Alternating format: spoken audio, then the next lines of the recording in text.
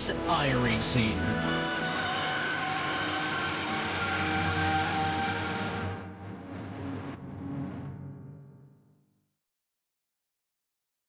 Hey, you know that guy who just before the green flag keys up his mic and asks, "Anybody got a setup?" Well, this is him. This is Adam, and hey, Adam needs some help. On the other hand, this guy over here, this is Steve. Steve is a solid racer and he knows his way around the garage. Steve's problem is time. With a job and a family, he can't find enough time to build competitive setups and to race as often as he likes. But as luck would have it, Steve knows a secret. He lets the Majors Garage crew chiefs do the setup work so he can focus on the racing. At majorsgarage.com, Steve can get setups for over 60 cars on the iRacing service. So no matter what series he wants to jump into, he is covered. Somebody, anybody, really should tell Adam.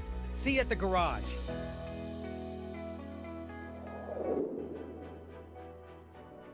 It is the greatest challenge that motorsport has been able to offer. It is what is known as a crown jewel event, one of three that you find in the world. The first of the crown jewels is, can you win 78 laps in Monaco? The second, can you survive 500 laps, or 500 miles, sorry, at the Indianapolis Motor Speedway? The third is here. Can you go twice around the clock at the Circuit des 24 Heures du Mans? Here with the Majors Series, it is your Majors 24, and it is time to start saying who is going to be the best here in the north of France. The Pays de la Loire region is in full flow here today. Good morning, good afternoon, and good evening to everyone watching around the world for coverage of Top Split action here on the Global Sim Racing channel. My name is Jake Sperry. Jeremy Scott along with me for the opening foray of action here today. Daniel Costello is in the director's chair and he's using cameras provided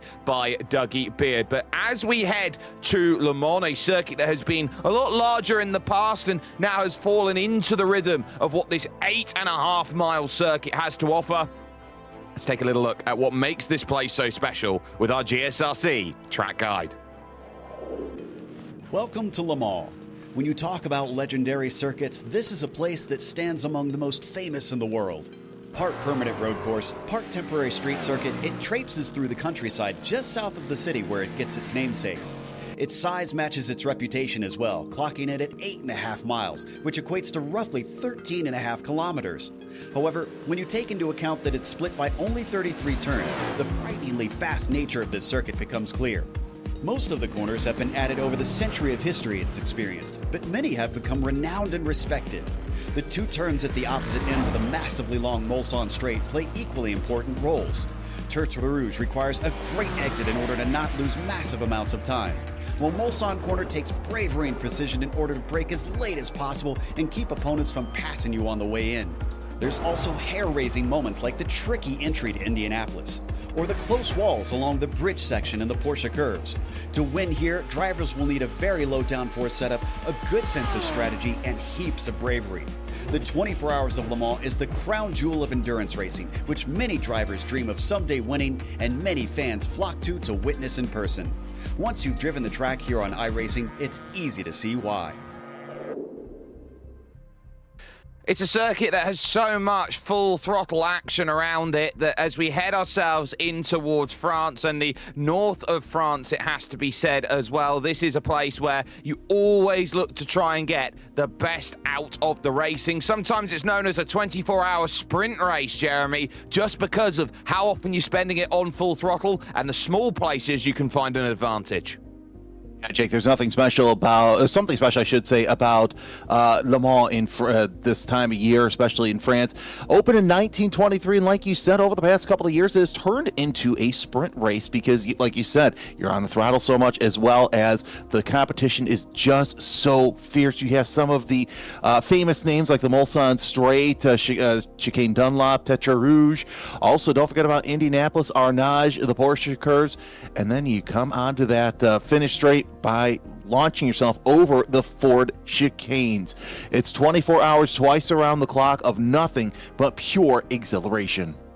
Yeah, and you'll get to see that exhilaration with us here on the Global Sim Racing channel, and what has been a very fiercely competitive pre-qualifying to get up to top split, where everyone's been looking around trying to get their team up to the very highest level and say, we can fight at top split and we can fight for the biggest prize that is there that everyone else is hoping to try and get. So let's take a look at our race details, which indicates how we are battling with today's racing. It is going to be an almighty scrap in 3 categories: LMDH, LMP2, and GT3. 24 hours, we go twice around the clock. Weather is dynamic here today, so keep your eyes on that. There is 1 spare car available for instance, there are cautions, and there is a safety car. So at the end of play here today, Jeremy, it's a case of this race is not going to be as plain sailing as you can just walk it.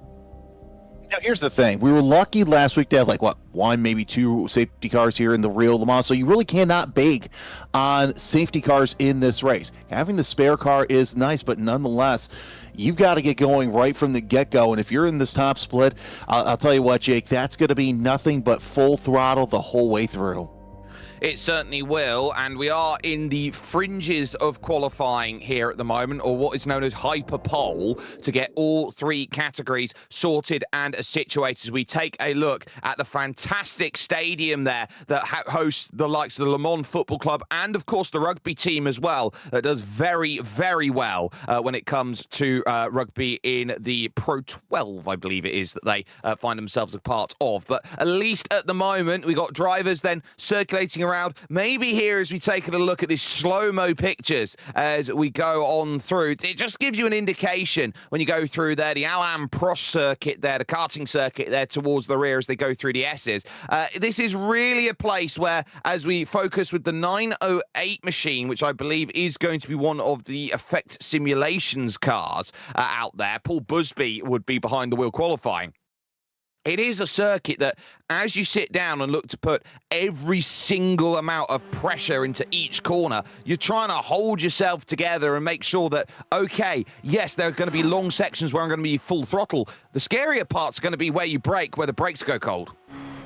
Exactly, especially going into Mulsanne right here. That's where you're going to see the hard braking areas, and you really got to be on it the whole way through. And of course, the tires too. Yeah, they're going to be grippy, but if the brakes are cold, that's going to make life a little bit difficult. You've got this other long section that heads right into the Porsche curves, and that's also a little bit challenging. So you got to attack this track in about 3 sections: the start, Mulsanne, and then right through here.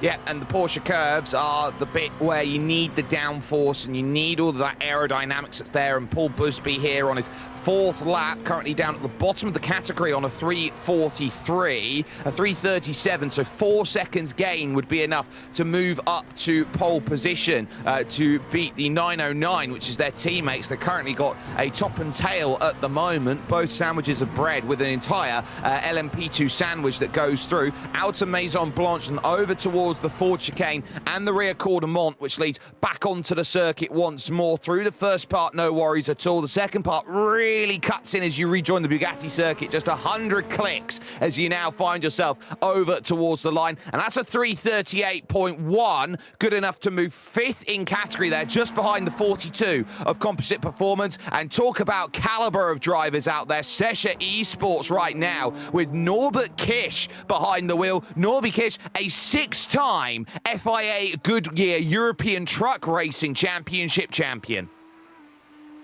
That is one heck of an accomplishment to have as you go out and run this 24-hour race, as he looks to get up near the front. Fastest lap, of course, a 3:31.1, but still anything can happen as he goes through the Porsche curves, I should say.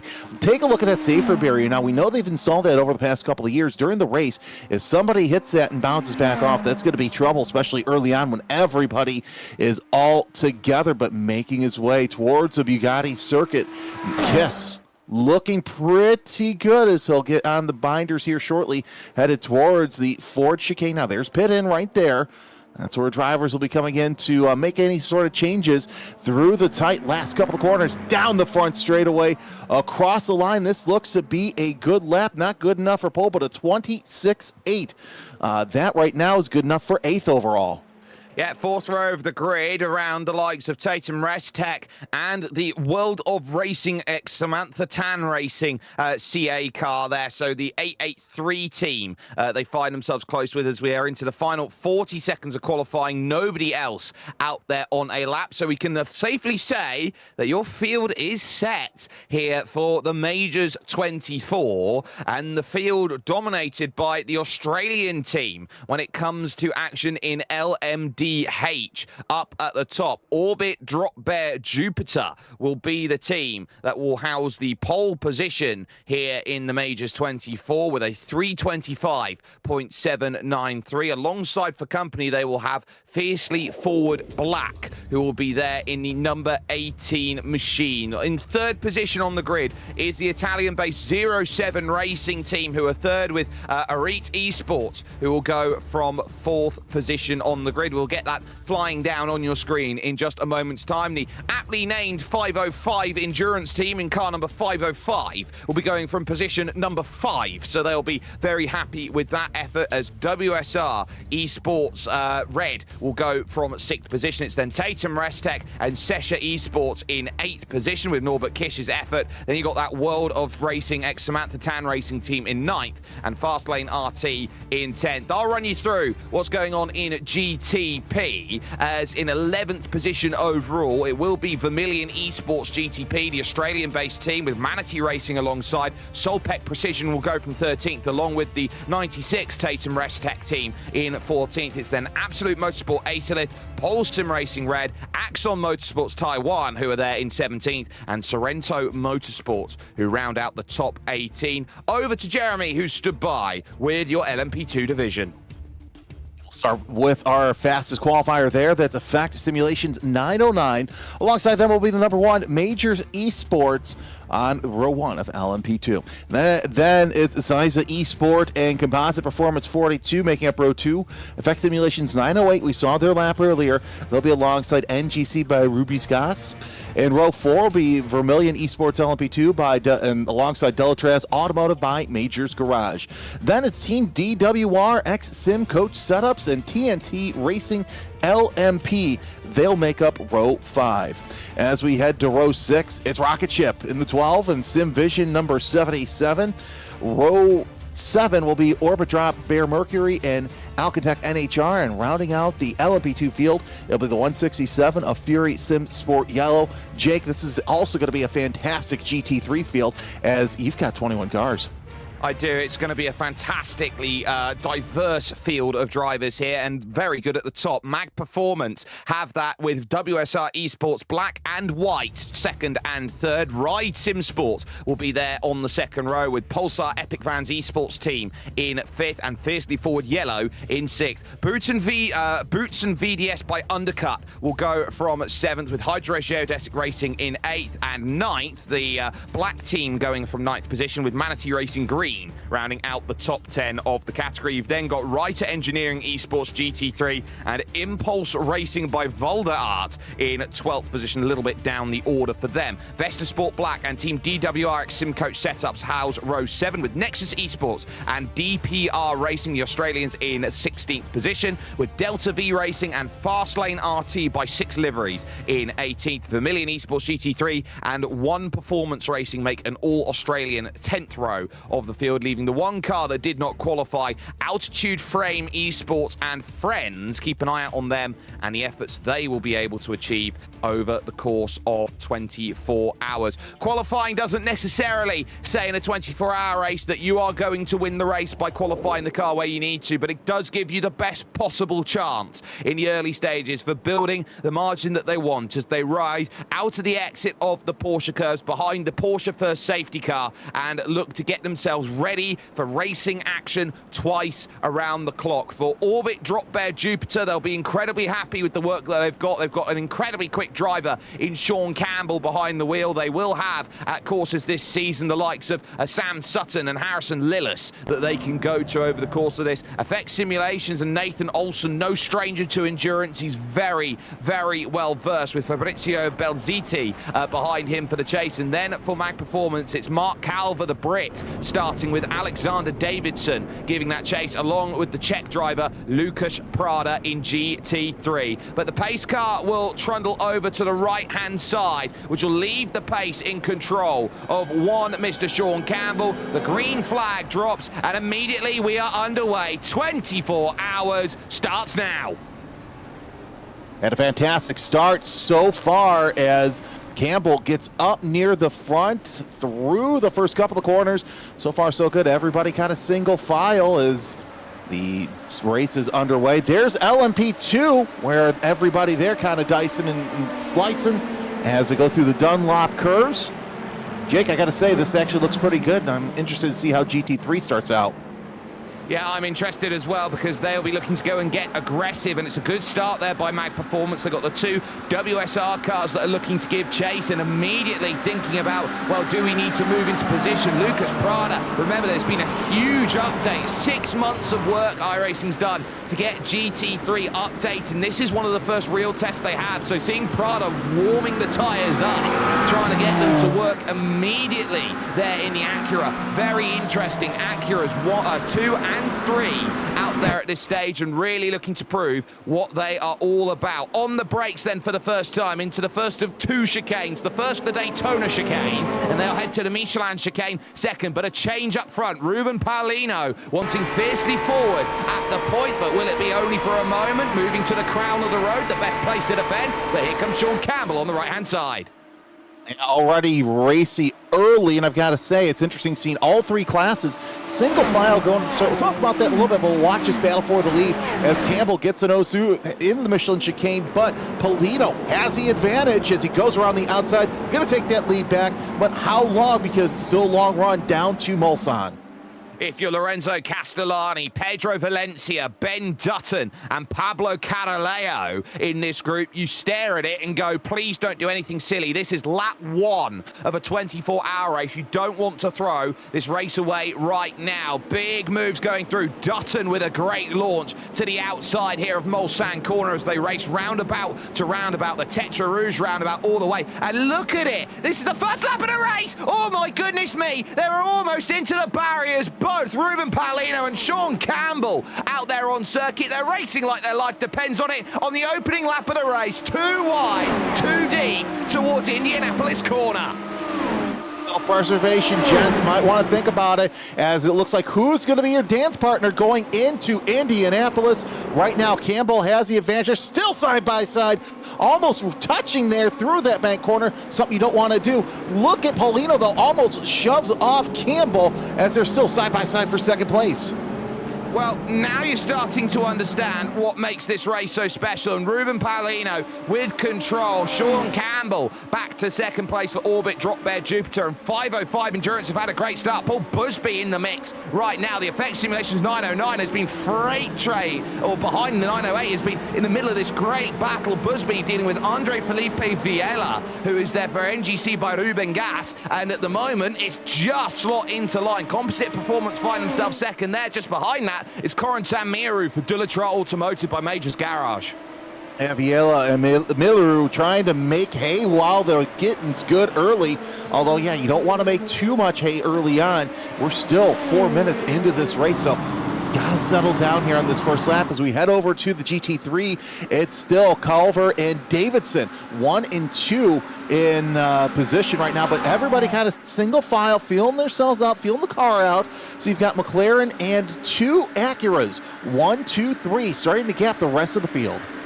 Yeah, Diogo Faria is where the gap comes for Pulsar Epic Vans. You then got Daniel Steinbinder there for Ride Sim Sport, Philip Ansell at Fiercely Forward Yellow, Nicholas Lux, then Steve McDonald, and then Daniel Harris at Hydro Race Geodesic Black. So that's your top 9 as it goes in GT3. Wiggle, wiggle, wiggle. And that's a case there of Ruben Paulino getting over the curb at the Tetra Rouge chicane through the Tetra Rouge corner itself. It looks like Sean Campbell says, right, that was the first one, round 2. Defense to the inside already, lap 2. I tell you what, they're making sure that this race is going to be full of frantic action at the start. No driver's going to be allowed to break away when it comes to LMDH.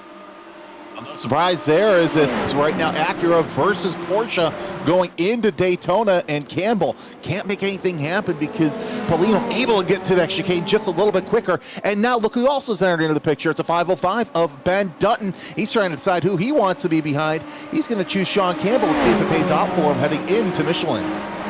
Yeah, and that second chicane is going to be really important to note, because if you can find your way to jump on through, if you can gain that place, you can get those positions, you can have a smile that's wide. Dutton having a search, but to that inside line doesn't quite work for Sean Campbell, who looks to attack again off the exit. Very clever, catching over the curb. They're going to go sweeping around Ruben Paulino here, and they'll be looking around at how they're using that energy recovery that they've got in the car, the hybrid system that's there. It's an additive system, not a cumulative one. So you get that big button push and say, right, I'm going to absolutely fly. Dutton with 505 endurance on the outside. All the work that has been done there by Orbit Drop Bear Jupiter to get the lead, and still they've got to fight. Dutton right now with the advantage early on. He's got a lot of cars behind him to kind of help him through the draft, as now Paulino decides he's going to play with his sparring partner Campbell down in towards Indianapolis. But lots of jostling here for this battle for the lead. Yeah, your top four cars now 3 wide heading into Indianapolis.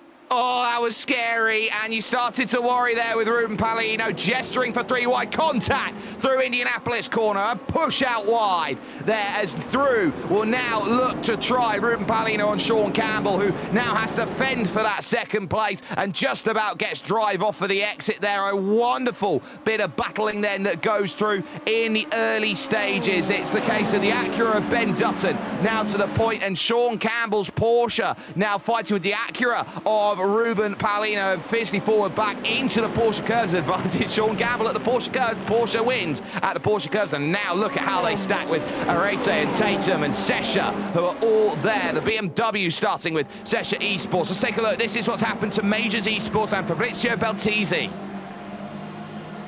Getting into Michelin. That number 1 looks like, a little bit of contact early on, going to be nose into the wall. Not a good start for the Majors garage. Dallara, as you don't want to get started there. No, it's Balázs Pilar and Sesha Esports number 26. They've actually got damage to the front splitter now on the front right. So they are going to be struggling with a car that's slightly less optimal, their Dallara P217. And they're trying to hold James Gill and Paul Busby and Andre Felipe Villela behind them at the moment. So that dramatic on the opening lap. So Belziti in trouble. No dramas out front, though, for your leader of LMP2, Nathan Olsen, having a wonderful start in the 909 team. Benjamin Frigerio is looking to help him out at the moment in the car, and there is Balázs Pilar, so keep an eye. This next shot's going to give you the good idea. That front right does not look 100% healthy. No, it really doesn't. And then I imagine they're going to fix it at that first pit stop the best that they can, but it's still going to make this first stint absolutely unbearable the longer that it goes on. So we'll see if this 25 can stay up front. Right now, Gill and Busby really close in tow, but not through Dunlop, as everybody is so far so good. We take a look at GT3. Mark Calver trying to hold off Hornet's Nest of WSR Esports teammates of Davidson and Prada going through the forge. Oh, look at that bounce. You almost get to see a little bit of the under tray there, which the teams kind of don't want you to see, but you know, that's racing nonetheless. A little bit of battle near the back, but nonetheless, Jake, this probably the calmer of the 3 classes so far. Oh, it very much is, and that is Writer Engineering Esports GT3 serving a slowdown penalty, as there's Robin Schranker there for Solpec going by Andre Yusuf at Vermilion Esports GTP. That's a change for 10th and 11th in category out there. And what I do find fascinating is that those groups here right now in all categories where you've got one car out in front and everyone else happy to stay back, it's not a case of they can't make the pass because they don't want to. I'd say it's more a case of they're already on lap 3 of this race, 10 minutes in to this 24-hour event, thinking about the long game, which is the fuel save. Yeah, you want to back time that fuel save. Is we've seen some jostling around, and everybody, you watch one car go out, the rest of the cars are going to go out because it's the draft, and you're going to have that nice fuel save, that nice energy save regardless. But you know, the battles to the front, not necessarily showing how most of these racers are going through this first part of the stint. And all of a sudden, it's now 3 clear at the front of this field as we focus with Caleb Burma here, the World of Racing ex Samantha Tan Racing CA team. Now looking around, that's slow on the outside, and this is going to be a bottle up that nobody wants to go through at Arnage, which is only a 90-degree right-hand corner, but because you've got to scrub so much speed for how narrow that section of the road is, it really does test each and every single driver. Side by side there will go Yusuf versus William Rasmussen here for Pearl SimRacing Red, who's on the outside, gets the launch and will take the place. And behind that, you've got Norbert Tamash, then for Manatee Racing, Andrea Casson there, Absolute Motorsport Acerlith, Christopher Bella in there for Fastlane RT, and Hsei Yi Lin for Axon Motorsports Taiwan. I just love watching these cars go through, heading towards the Bugatti circuit. As we got one of them popping out as well. Looks like Beller and Hiesh Yi Lin making their way around into the Ford chicane. Just great stuff early on as everybody kind of find their way around. Castellani, that's a driver I was watching the first couple of laps. He has already logged the fastest lap so far of the race, so I wouldn't be surprised to see that team up near the front. They're up to third, the 07 Racing. Yeah, Lorenzo Castellani's doing a great job. Up into the Dunlop chicane they go. A couple of slowdown penalties that had to be served as they went through. One for Hsei Yi Lin for Axon Motorsports Taiwan, and now it's going to be into the clutches of Alessandro Siddi there for Tatum Restech 96 as Diogo Faria sits in the McLaren on the back of the duo of WSR esports teams. Lucas Prada there behind Alexander Davidson. They've got a very strong team through both teams, but they will have a chance to go to possibly the most underrated driver in sim racing at the moment in the 23 car at this stage of the racing when they get to pit stops, of course, Jeremy, because that will be Ross McFarlane. I hear a lot about Ross McFarlane, but not in the sense that you need to, because I agree, he is very underrated, and it's going to be interesting to see how he handles his stint as well, where everybody else is, but still, nose-to-tail line of stern for GT3. Only advantage right now is Culver, who has a 0.6 of a second gap between he and the WSR esports teammates at Davidson and Prada, as the Acura is making their way, trying to keep up with that McLaren there in the lead. And a chase very much on right now as they all stay a little bit wide off the exit then, and it might be penalty serving time as Diogo Faria gets the launch and will split up the WSR cars. Lucas Prada back into 4th position, and it might be 5th because Daniel Steinbinder throws one down the inside and says, well, if you're going to leave the door open, I may as well walk on by. And this is what makes GT3 so cutthroat. Everybody understands that the lifeblood of any sim racing platform out there goes through GT3, and if you are the best at GT3, you're one of the best in the world, so you cannot leave any door open. Doesn't matter if it's real life or in sim, that BOP, I know we hate saying it, but the BOP is very tight for GT3. Take a look at this battle for the LMDH lead right now. There's Castellani, was sitting there in 4th, waiting for the early battle for the lead to kind of heat up, but I'll tell you what, Sean Campbell really trying to make something happen with Dutton. He's tucking up under that rear wing, but Castellani, interested spectator. You also have Valencia sitting way back there in 4th, should something go really wrong heading through the Porsche curves. And right now, everybody nice and light through the curves. Yeah, and these curves here are the true test of what the car wants to do, because they can be high speed and very slippery, but if they don't have the downforce for that section, you can drop anywhere up to a 2nd through those curves, and you've got to be so alert to making sure that the car plays ball at that section of track. Dancing through then those final chicanes, the 4 chicanes, the rear cordemont back onto the circuit, and the charge along the front stretch once again. Dutton moving over here to the middle of the circuit, taking a path of least resistance, moves back out knowing he's not going to be overtaken as Castellani sets another fastest lap of the race on a 3:28.6 going on by, getting busy now for 2nd in LMP2. LMP2. Now, we remember that Sesha's got the damage. I don't think it's going to be enough for them to use the fast repair, but through the Porsche curves, it's Paul Busby that wants to go and make that move to get the team up to 1 and 2 in this race as Composite Performance sits behind, and so too Delatrar Automotive, two teams who I would say are specialists when it comes to LMP2. They really are, and you know, here's the thing, with this battle here, you've got a hurt LMP2. Busby looks to the inside, not gonna make anything happen through there. As you take a look way ahead, Olsen, he's already on the straightaway, but nonetheless, a little bit of a wiggle there out of Paya as goes to complete another lap, but Busby probably knows that car's a little hurt ahead of him, so don't want to make too much of an effort as he goes to the inside, headed through. Oh, that was a heck of a cut there. Nice defense.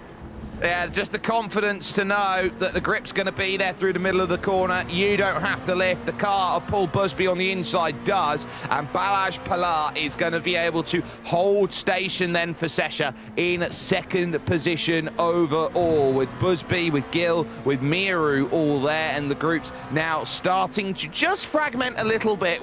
Gone are the long, super long trains. But now it's train of 2, train of 3 when it comes to action out there in LMP2 at the moment, and Busby now needing to use the long Mulsanne straight, broken up due to the need to stop cars flipping around. Just ask Mark Webber how that feels as you go along this section over 320 kilometers an hour. Busby over to the right hand side, and a big lift from Balazs Pilar says you can have it. Discretion is the better part of valor, especially this early on in the race. But here's the thing, look, you got a train of 4 cars.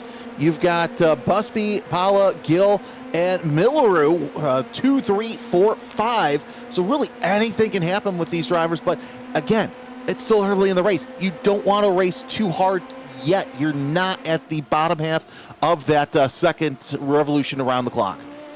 No, so we are in a position where this is still the finding out stage. This is where you go, who's got pace to start this race and who's not got pace to start this race. It doesn't matter too much what happens so long as you don't break the car in the opening hour. They do have effectively that one lifeline that they can cash in, a second bullet, so to speak, which is a case of I've got a fast repair, I can get back out and keep racing. My race doesn't have to end immediately. But no one wants to use their fast repair in the opening hour of a race. No, you want to use that at a time maybe in the middle of the night. The opening hour is not a smart time to use the fast repair. So we'll see how long that damage goes on.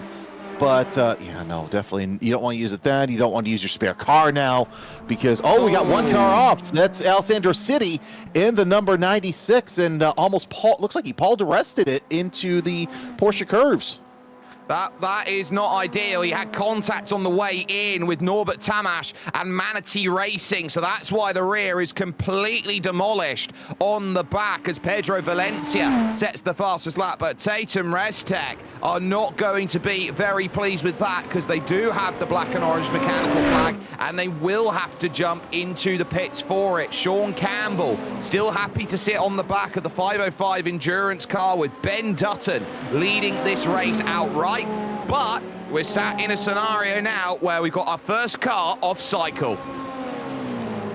It'll be interesting to see how that plays out with the cycle still plenty of time for the first pit stop, but Campbell playing the long game. As we mentioned early on, he had the lead but decided, you know what, I'm going to sit back here and draft. But does he make a move heading here into Daytona? Looks like he will make that move around Dutton as they go into that first chicane. Move the lead to Campbell. Oh, that's comfy there. And Ben Dutton, I don't think, was using anything out there of his energy system. He was stuck at about 317 along the straight. And we've seen the LMP2 division go quicker along that run, looking to make passes. So this is just a very nice, simple ploy to go through this race, not really worry too much. Don't have to panic at this stage. But Dutton gets in underneath and lifts out about 100 meters early, allows that slow lift of generation, because the moment you hit the brakes, you've got to try and generate back up that throttle again, use the fuel to make the wheels spin faster. If you lift and clutch the car, you put the clutch in rather than just leaning on the brake slightly, what you do is you have that ability to save fuel because you can keep the pace of the car by holding the clutch in. Yes, you wear the clutch out, but you will have the opportunity to make the car just travel with that speed without using a bit less fuel. Another look at that. Oh, so that was already almost one in the wall, and then looking to try and get through. City thought he had it done, and Andretti Racing just outbroke themselves. Yeah, and of course, it starts in the wall right away. How hard does he hit the second one? No, just goes into the runoff and down the road, and that's where we caught up with him. But yeah, that heavy contact going into the guardrail right there, going into the Porsche curves, that's what made everything askew. We're watching this battle for second place for LMP2 as well. Still got effect 1 and 2, but Busby about 6 seconds behind his teammate Nathan Olson, as you see what is known in American motorsports as the snake going through. Everybody just drafted off each other, trying to save energy, trying to see how long they can last before the first pit stop. And now we've entered into the competition, looks like 12 rocket ship, I believe.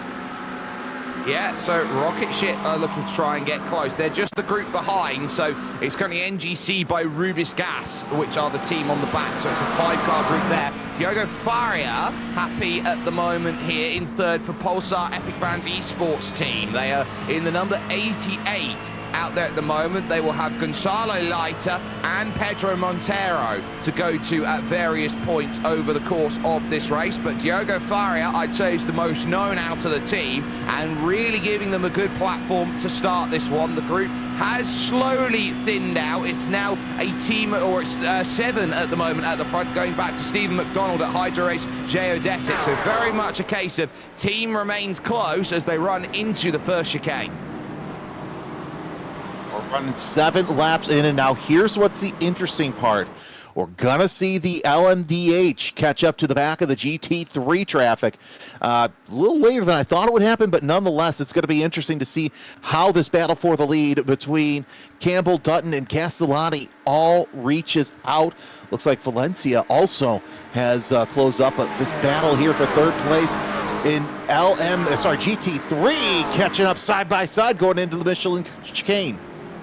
Yeah, and with every chicane, there is posturing and there is positioning. This is the category that will have the least pit stops to do all day long. They can hold their fuel a lot longer than the much smaller fuel tanks that are in play in LMP2 and LMDH, as we watch Alessandro City now looking to try and recover through the field, and has now put himself down at a long ways away and having to actually go by the LMP2 category, and this will all be for road position.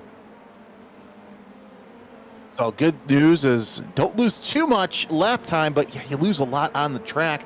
And also, think about it this way, the faster pair, that's gone now in the first hour. So City and the whole Tatum Rest 96 team really have to be smart, as he's already gained 2 spots over the 167 and the 59, moving into the top 30 right now in class, so overall I should say, but still so far back. Got to move through all these LMP2s to get back up to at least Kyle Griffiths. He's got a long time to go, so he's going to be banking on some pit stops here to see what happens, but I think it's going to be a little difficult to get through, especially this clump right here that we're watching going onto the Mulsanne Straight. Here's the battle for 10th place in LMDH. It's a Soul Pack Precision Racing 111, number 31. Trying to get around Bomer for 9th place, but also holding off Rasmussen for that 10 spot. Yeah, this is a lovely 3-car scrap, and Caleb Burma is trying to play a defense job, but here comes Robin Schwanker straight down the inside. It will turn to the outside here at Indianapolis, and you'll see a lot of that. Drivers thinking they've got it side by side, but the moment that they posture through that right-hand corner, the later you can brake, the more you sail into the on-camber left-hand bend then of Indianapolis corner, and so you are trying to hold that line the best you can, a very tight corner. as you go on through, and as such, move is held. Another little chase out of Arnage, then over towards the Porsche curves, looking to try and see whether there's enough of a move. Posturing, but never quite getting to alongside to make that happen. And so this is where you get that big hit of dirty air, and that's why you start seeing the cars go out to about 2 to 3 car lengths here, because they can't legitimately follow, because they're getting hit by all of the turbulences that come off the rear wing of the car, which says you've got to try and punch your way through it. If you want to watch a video of what we talk about with dirty air, obviously not right now, but later on, I came across a video of last week's IndyCar race at Gateway. The battle between Pato O'Ward and Connor Daly. Jake, in all my years of broadcasting, we've talked about dirty air, but I've never heard it in action. It is amazing to hear Connor dip out, get some clean air, and then in the corners, he'll catch that dirty air off of Pato O'Ward. It is a massive effect. And speaking of massive effect, Sean Campbell is now 2 seconds to the good right now over the 505 Endurance team. They've got a bit of traffic for the first time. That's Davide Lanzani for Manatee Racing Green. And all of a sudden, you now have to play a very choice game, because you will have cars that will start battling about with each other. And I look at the group right now, led by Oshman Ashlan Sert for Writer Engineering Esports GT3. That's the one you got to worry about. And speaking of worry, that is a little bit of a slow Caleb Burma, who's lost 2 places. Yeah, and he was in that fantastic battle for 9th place. He had 9th place, and he lost it, which is interesting. The world of racing, ex-Samantha Tan, as now the leaders have caught up to the back of the GT3 traffic. Now the games are afoot. Oh, they very much are. Campbell through on Jeremy Rouleau, for example. You got Valencia, Calistani, and Dutton, who jump up onto the Altitude Frame Esports and Friends team. Got to remember the Friends out there. One goes through, and the GT3s will have control over what happens with this battle. And it seems very weird to say that the slow car is in control if you're new to endurance racing for the first time, but the responsibility is the quick cars have to dance around to find the place that they can. Out then of the Tetra Rouge chicane, and it looks like through Tetra Rouge corner itself. Oh, full Tokyo spec for Caleb Burma. That's what did it. There we go, as we saw how the 883 lost the 9th spot, but still early on in the race, at least he didn't lose a whole bunch of other spots as well, as the field working their way, the leaders, I should say, working their way around. And of course, this is going to help Campbell, because now he can gap even further. That gap is 1.7 seconds so far, but still, Dutton and Castellani, they're all battling with each other, as well as Valencia. So now they've got to negotiate GT3 traffic while still staying within their own race. Yeah, Robin Camus Milan and Lewis Greathead battling there for Vermilion. GT3 continues on. Mark Calvert, by the way, has now just lost the lead in the category. WSI Sports Black now have control of that. A move done about a lap ago, but having to sit through Indianapolis and Arnage, Ben Dutton will be actually quite happy with the way that the traffic's played out for him. It gives and takes away, because he's built the gap to the team behind in third, the 07 team, and knows that he's got the clearance. And the worst place to catch traffic in Le Mans, right here, Porsche curves. Yeah, because, you know, here's the thing, you don't have the wide open spaces. You have a little bit tighter along the side, and look at that. That is high commitment, trying to take your LMDH around the outside of the curves, trying to get around the GT3 traffic. You got to pick and choose your battles, and nonetheless, Campbell, look at how he's making his way through traffic, because most of this place, if you're new to endurance racing as well, they're public roads. So effectively, this is a hybrid street and natural terrain course.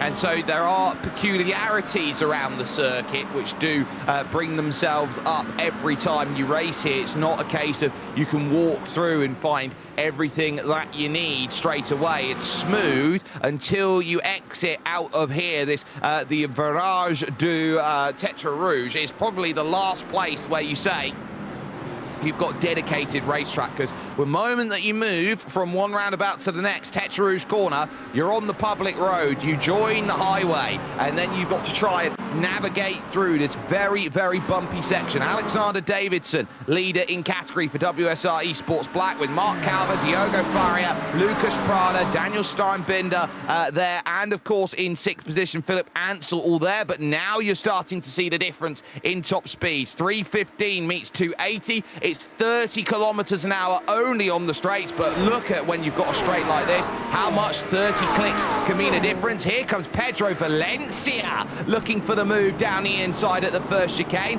Can't quite get it done on Lorenzo Castellani, but now they'll have to dance through the traffic, so this is not an easy case. They're going to go either side of the traffic to try and find a move. This is incredible.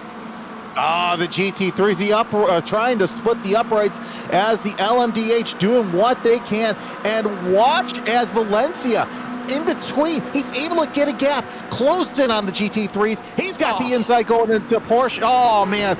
Give Valencia 3rd place right now in the Michelin chicane. That was fantastic stuff, Jake. Not only is that pass of the race so far, but that is iRacing top 10 worthy in terms of how you make a pass like that. Simply magnificent from Pedro Valencia to go either side of the traffic. And actually, the biggest credit has to go to the GT3 field for holding their line. Oh, exactly. That is exactly what you need to do. Doesn't matter if you're running club racing or pro racing. You are told if you're the slower car, you need to hold your line. Textbook stuff, and indeed, I agree, top 10 iRacing passes. Right now, Valencia doing all he can to keep Castellani behind him. Here's Mark Calvers. Now the leaders are passing around him. He's still got to worry about his battle as well, so he's watching his mirrors for more than one reason, because he's got Faria and Prado right behind him, as Faria is all in those mirrors. You got the McLaren right behind the Acura.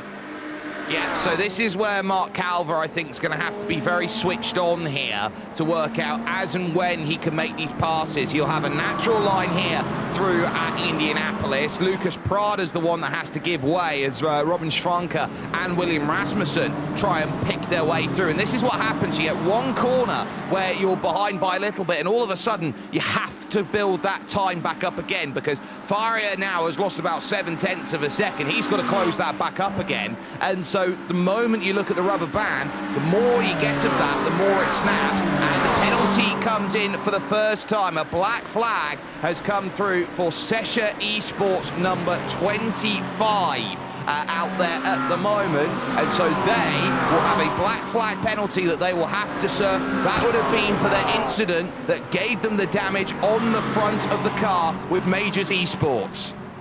Insult added to injury there for Sesha, so we'll see when they come to serve that penalty. But back to the rubber band comment, here's what else you got to think about too. How will the LMDH slow down the GT3s? Because there might be a point, like we see there, where the LMDH has to slot in for the corner, and you're going to see a slowdown for the GT3s because the LMDHs are being slow. So it's a delicate balance here when you are the slower car getting passed by the faster car, even more so when you're in the LMP2 class, because now you've got faster cars and slower cars you got to work with, but that's a story for later on in the race. It very much is when it gets a little bit more bottled up, and you'll also see through the slower corners as well, the likes of the chicanes. You've got to be so switched on as the faster car, because they're not graced here, LMDH and LMP2, with the most amount of mechanical grip in the world. The mechanical grip win is actually in GT3, so sometimes you'll see them be quicker than the faster cars through the slower corners, and as such, it's brute force on Ansel to get on by there. My, oh my, that was Andre Yusuf for Vermilion deciding he's going to pry it open with a crowbar. You'll see sometimes that the GT3s are quicker through the likes of the Dunlop chicane, for example. A bit of a hip check there. You'll see that from time to time. You know, as long as everybody gets away, it's not that big of a deal. But regardless, Ansel trying to make sure that faster traffic can't get around him as we go through the head towards that first chicane. Oh man, you really, especially in these braking zones, got to watch who's around you. Look at that, just gets in front of that LMDH, and that's what we're talking about, Jake. These GT3s are just so good through the corners. They are. Carl Griffiths there going by, and Osman Aslan set very much in a battle right now, a little bit further down in the category. This is 13th position. for Reiter at the stage, with Andrew Dyson and Ryan Bettis, the two Australians in front for One Performance Racing and DPR Racing, who race each other all the time when it comes to supercars and GT3 as well. And they also have an NASCAR series, so they do a bit of NASCAR running as well. You've got also Roberto Rebecchi there for Vesta Sport Black, who's watching on this battle right now into the Michelin chicane, and it's about drive off the exit, and Ryan Bettis here will like a little bit of work because they're trying to reach that group in front of Hydro Geodesic and of course for Impulse as well. So they're certainly looking around going, yeah, I'd quite like to reach Stephen McDonald and Yannick Steinhoff and Daniel Harris. We're just getting word that Delta V Racing won with a disconnect. Florian Renault in the 209 at the time, so we'll see if they can get that car back into the pits and get it restarted. Andrew Dyson sitting there for 12th place, trying to get into 11th around Ryan Bettis. This is the battle of the race so far on the circuit, I should say, as Dyson tucking under that the fellow GT3 headed into Indianapolis. Yeah, so now it's about where you choose, inside or out. And drivers like the insides, they try and profiteer through, but Dyson very wisely lifting out of it, thinking that Ryan Bettis has got the line, he's got the position that he wants, and now it's going to be off the exit. You're going to want to try and keep picking up these moves, and you'll see it quite a bit, that shimmy of can you find that pickup of the exit of these corners to go and give you that next stretch, because it's not the case of what you have at a natural circuit where the road has been built for this. This used to be a case if you didn't have an Indianapolis corner, with the exception of Maison Blanche, this used to be a flat-out straight run from the Mulsanne corner all the way up to beyond the first corners out there on the original circuit in 1920, which was known as Pontieu Corner, which was a very tight corner, which made that run through Tetra Rouge. Didn't used to be the start, it used to be a big chicane. Oh, a little bit of an off from Davidson as he falls back into 5th place.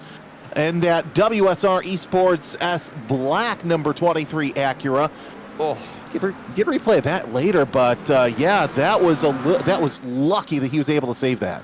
I think he's just clipped the grass on entry there. He's tried to take a lot out of the corner heading in through Maison Blanche, and because of that, he's had to really get out of it through the gravel. 4 places lost, but crucially, car is absolutely fine. So you take that in a heartbeat there, the sort of moment that has been had with the incident there. So that's going to have a lot of focus to try and work with as Alexander Davidson now rejoins in that front group, which has now started to split into 2 distinct packs out there at this stage. You've got Calva who leads, but then it's 3 behind that as we watch Corentin Miru looking to try and get by the penalised Sesha Esports 25 car at the moment in 4th position. So this will be an interesting scrap as well, but you get these groups that are starting to form. So are you on the right side of the group or are you on the wrong side having to give chase? I would look around at Miru and I'd say don't do anything silly here. That car's got to come down to the lane.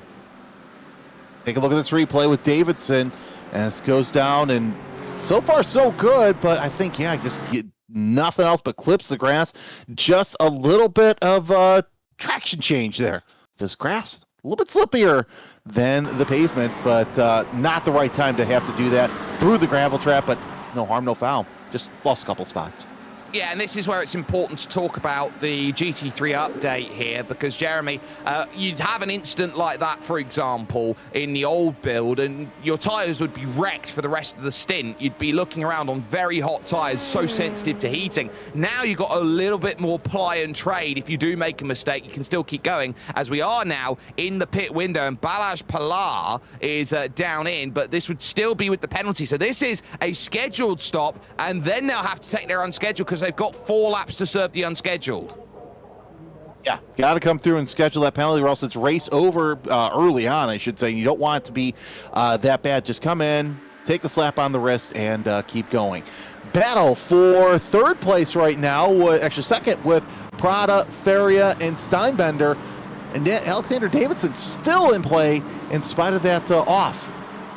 Yeah, very much still in the group, and Diogo Faria now is the one thinking about, well, what do we do? We've allowed Mag Performance to start running away. Lucas Prada in front, Diogo Faria, the car we're on board with, and just behind Daniel Steinbinder and Alexander Davidson trying to work to get close. I'd look behind because they're going to be side by side now as they go through, and Ride Sim Sport have allowed Alexander Davidson through and up into fourth in category. So WSR certainly looking to push, and speaking of push, Sean Campbell lighting the timing sheets purple again at 3:27.2. It's a case of there's no slowdown when it comes to the way that they're running. They are now 4.5 seconds to the good. It's about 2.3 at the front of GT3, and with the pit stop for Paul Busby, it's now a case for Effect Simulations 909 of a 10-second margin in the opening stint. 10 seconds early on in this race is massive, as we still got to go at least 1 hour, but no surprise that LMP2 coming in when they do. There's Paula, and I think that is the black flag serve. Yes, it would be, because it would be a longer hold and wait, and so now they've just been able to get out of the pits, and yes, the penalty serve, they're down in 15th position now. Oh, and cold tyres, because they've been so long in the lane serving the penalty, sideways contact into the barriers, and now exactly what you don't want. This is the issue with serving the penalty there at the same stop. You just lose all the heat in the tyres, and it will take a couple laps to get the session car up to speed again. That is not what you want to do, especially going into that heavy braking zone. Now they have to come in again. Look, this is important. They've got a black and orange mechanical flag. So, as I said, adding insult to injury. You don't, you got to feel bad for them. But then again, almost a self-inflicted penalty right there, as we see our leader, Sean Campbell, in number 862 Porsche, going around some LMP2 traffic. Now we're going to start to see that come into play. Look at the size difference between the 962 and the Dallara right there. That is absolutely interesting. It very much is. That Porsche is a little bit sleeker and a bit wider as well in terms of its profile, which will allow it more turn through the corners with the way that it's built up. But for Lucas Diaz Antunes there, it's very much a case of looking around an LMP2 now compared to LMDH. It's like saying LMP2 is a rally, LMDH is a rally car and LMP2 is a kit car. Oh, and that's where you see a lot of drivers come in and get their first experience of professional prototype racing, as we start to see more of the LMP2 class come in. That's Milleroo right there. Gil was there. I see Viela is also in. So yeah, everybody in LMP2 that didn't pit last time, by Jake, they're coming in for their pit stop. Small windows are to be expected, and you want to try and go longer and longer. I saw the likes of Benjamin Lindsay there for TNT Racing LMP2, one of the oldest American teams in SimRacing, TNT Racing. And Benjamin Lindsay, a driver who's been a former pro stripe once upon a time, was very, very good TNT back in the day as one of the premier Skip Barber racing teams out there on iRacing, with the likes of Philippe Lebert, for example. So to see Benjamin Lindsay out there racing is always a pleasure to see. Talk about Skip Barber, a lot of great racing through that series as well. So great to see TNT actually running up near the front. Here comes Busby. He'll come down the pit straight, and I believe that will give him the lead of the race. Not quite. Not yet, as his teammate comes out with a quick pit stop. Good eye there. Nathan Olsen built that gap in the pit stop, but I wouldn't be surprised to see second position as Corentin Miru has actually done really well in the stop, gone ahead of Composite Performance and NGC by Rubis Gas, but crucially here will remain in that third position. So that's key. Effect Simulations come out of the first cycle 1 and 2. Everybody in now for your LMDH division. Sean Campbell with the last box in the lane. 11 laps for LMP2. You've got 13 laps for the LMDHs. Yeah, everybody's coming in. We do have a black flag also that will have to be served through this pit stop. So the GT3 cars, they've got a couple more laps so they can come in. Yeah, it's Fastlane RT who's got it here, Christopher Bella, and I wonder whether this is for, it is for unsafe pit entry, because he came in, he was trying to slow it up. I think he was too quick, didn't know where the line was, and he's actually planted the car into the barriers, then on pit entry, trying to keep in trouble. You can see the front and how demolished it was there for a moment. Yeah, you definitely want to make sure that pit entry is safe because that is such a tough pit in to get in and out of. And Campbell, in and out. 41-second pit stop as he gets back out ahead of Dutton and Valencia. Yeah, in and out, and finding a very, very good pit stop then as that goes through. And I think, it's actually Ben Dutton's missed the chicane for 505 endurance as he's gone out on cold tyres, so he's had to abandon through there as he now has served the slowdown penalty, still with Pedro Valencia and the likes of Lorenzo Castellani. No driver changes then through your front 4, 5, 6, 7. Everyone's pretty much stayed in the car as they were, with the exception of the 883 team who have gone to Skylar Loverink at this point in time. We'll take a look at this replay. So this is Xieli Yilin, and you've got to be very careful going through, dancing and cutting through and trying to get slow, and ultimately locking up the fronts there is why you often get the incident. There's just the 60-kilometer-an-hour limit, and you can see, we just missed it there. That was the second hit. Yes, it makes sense. It makes sense why the black flag was given and served. Here comes Norby Kiss trying to get around Ruben Paulino. So Paulino, who had a great start early on, falls back into the clutches of the top 10. And now we get to see the talent of Norby Kiss. Here's Christopher Beller in the upper right with a replay. I think it's going to be the same scenario. And yep, just getting that 60-kilometer-an-hour mark and boop right into the tire barrier. Very difficult when you go outside those white line parameters then, as Norby Kish is trying to do, because it's dusty out there, it's troublesome out there, front to rear contact. Norbert Kish had to open the steering out for Ruben Paulino, who's been very aggressive in the opening stint of the race onto stint 2, and as such the gap opens up and it becomes a bit more problematic. So Norbert Kish, who's used to a truck which is about 4 or 5 tons by comparison to the very, very light car that is out there right now underneath him. This is a case of feeling like he's got a go-kart underneath him, and Ruben Paulino saying, no, sunshine, you're not getting by like that so quickly. I was going to say, that'd be interesting to talk to Norby Kish to see what he's feeling in between the truck and the LMDH, because, yeah, that's got to be fantastic to be running like that. Hey, look behind them. You got Schwanke and Rasmussen racing for 8th place now, side by side.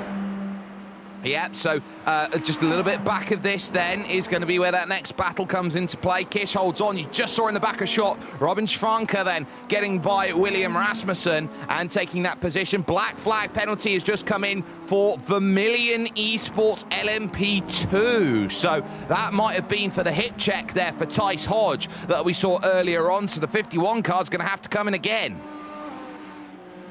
So, yeah, once again, these early penalties, I mean, you don't want a penalty any time of the race, but really having them this early might be a good thing because you can work against it and really change your strategy if you have to. It's a perfect time to do it, but still, a little bit of an issue to have so many penalties early on in this race. See Rasmussen trying to get back into that 8th place that Schwanke now has. They're about 0.2 of a second through the Porsche curves heading towards the Bugatti circuit.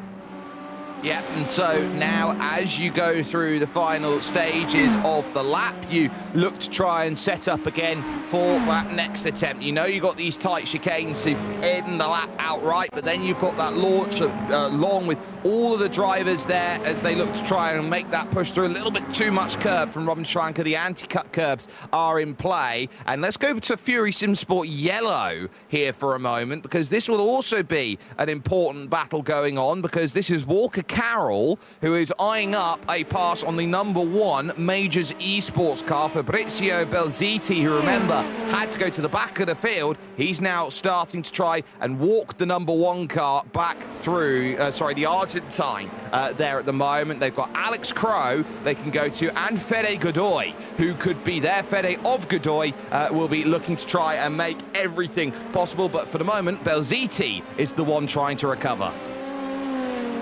Great recovery drive so far as they're up to 12th right now. See the 12th in Glass. Trying to hold off Carroll for position. There's a battle for GT3 is Culver now. They have to hold off 2 cars in the form of Alexander Davidson and Diego Farah. Not too far away either is Daniel Steinbender. So the GT3 battle, while it did according out, it's gotten back together. It has. It's closed back up, so it was a couple seconds for Mag Performance, but that's been eaten into wonderfully by the likes of Davidson and by Faria, and they'll be quite happy with the work they've managed to do, because they have just opened out, in a sense, what they've wanted. And WSR Esports White, though, have really been the big losers over the course of that pit cycle, because I see the front right of, the front left of Lucas Prada is exposed, so something must have happened to the number 60 WSR Esports White car for them to be so far down the order and with a bit of damage to the front. Down right there, 10th spot, but they've trying to get back higher up through the top 10 as well. So it's interesting to see that early on in this race, but Davidson loses a bit of ground to the McLaren Faria down the Mulsanne straight as they head towards the Michelin chicane. And still plenty of time left, but yeah, losing your teammate to a little bit of damage further back. You see that gap back there? That's where the second WSR car is, and not very good here. No, they won't be happy about the way that's gone, and a bit of adversity to deal with, and they'll try and manage on through the stint with the damage that they've got, because they know any time they spend in the pits, they're certainly going to lose out on. So this is where it happens. So this is coming through the final chicane, up over the top, absolutely heavy over that second curve. You can see the compression damping coming into play, and Prada with the car completely unsettled, overcooked it, and found the tyres on the inside of the pit wall. Right where the pit crew can see it. Always good to see that, but nonetheless, able to get back going. Not a place you really want to have some sort of issue. This is the battle for 8th place, I should say 6th place, with Harris, Steinhoff, and McDonald. You also have Nicholas Lux back there. Again, looking at Prada, still in the top 10, but he's lost touch with this battle for position. He's now 3 seconds back, so one has to wonder how the aerodynamics are playing. Also, you've got a prototype back there trying to get around to lap these cars once again. Oh, and it is the recovering Axon Motorsports Taiwan team trying to get through. They're about half a minute off of Sorrento Motorsports, who are the team that they want to try and go through with. And that is going to be where their next challenge comes to play. So they'll get by without too much drama here, Jeremy. But for the moment, Daniel Harris, Yannick Steinhoff is going to be into play. So we'll soon see how that goes into play. Yeah, it's still plenty of time left. Of course, everybody's still got to get a pit stop, so it's going to be interesting to see if pit strategy also works into play for some of these passes here as we're approaching that first hour mark here in this race. Yeah, and in this first hour, we've been keeping our eyes very firmly tracked on a number of different teams here on how they've wanted to go about their race, how they've wanted to try and charge on through and do everything that they possibly need. We've got so many different teams that are out there and looking to try and throw what they can together on the board, hoping that it sticks. But at the end of the day, the camaraderie between the drivers going through. I heard one of the drivers out there on the radio before this race started, Jeremy, go, my goal for this race is to make at least 2 friends. 2 friends, okay, that's all right, that's fine. I wish them luck, to be honest with you, as we see McDonald there trying to let prototype traffic by. That's an Acura. It is the number 333 working his way around. We got a chance to talk to some of our teams that are out here today. It's been a tumultuous little start for Manatee Racing. They find themselves in 12th position, got caught out in a big instant early on. Norbert Tamash currently in behind the wheel, but we've got David Adam, Federico Crisafulli, and Manuel Sudo in here with us. Gentlemen, how's it going? Thank you. So nice to hear your voice, Jake. It's going, I guess, okay. It was a bit more of a hectic start into the race, honestly, than what we would have wished for. We've been finding ourselves in the pack, battling for position too hard, both sides, the other teams as well as we. We had the contact, as you've seen, into Porsches, where one car overtook us, slotted in straight in front of us, and Norbert was surprised by the very early braking point. So there's very unfortunately at this point a big sorry to the team. That wasn't our intention. It was too hard for all of us, and now we really just tried to settle in the pace. Pace certainly looking like it's going to be something to keep in mind. Currently in 12th position at the moment, which is exactly where you started. As far as the team dynamics go, what are you looking at as a team and how you structure out this race? Who's going to come in where? Yeah, so looking at the forecast, it's pretty obvious that all of us will have to drive in rain. Obviously, a couple of us are a little bit quicker in rain, relatively, than others. So that's something we don't really care so much about right now. So we try to stick with the stint plan we had in the beginning. I will get into the car next, probably driving into the rain, and then we have to decide, depending on the track conditions, whether we extend my stint before Federico gets into the car, or if he gets into the car when it's wet and drives it to the dry. Apart from that, obviously, the very interesting thing about that race for us strategy-wise is that we're racing in a very diverse set of conditions. So as soon as it gets cooler, we expect our setup to work a bit better. We also did some compromises for the rain. So currently that is slowing us down a little bit. But it's a long race. There's going to be safety cars. So we just try to play it smart now and do what we do. Well, at the moment, it's a case of maybe short-term pain for long-term gain, and so we really do like seeing that. As far as Manatee goes and what Manatee's looking to achieve, you're a big part of the sim racing sphere in and around the German sim racing sphere. We see so many amazing teams that have come out of that and have been born from that cauldron of great sim racing teams. So as far as Manatee goes, what's the aim of today's race and what are you looking to achieve? I guess as almost everyone, we're here to win. So we're still not giving up on that goal. It's going to be tough from where we are. We definitely rely on safety car and a little bit of luck in terms of pace and conditions. But as I said earlier, it's a really long race. And thanks a lot for your kind words. But being there for many, many years in the scene also means that we have a lot of experience with these kind of races. So we try to gain some advantage from that, strategy-wise, also in terms of how we behave during a race. The beginning wasn't really like what we want to do, but now we're 23 hours ahead, and we're looking forward to it. Jeremy, I'll leave the floor over to you now, buddy. Yeah, and let's start off with, you had the incident, so you come in with one game plan. How does the incident alter your game plan going through the rest of the race? Well, short term, it was to adapt to the slightly damaged car. We had a little bit damage on the front, so that cost us like a second to 1.5 seconds a lap. We carried it to the pit stop, we repaired the damage, and now I think the next thing we have to look at is incidents. We are currently standing at 9 incident points, which is way too much for a good average to stay below the 100 maximum.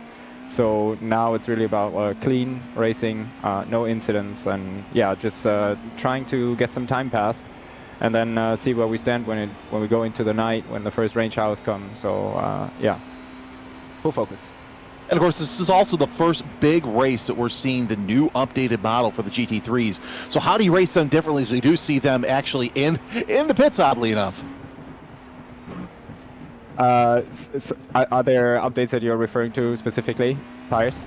Just the GT3, because they're, I'd imagine that they're racing differently now that they have this new update. That's what you mean. Well, I think on their outlap, with the cold tires, the GT3s are still a bit better than we are in GTPs.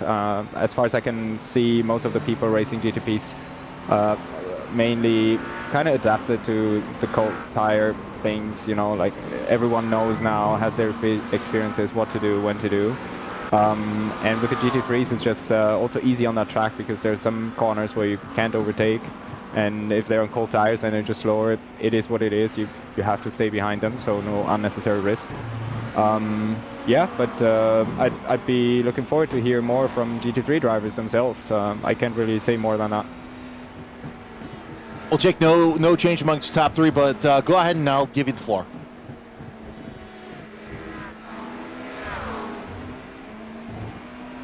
I'm sorry, I mute my microphone. I will say it to Manuel, to David, to Federico. Opportunity's yours here to shout out who you want to. You're here with us here, of course, with the Major Series, top split racing action. Who's got you to the dance, and who's been putting in all the hard work for you in behind the scenes that wouldn't normally get the credit?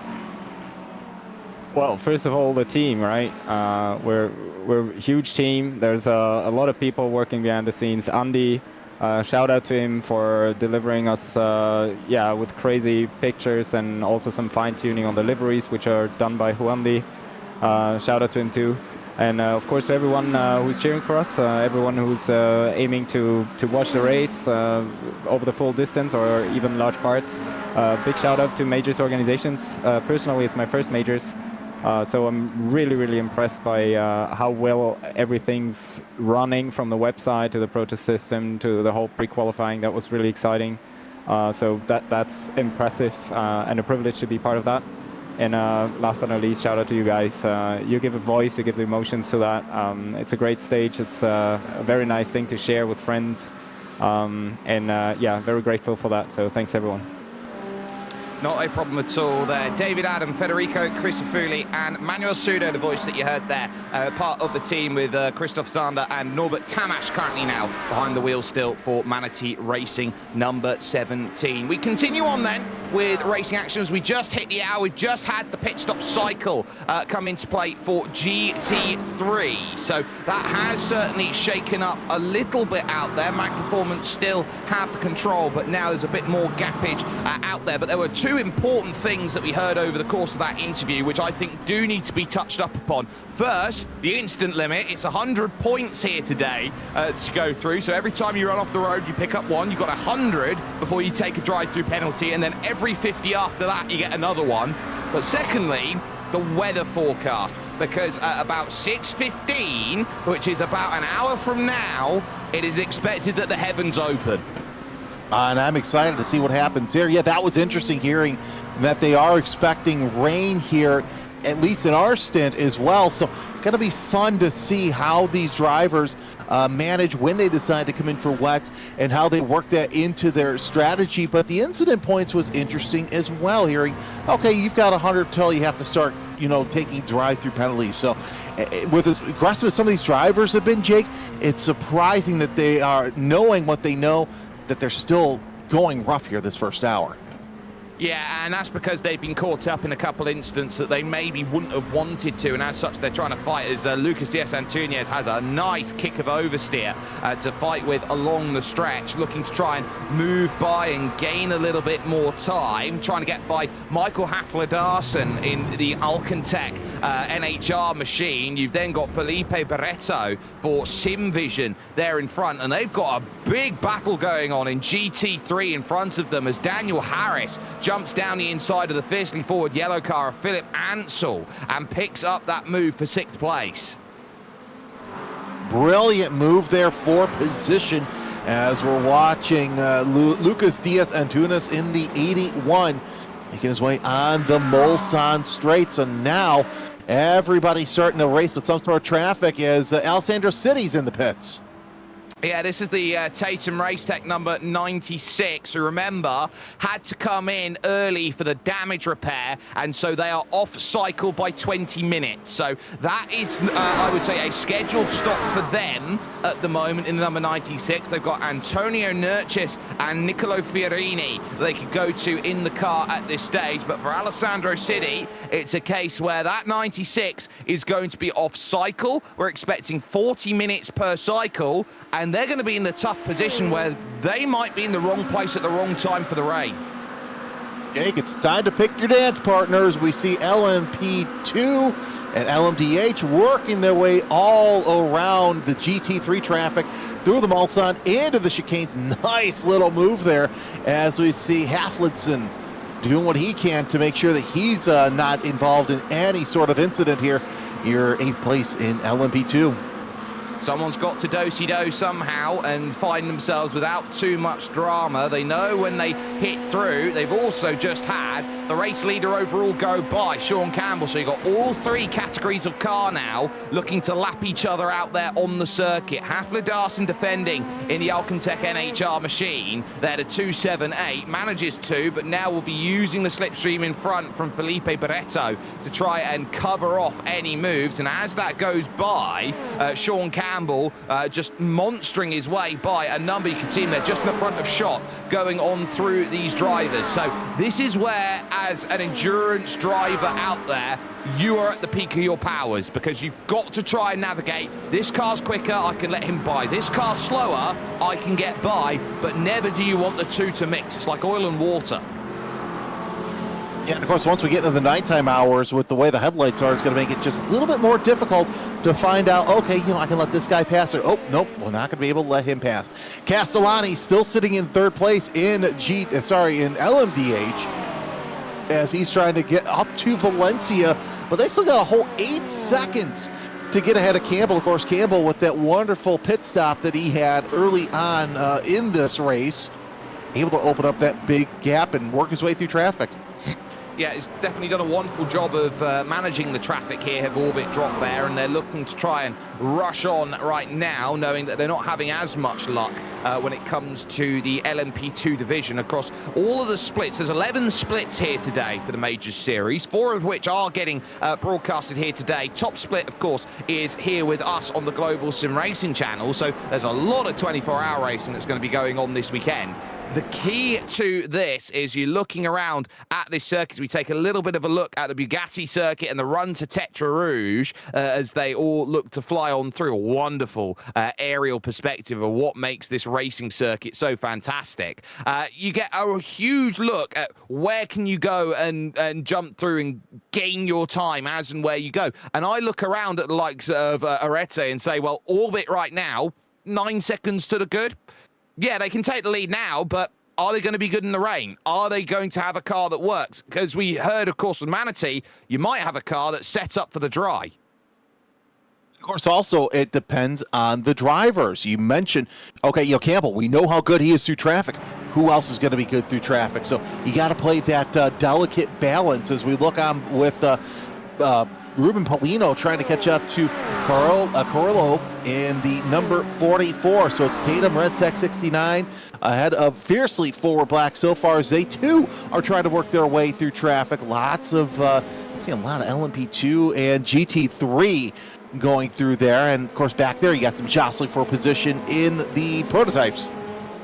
Yeah, and as they navigate to the Daytona chicane here and look to attack off the exit once more, Alexander Davidson and Mark Calver, the GT3 leaders, they have gone by. But Pablo Caroleo here, Italian driver, Italian team, and knowing that they've got Fiercely Forward Black behind, who have been one of the great revelations about 4 or 5 seasons ago. They were best newcomers in the Simi Awards once upon a time, and having to really think about it, Benjamin Lindsay wanted to just try and move out of the way, but decided, no, I'm going to have to hold my line because Paulino's going to launch down the inside, manages that.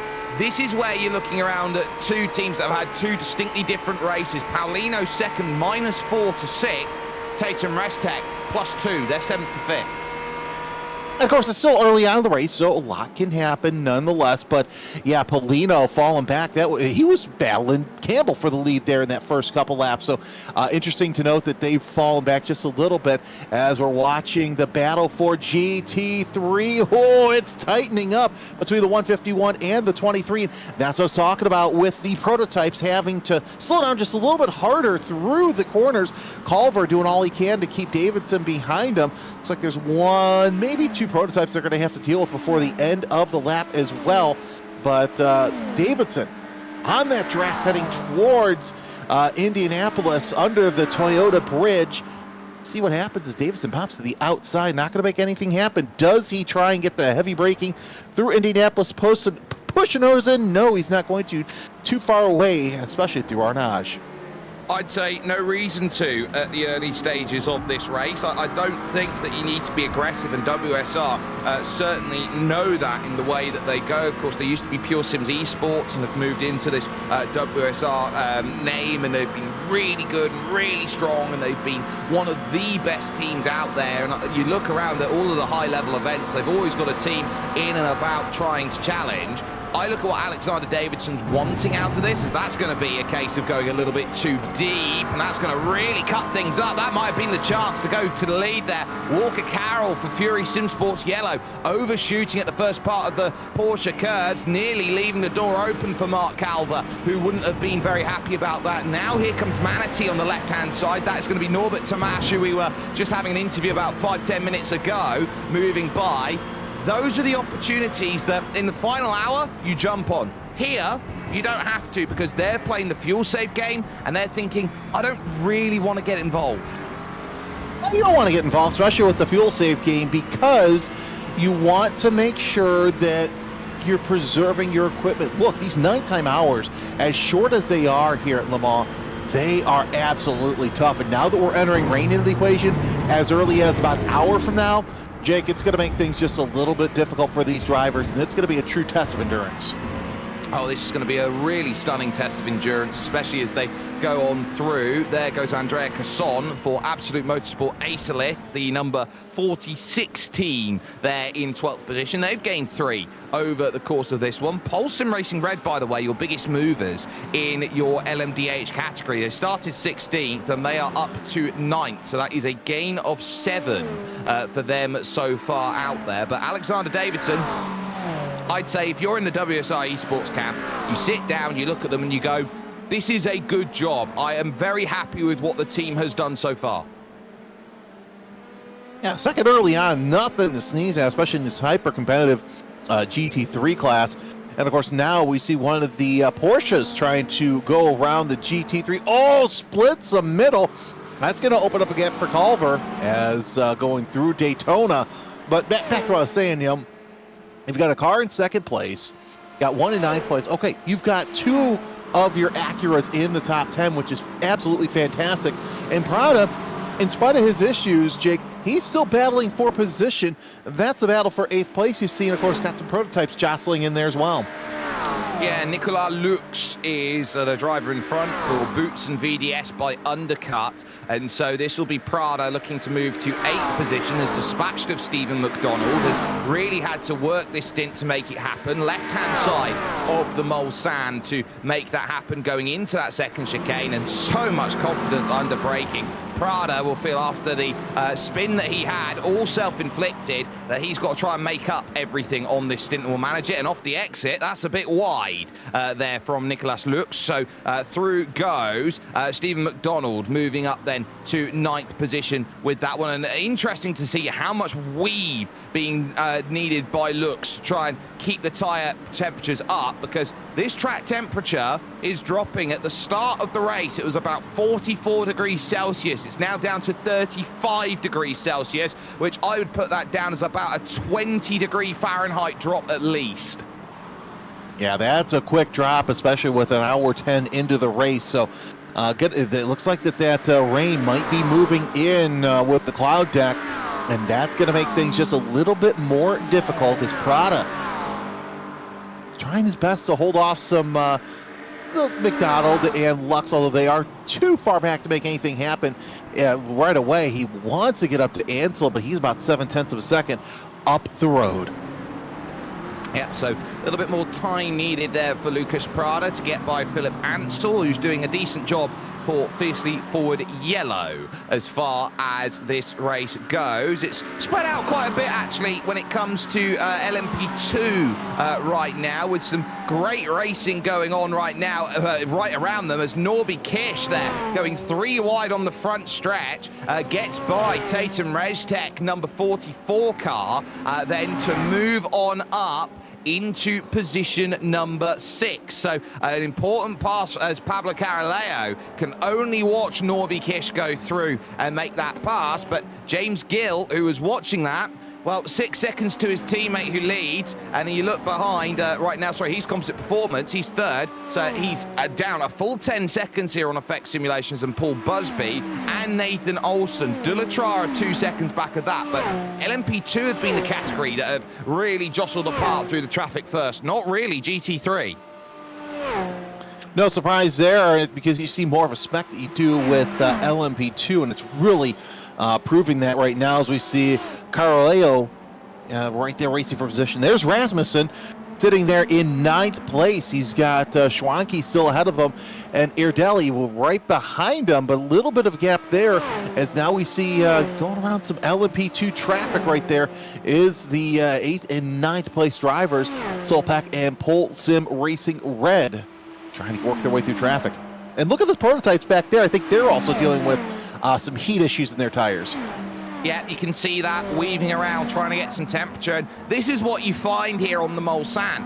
It's such a long straight. It used to be so much longer because they have had to cut it up with a couple of chicanes to keep the average top speeds down. But you're going to find that the moment you hit the brakes at Tetra Rouge, you need brakes by the time you get to Mulsanne. You need tyre temperature. Otherwise, you know, you're just going to get a box full of lockup and nothing more. This is Seth Brown here for Vermilion Esports GT3. This is coming up towards the Porsche curves here. And I'm very concerned to see what's happened here with the Vermilion 101 that runs into the corner. Oh, and has a snap in midway through. The car just deciding it doesn't like the fact that it's got nothing there. Able to stay away from the barriers through the gravel, but Seth Brown, ooh, Code Brown. Yeah, nice little save there. I did see a little bit of Brown right there through the gravel trap. Not sure if that was gravel or whatnot. Here's Steinhoff for position as he's trying to get around Daniel Steinbender for 4th place. Not going to make anything happen yet. Might want to wait for that BMW behind so he can open up a gap just a little bit. Let's see what Steinhoff does, and he's too far away to make anything happen for a draft. So tuck in back, get ready for the Mulsanne corner. Maybe you can make a move there. Of course, right behind them, too, you've got Harrison Ansel for that 6th spot. Also, Prada and McDonald for the 8th spot. Not too far away as well. Well, for Yannick Steinhoff, his team includes the likes of Sven Groth, the Austrian, Igor Wasowski from Poland, and then the ever comparably quick Norbert Leitner from Hungary, who once upon a time was very lightning fast in R-Factor 2 and was one of those drivers in the same cohort as Bono House, who you go and say, I want to see what he does out there racing. McDonald now starting to look close here, thinking about where do I go for a move, where do I go gain my position. The Hydro Geodesic Racing driver then thinking about it in car number 7, looking around at Lucas Prada, not wanting to push the boat out too much. The Acura will feel very happy in front, dealing with that McLaren behind. So they stay as things are for the moment to Arnage corner, this unassuming 90-degree right, which really is the most difficult corner on the circuit. I don't believe it's the Porsche curves out there. I think that's the toughest corner on track, because every time I've gone through it, I've sailed by that corner by about 50 meters every time I try and brake, no matter how early I go. Yeah, that sounds about right, because you kept catching speed out of Indianapolis, and oh no, there's Arnage. So regardless, still looking pretty good through there. We've only seen a couple of mess-ups through there, but really, this has to be the second most treacherous section of corners here with all the S's. You got the guardrails right next to you, tire walls, Tech Pro barriers, everything, just inviting you to come and have a sit, as you like to say. McDonald, though, all trying to get in those mirrors of Prada. Prada making his way up to 8th place, decides not to go through the Ford chicane side by side, and a little bit better of it. Let's see if Prada is able to stay all 4 wheels on the ground. So far, so good. Going down into the Bugatti circuit. Yeah, so we will be looking in and making sure that this is going to be one of those races where as they look to try and put themselves together, this is going to be a very important early go out for this one. Alexander Davidson in a bit of hot bother in 2nd position right now, because going through both of them was the Effect Simulations 908 there. That is Cameron Brown, who is now in behind the wheel, and then Christopher Bella, who was trying to get by. So Cameron Brown in the 908, I believe, has just come out of the pit, so has taken an early stop and a driver change here. So I would say this is early to give Cameron Brown a little bit of help before any prospective rain might be on the horizon. It's currently scheduled in to run through in about 45 minutes time, but my radar, don't know about your radar out there, Jeremy, sees nothing at the moment. So if this rain's going to arrive, it's going to arrive quick.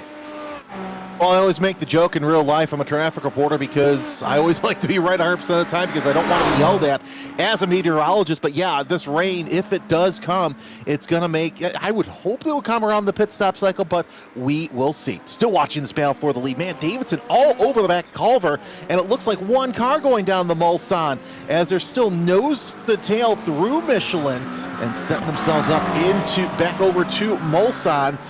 I think that's where any move that's going to be made is going to be made through there. You've got sitting back there in third place, should something happen, is Faria and Steinbender, a little bit further back, but still he's in his own battle. He's bump drafting it. Nothing wrong with that, but nonetheless, Davidson still going to hang behind it. I think he's just going to sit there and try and extend that fuel window that he has. Pablo Caroleo going backwards again. Tatum Restek losing another one out there in terms of place. So this time that's Solpec Precision and Robin Schwanker going through. William Rasmussen now on the back of this group as they'll now have to try and navigate by the LMP2 there of Nathan Olsen. That is your race leader in LMP2, and it's looking a little bit close as they go in towards the first chicane as the cloud cover starts to bring itself in once more. Pablo Caroleo here is looking around, and William Rasmussen here is wanting to get another one. This would be to go +8 in the opening 80 minutes worth of racing. A pass every 10 minutes around here is a pass every 3 laps. And still, a pass is a pass, especially around here as it's getting darker and darker down the Mulsanne as we see the battle for 8th place really heat up. I saw somebody pop out that looked like Caroleo was the one who was popping out as they're heading into Daytona, but still great battles for position here as, oh man, I just can't believe we're this early in the race, Jake, and we're seeing this much battle early on. Yeah, it's a lot of battle here, and drivers, I think, especially in the sim world, want position more than anything else. They think if they've got the pace, they don't have the time to wait for it, and so they absolutely go and launch for it. Caroleo loses out. William Rasmussen now up 8 for pole SimRacing Red, and they'll be beaming about knowing that they are in that 8th position and wanting a bit more. But we also have to keep in mind that this is a track that is going to develop. And you see it on the exit there of the Michelin chicane, that gravel that's kicked up from someone who's gone straight on at the chicane. You will see this track get dirty and slippery as the race goes on, and if someone has a big off somewhere and deposits a whole bunch of gravel on the track, there will be drivers who will turn up onto the scene and go, well, why is there so much gravel here, and why am I also in the wall? Yeah, exactly. Oh, I didn't see that gravel there, and oh, there's the wall. That's something you don't want to have early on, as we're still, it's still nose to tail. You don't want to be too stupid here early on in this event. Oh, there's a spin. There's Antunes. So that will be the 81 car out there, and that's come through the Dunlop chicane, and I believe this is Robin Camus-Mayon who's in trouble for Fastlane RT by 6 liveries. So this is the 49 who goes through at Indianapolis corner, back steps out, a little bit aggressive down there, and the bonnet pops open after that bit of contact. So tough for Fastlane RT, but Lucas Diaz Antunes has also had a moment, and I think he's been hit behind by the Ride Sim Sport number 33 on the exit. I'm in that replay, and I don't like it because I've done that plenty of times through there. So I feel their pain. Let's take a look at this replay with. Well, yeah, we're out of the pits with Antunes, and I wonder if it's the same thing that we saw earlier on in this race. No, not yet. No, still braking. But yeah, it looks like a little contact with one of the GT3s, and yep, that'll do it. The cold tires meeting the warm tires, and that's bound to happen. Yeah, Daniel Steinbender was the driver there, and that was the 4th in class GT3, and that is Skylar Lovrink, and she's not going to be pleased knowing that that rear is completely missing any downforce there on the back of that 883 machine is going to be absolutely lost. That is not a Porsche that is very happy, and it's happened here going in through this second chicane. So gets through the first part okay, comes out of the second. Is this just a case of stamp on the power when you hit the curb? It's not the best ollie in the world, but at the moment it's a case of Lovrink, who will be a bit sheepish about that. There goes the rear wing over to the left-hand side, and Lovrink now is going to have to try and scramble back. Well, Death doesn't have black and orange mechanical flag damage despite losing the rear wing, so obviously there'll be a drop of downforce on the rear, but it's not enough to indicate that they have to come in mandatorily. Oh, they've just spun again.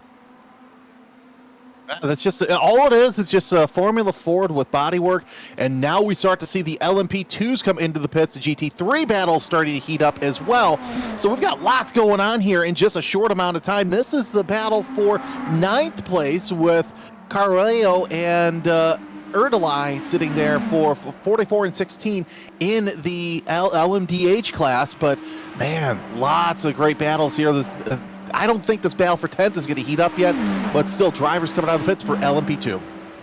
They very much are, and the number 16 team, WSR Esports Red, Gabor Delye, has been part of that section for a very long time. They've got Adam State, David Baker, who has been part of the touring car scene for a while, James Gill leaving the pits, Corentin Miru, also then for Dulatra Automotives. We're starting to see those differences go through. Cameron Brown moves back ahead in category then of James Gill, but certainly a lot closer than it was as they go by. Change of driver at 9:09, so they will now put Benjamin Frigerio in behind the wheel. And so right now on the lovely streets of northwestern France at the moment, they do now have in the car at the 909 team a Frenchman. All right, that's great. So at least he has some sort of familiarity, hopefully, with the northwest of France. Is Barretto sitting there in 6th place right now, trying to hold off Norin for that position. So 77 Sim Vision ahead of the 12 rocket ship down the Mulsanne Strait, heading towards Daytona. And yeah, just fresh off pit stop. So both of them, they've got freshish tires, but oh, look at that bump there going into the chicane. Yeah, the Swede Elliot Noren then looking to stay close with Felipe Barretto for position, trying to find that avenue that is going to work, and we will see how that goes. Handed over the car from Dean Dibdahl, who was there for them on the opening stint. But this is where you want to be. Top 5 battling. They've just lost the place to Sim Vision, so they're now going to have to try and attack hard, because they'll have Alcantech behind them, the 278 of Michael Hafler-Darson, who is very much up to speed right now and on his 3rd stint of the race. And Hafler-Darson is a heck of a driver in his own right, so we'll see if he can catch up to these drivers here.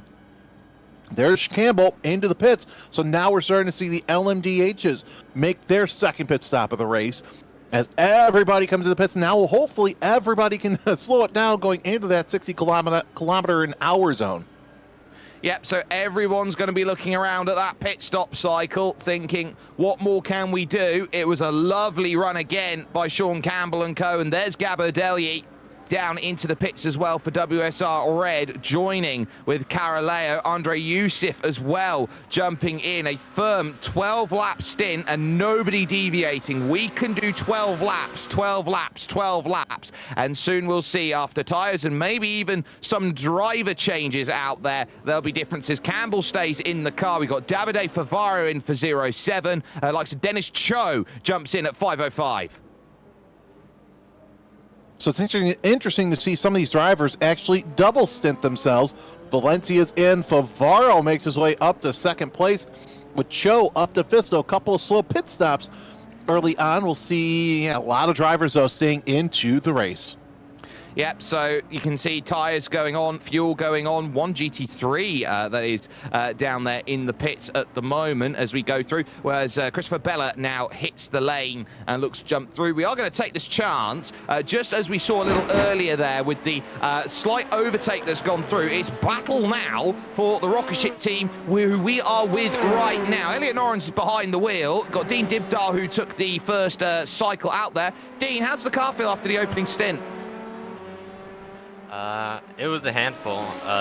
It's pretty difficult dealing with the hot track at first. Our setup was a little bit pushy, but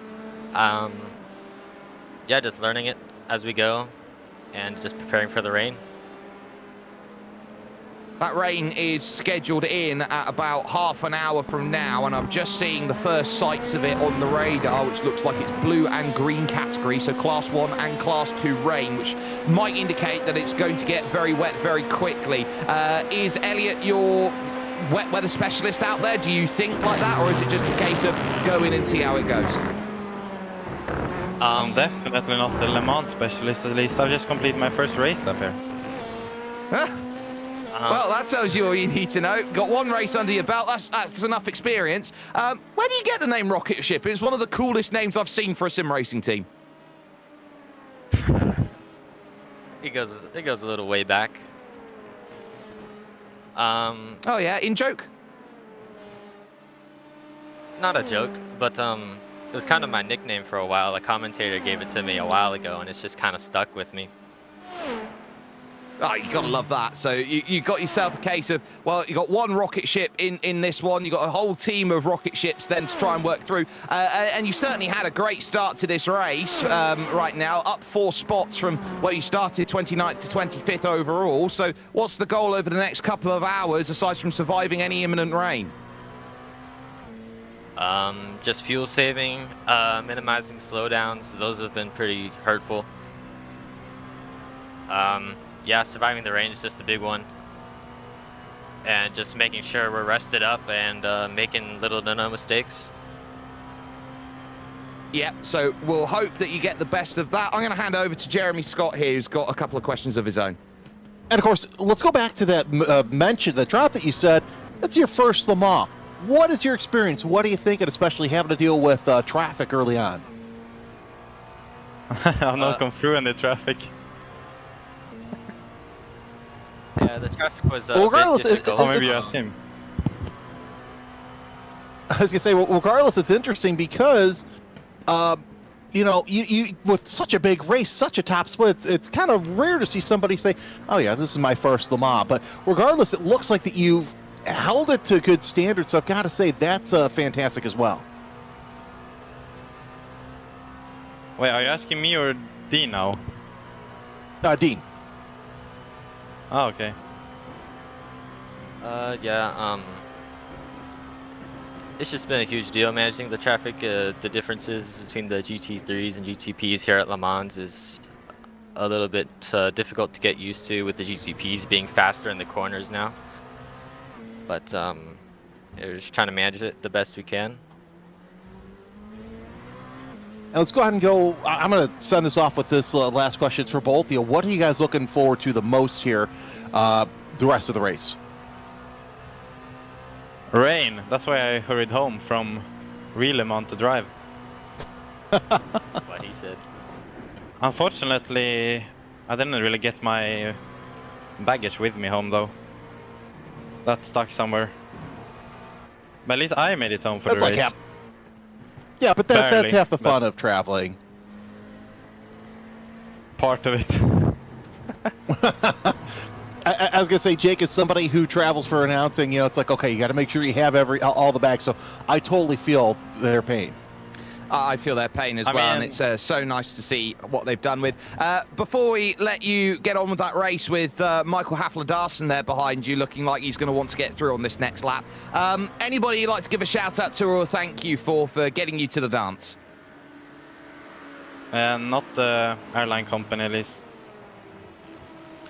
Well, undisclosed airline company, we will certainly not thank you for what's gone on with the rocket ship team, but they'll be hopefully looking to try and fly forward, or at least at the best part, defend at this stage. The battle continuing on down the hill through now towards the Tetraru chicane, where Michael Hafler-Darson looks to bring himself a little bit closer out there. The rocket ship team will hopefully try and give themselves a chance to run away. They've got a bit of a gap as well behind if they do lose the place, because it's Benjamin Lindsay who would be the next car chasing for TNT Racing LMP2.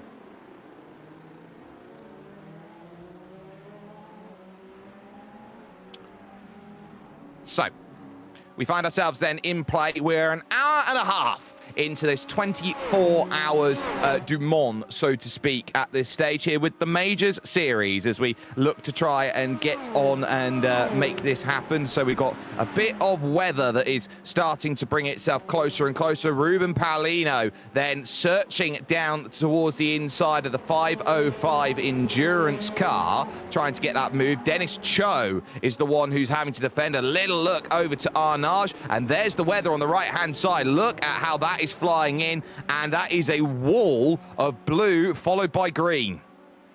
Green means good, doesn't it? Is that what it is? No. But yeah, you see that dot is right where we're at, so it's going to be interesting to see where the rain hits, where people are in relation to the track. So hopefully you won't get caught out passing pit in right when the deluge ends up happening. As we're still watching Polino trying to get around another one of our early, Dennis Cho, also one of our early leaders. And not too far away is Norby Kish sitting there in 6th place. So should something happen to this battle, we might see a 3-way battle for 4th place, maybe even a 5-way battle for 3rd place if Favaro takes a wheel off in just the wrong spot. Yep, so 07 Racing is the car that they're trying to all chase down. Paulino right underneath there, that rear diffuser, looking to try and push over towards that Dunlop chicane once more. But as they sit and look to try and continue on, the rain here, it is blue and it is green, and a lot of drivers out there in the racing sphere haven't seen much more above yellow out there, just because of the way that rain goes through. It's light to medium rain. Anything that's over towards red or you know, Ron Burgundy or pink, or if you go even further than that, you're going to start working around and saying that's torrential. There was a week 13 event that had torrential rain at it, and a lot of people looked around and said, we're dealing with torrential rain, and went, well, every time I look down at the circuit looks back on me. It's like I'm racing in a lake, essentially. So when it comes to that rain, there is going to be rain, but even the Class 1, Class 2 types of rain are enough to really put a lot of pressure on drivers, especially with the switch from dry to wet. Yeah, you're going to start to have some spotting and ponding in those areas. And here's the thing, with all the downforce that these cars have, Jake, that's what kicks up the rain. That's what makes it very blind. And that's why in real life you see some of these series, when you have the very heavy stuff, that's when you have the problems of red flagging, because, you know, if you can't see in front of your nose, that's never good. No, it very much isn't, but what I can confirm at the moment from the weather schedule out here, it looks like that rain's going to hit about 6:15, but it's only going to last for about an hour and 15 minutes currently. So that means that it's going to be, for these drivers, I'd say enough here, Jeremy, to switch onto the wet tyres, but they're only going to be on it for a maximum of 1 stint, maybe 2. Yeah, I mean, you know, it saves some time. It's just a matter of how long do you stay on the slicks? Do you go right when the first rain drops to get off of slicks? You know, that's the big question. Of course, with how close the level 1, level 2s are, you might want to get on the slicks at the first opportunity to rain, as close as you are to pit in. Paulino trying to look to the inside of Cho for that 4th spot, the 505 Endurance, with a great pit stop, great driver change. Oh, look at that, heading into Indianapolis. He snakes his way around. Polino now sets his sights on Favaro in the 0707. Yeah, it's about confidence there for Dennis Cho, as now look at Norby Kish starting to bring himself into play. Norbert immediately snapping at the heels like a Jack Russell dog would do, and that is a case there for Sesha, who are looking around at this, looking at Dennis Cho, thinking that 505 car's just lost a place. It's clearly vulnerable, let's attack. You definitely want to attack while the getting's good, as Norby Kish still holding on to that 6th spot. Cho, though, in 5th spot, watching Polino just get smaller and smaller up the track, as Polino doing all he can to catch up to Favaro. Now we're watching this battle once again for position in GT3. That is 5th right there, with Steinhoff in 5th spot, Ansel in 6th, Prada in 7th. So a lot of cars trying to jostle for their way around the circuit through Daytona, but nonetheless, no matter where you go in GT3, it looks like that there's a battle to be had. And you see all of these drivers fight for the middle of the road, because this is a case of a circuit that is crowned when you go along the Mulsanne. So you get the everyday traffic that uses the left and the right sides of the road, and you get the likes of the farmers who use their massive tractors that go along. And so over time, the wear of the circuit goes to basically the right and the left where the traffic goes, and so the middle of the road doesn't get much use. As such, the road crowns up at the middle where the road is worn away underneath, and as such, the best amount of grip you can get is running the middle of the road. It's where you get the best amount for the contact patches as you go through, and you're not driving with a car that's going to be slightly off by a degree or 2 left or right. That's the whole key right there, especially with as tight as we mentioned earlier. The BOP is so tight in GT3 that one wrong move and you're gonna get swallowed up. It's almost like watching a bunch of MX-5s racing each other on the circuit, just a little bit more high-powered and a lot of different different manufacturers, I should say. That's the word I was looking for. Because you take a look at this battle here for 6. You got a great battle for the lead there with WSR Esports Black and Mag Performance, as now Ansel trying to enter ahead. Look at that, side by side going into the Indianapolis Arnage section. Oh, great stuff by Prada, making his way into the top 5. That was contact front to rear between Prada and Ansel, moving up through that section to Indianapolis. Ansel jumps through on Steinhoff, and Steinhoff now looks at the two Hydro Geodesic cars, McDonald and Harris, now looking to bring themselves into play. This is a freight train of all freight trains, but that could have very easily have been 4 different GT3s out of the race at exactly the same time, or at least using their fast repairs. Move made by Stephen McDonald, as it's been a tough half a lap for Yannick Steinhoff, who's dropped 3 places. But I was going to ask about something, well, I'll come back to it in a moment, but that could have been the end of a number of drivers' aspirations to get to the top of this field. I mean, you want to make your move when you can, especially in this class, but you don't want to make it in a place that didn't make sense, and it almost didn't make sense as you're on board with Daniel Harrison, the Hydro Race McLaren. Still looking pretty good through there, as Steinhoff is in between he and teammate Stephen McDonald. And this is that battle I was mentioning between Davidson and Culver. Davidson now has the lead, but Culver, who's held the lead for most of the race, trying to do all he can to either stay behind and get some sort of draft to kind of save some fuel, save some tires, or maybe Culver wants that lead back of the Mag Performance. Right, I want to talk team dynamic here, because this actually is really important between what WSR Esports have and what Mag Performance have. I look at WSR Esports right now, who are piloting the number 23 machine, and they all have a 3-car team. Alexander Davidson, Ross McFarlane, and Jan Gagnon Renault. 2 drivers from the UK, 1 from Canada. I look over and see the team that Mag Performance has. Mark Calver from the United Kingdom, Luis Felipe Pinto from Portugal, Nathan Caden from France, Shun Sato from Japan, and Giacomo Murgia from Italy. I look at it as 5 drivers versus 3, which means you've got to fit the car better for 5 drivers, but you've also got drivers who are fresher. You've got to do an average of 8 hours each over the course of the race for those in the team right now for WSR Esports. But you look around, split 24 divided by 5, you've only got to do a maximum of about 5 hours, less than that, 4 hours 40 each. Yeah, that sounds about right. And oh man, did you see how close Culver was? He was almost in that engine compartment of that Acura as they go through Michelin. But yeah, I mean, that you split it up like that, and it actually makes the race a little bit more manageable. So interesting team dynamics here at play, but you gotta have that if you want to be up front and win the race. Now Culver's closing in on Davidson once again, like there's some sort of magnet between the 2 bumpers. And yep, there we go, little bit of bump drafting there, trying to save some fuel, get through the corner a little bit faster. Ooh, little wiggle there from the 23. Yeah, and that wiggle is going to cause a lot of concerns, especially as you get slippery under braking. And it's a case of the Acura that leads this field at the moment, followed behind by the McLaren. There's a lot of Acura versus McLaren here today on what's going to be the best in a straight line. So I'm going to pose the question to you, Jeremy. Why would you choose the Acura, and why would you choose the McLaren?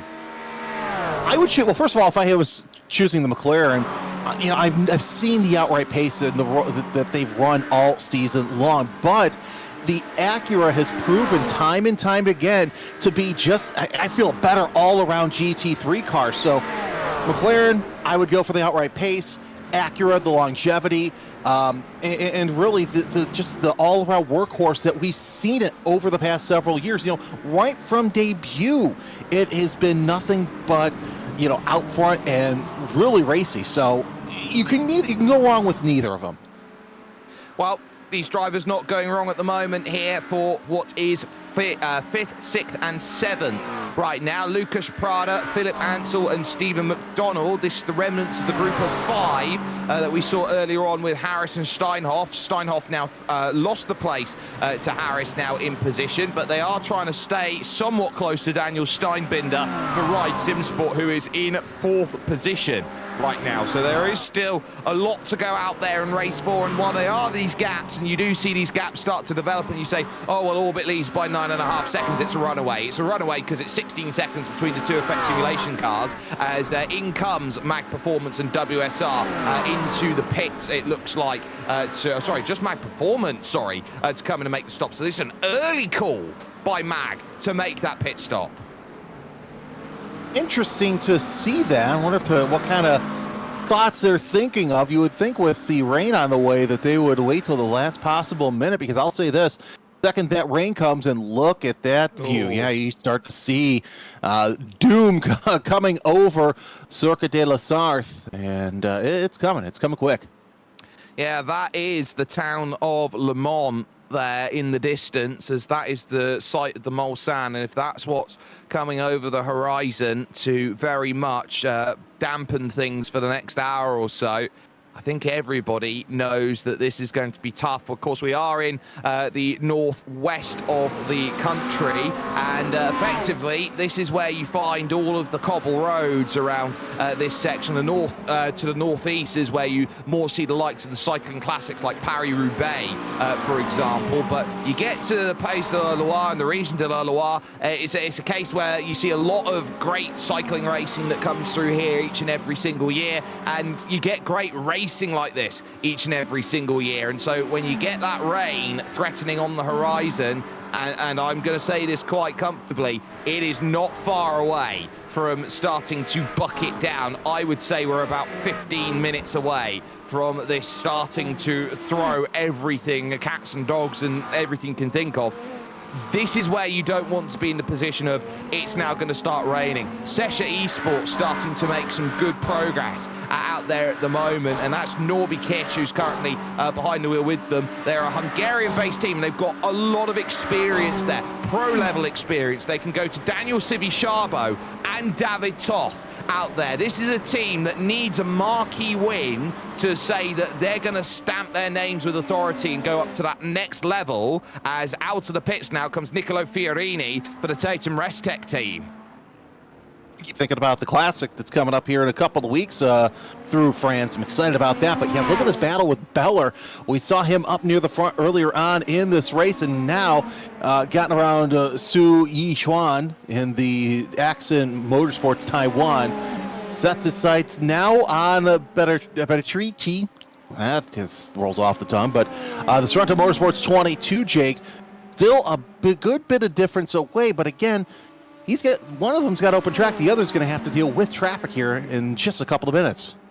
Yeah, 3:31 on that last lap by Vincent Bataki, who is there in the number 22 machine at the moment. Christopher Bella is the one who will try and hunt that down for Fastlane RT. Did a 3:28.1 on that last lap. So Bella certainly looking to try and hunt at this moment, but I think these drivers know that this is going to be a scenario of where they go and what happens when the rain hits, because it's not just the fact that the rain hits, it's does the rain hit? 1, how much grip do I have underneath me? 2, and I think the big tell is, do I have tire temperature?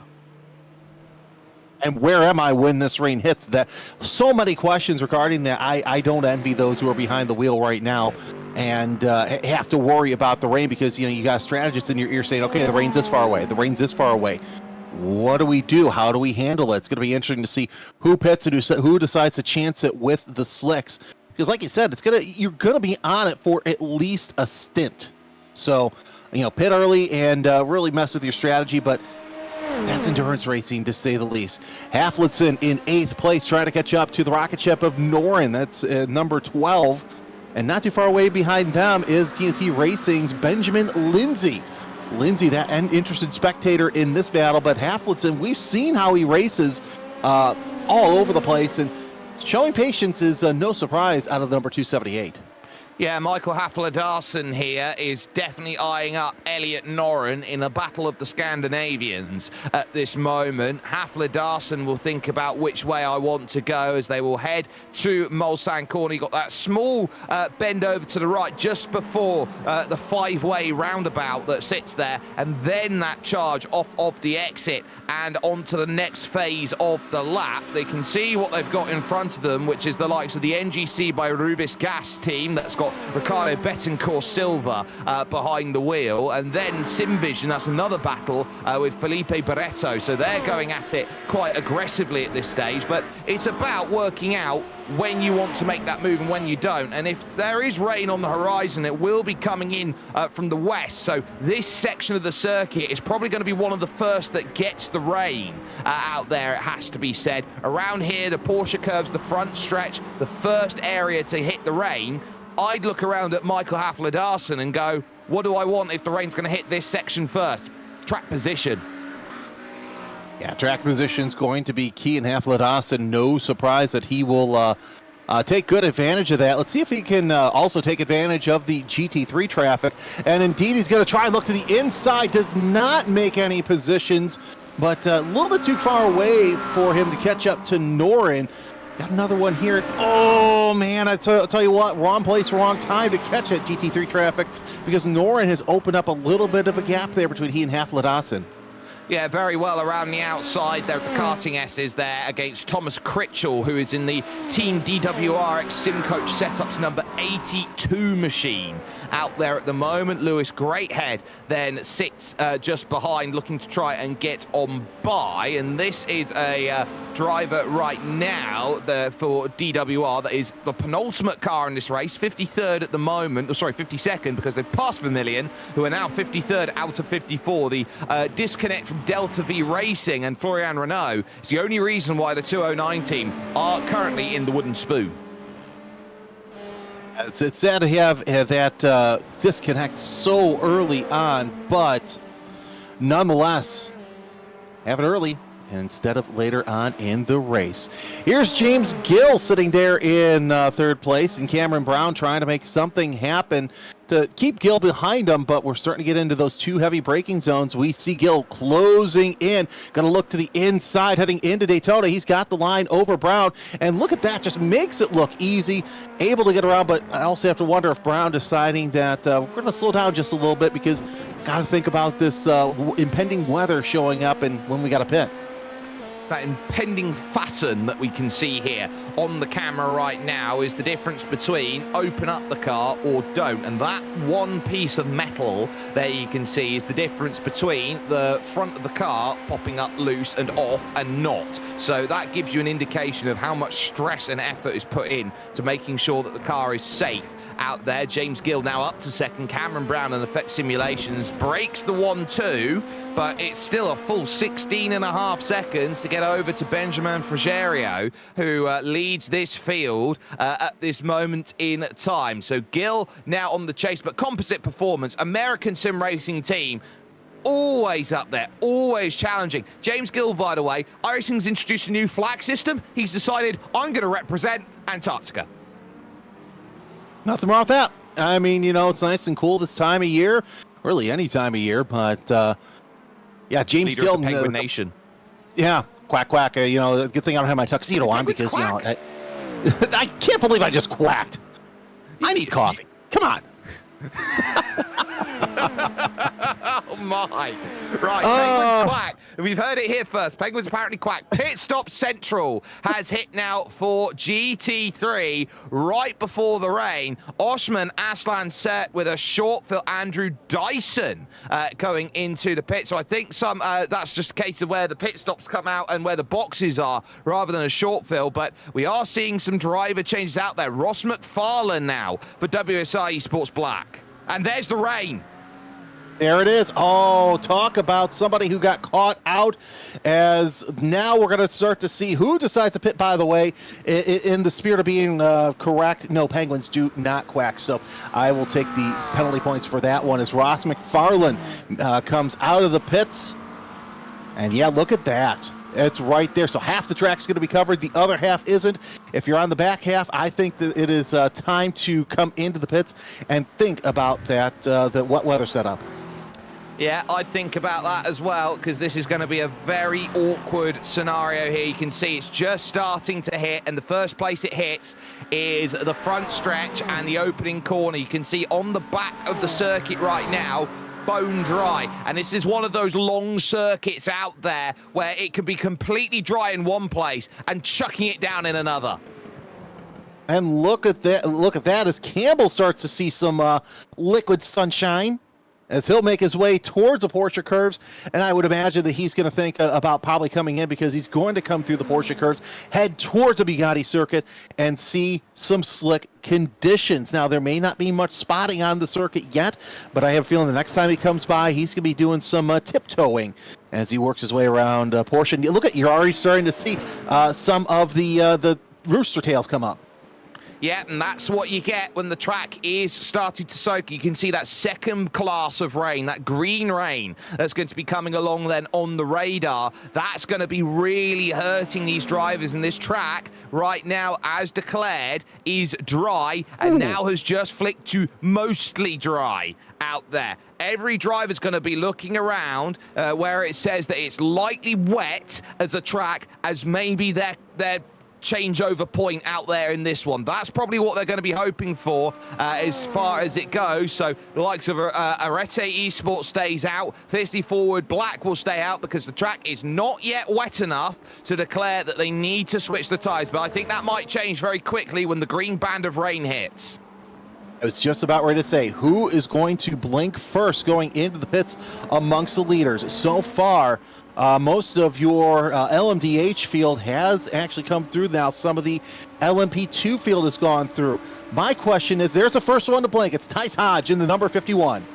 Yeah, no surprises there. You're way down the order. You may as well gamble in the early stages because it might profiteer you a couple of places. Ross McFarlane back out and away in third position right now, looking around the likes of Ride Sim Sports. That's Fiercely Forward Yellow in front of him. Eduardo Pecorini there. Michael Evdoka behind the wheel of the white car at the moment. But for the black machine, they are currently behind Mac Performance and Mark Calver. So they've come in, made their stop, and got everything they've wanted. There is Adrian Hanovitz, who is in play for Writer Engineering Esports GT3. That's the number 76 car, right in the middle of this. Ryan Bettis is there. Patrick Kessel for Nexus Esports in this one. Timo Grossman is there for Ride SimSport. This is a very tough phase of the race where drivers are trying to work out what's right.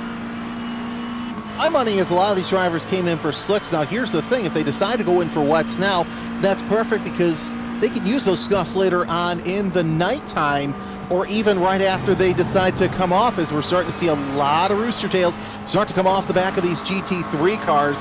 And looking at the front of Bettis, yeah, they're going to have to come in for slicks. If they're not going to do it this time, they're going to have to do it next, because here's the thing. Look at that dark green blob. It's starting to come off the Dunlop curves, because that is where things could get messy. And I fear that those who decide to stay out, they're going to end up in the gravel through there. And Hanovitz lets it go. So slow down penalty there going through Maison Blanche, and is going to dive into the pits then in collaboration with Patrick Kessel and the likes of John Boutefeu for Hydro Geodesic. In comes Frigerio from the lead of your LMP2 category. Big call then for Effect Simulations. A bunch of the drivers that were reaching pit in decide that they're going to swap over to the rain tires. Frigerio comes into the pits, and here's Favaro sitting in 7th place. You see the marshals having to deal with some of the wet weather as they'll make their way. And this part of the circuit's dry because look at all the trees that you have there. That kind of helps things out a little bit, but once they get through Indianapolis, it's going to be a little slick through that left-hander and into Arnage, the right-hander. Boy, Jake, this is some great stuff as a little bit of dust is kicked off as one driver goes back it off. There we go. Well, I'm just looking around at strategy here. Effect simulations have thrown James Ebram in behind the wheel. Dulatrab put Kalyan May into the car. And I think we got a split strategy here on who thinks it's wet enough right now. Favaro really fighting. And on dry tyres, wet track, heading over towards this very sketchy section of circuit around the outside. Dry tyres in the wet. Oh, Davide Favaro, what a move. That was phenomenal. Going around the outside, starting to use that rain line. We're starting to see the drivers go a little bit higher instead of using the normal racing line. But of course, with the dry tires, and Campbell's in the lead. Campbell's in the pits. Your leader's in the pits to go in. Yeah, very lightly wet. The track's been declared, and I think everyone knows they've just hit the crossover point, and everybody's going to be jumping in. Ruben Paolino is going to come in. Surely Dylan Bossart and the likes are going to be thinking about it too, as they've just come out of the pit. So this is a case of get everybody in here, and look at how quickly this has fogged up this circuit, and look how cold the track now is. 24 degrees. The rain has completely gone and put a dour track temperature up. Kind of surprised that we have our airborne shots still, because you really can't see too much. You got to squint with the rain coming through here. And now we see Sam Sutton in the car. So Sam Sutton, your new driver for the 862. So they've decided to take Campbell out. And I've got to say, stint well done for the lead driver of Orbit Drop Bear Jupiter.